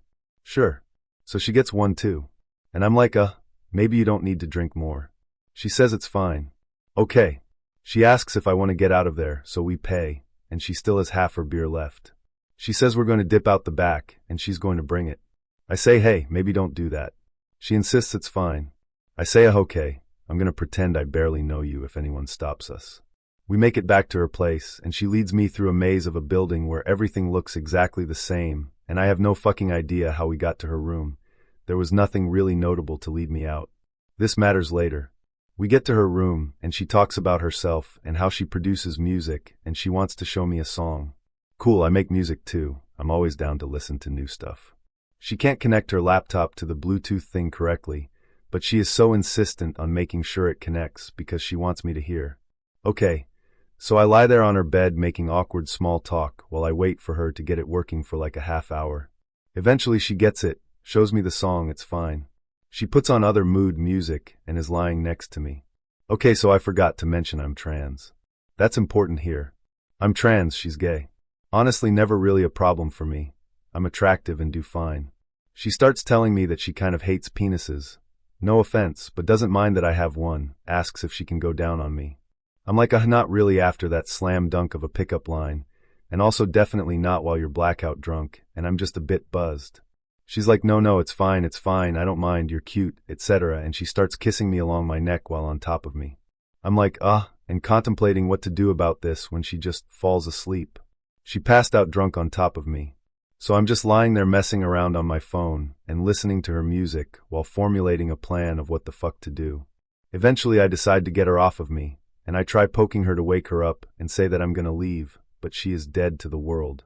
I literally can't wake her. So I make sure to leave her on her side so she doesn't throw up and choke herself or anything and make my way out of her room. Right as I'm trying to make my escape, I realize I have no idea where the fuck to go to get out. As I'm panicking, her roommate comes out into the common room and is like, and I'm like, I'm your roommate's date. How do I get out of here? She briefly explains, and I say thanks and tell her to check in on her roommate so she doesn't choke herself in her sleep. I eventually find my way out, no idea how, and I text her that I head home, and hope she feels better in the morning. She apologizes profusely the next morning, saying she is so fucking sorry for getting so drunk. I'm pretty understanding, and I'm like, it's okay, I get it. She asks if we can have a do-over, and I don't remember what I said, but it was basically a no without saying it in a mean way. I do feel pretty bad. Maybe we could have been friends or something if she wasn't belligerently drunk on the first date, but yeah, that one's kind of hard to come back from.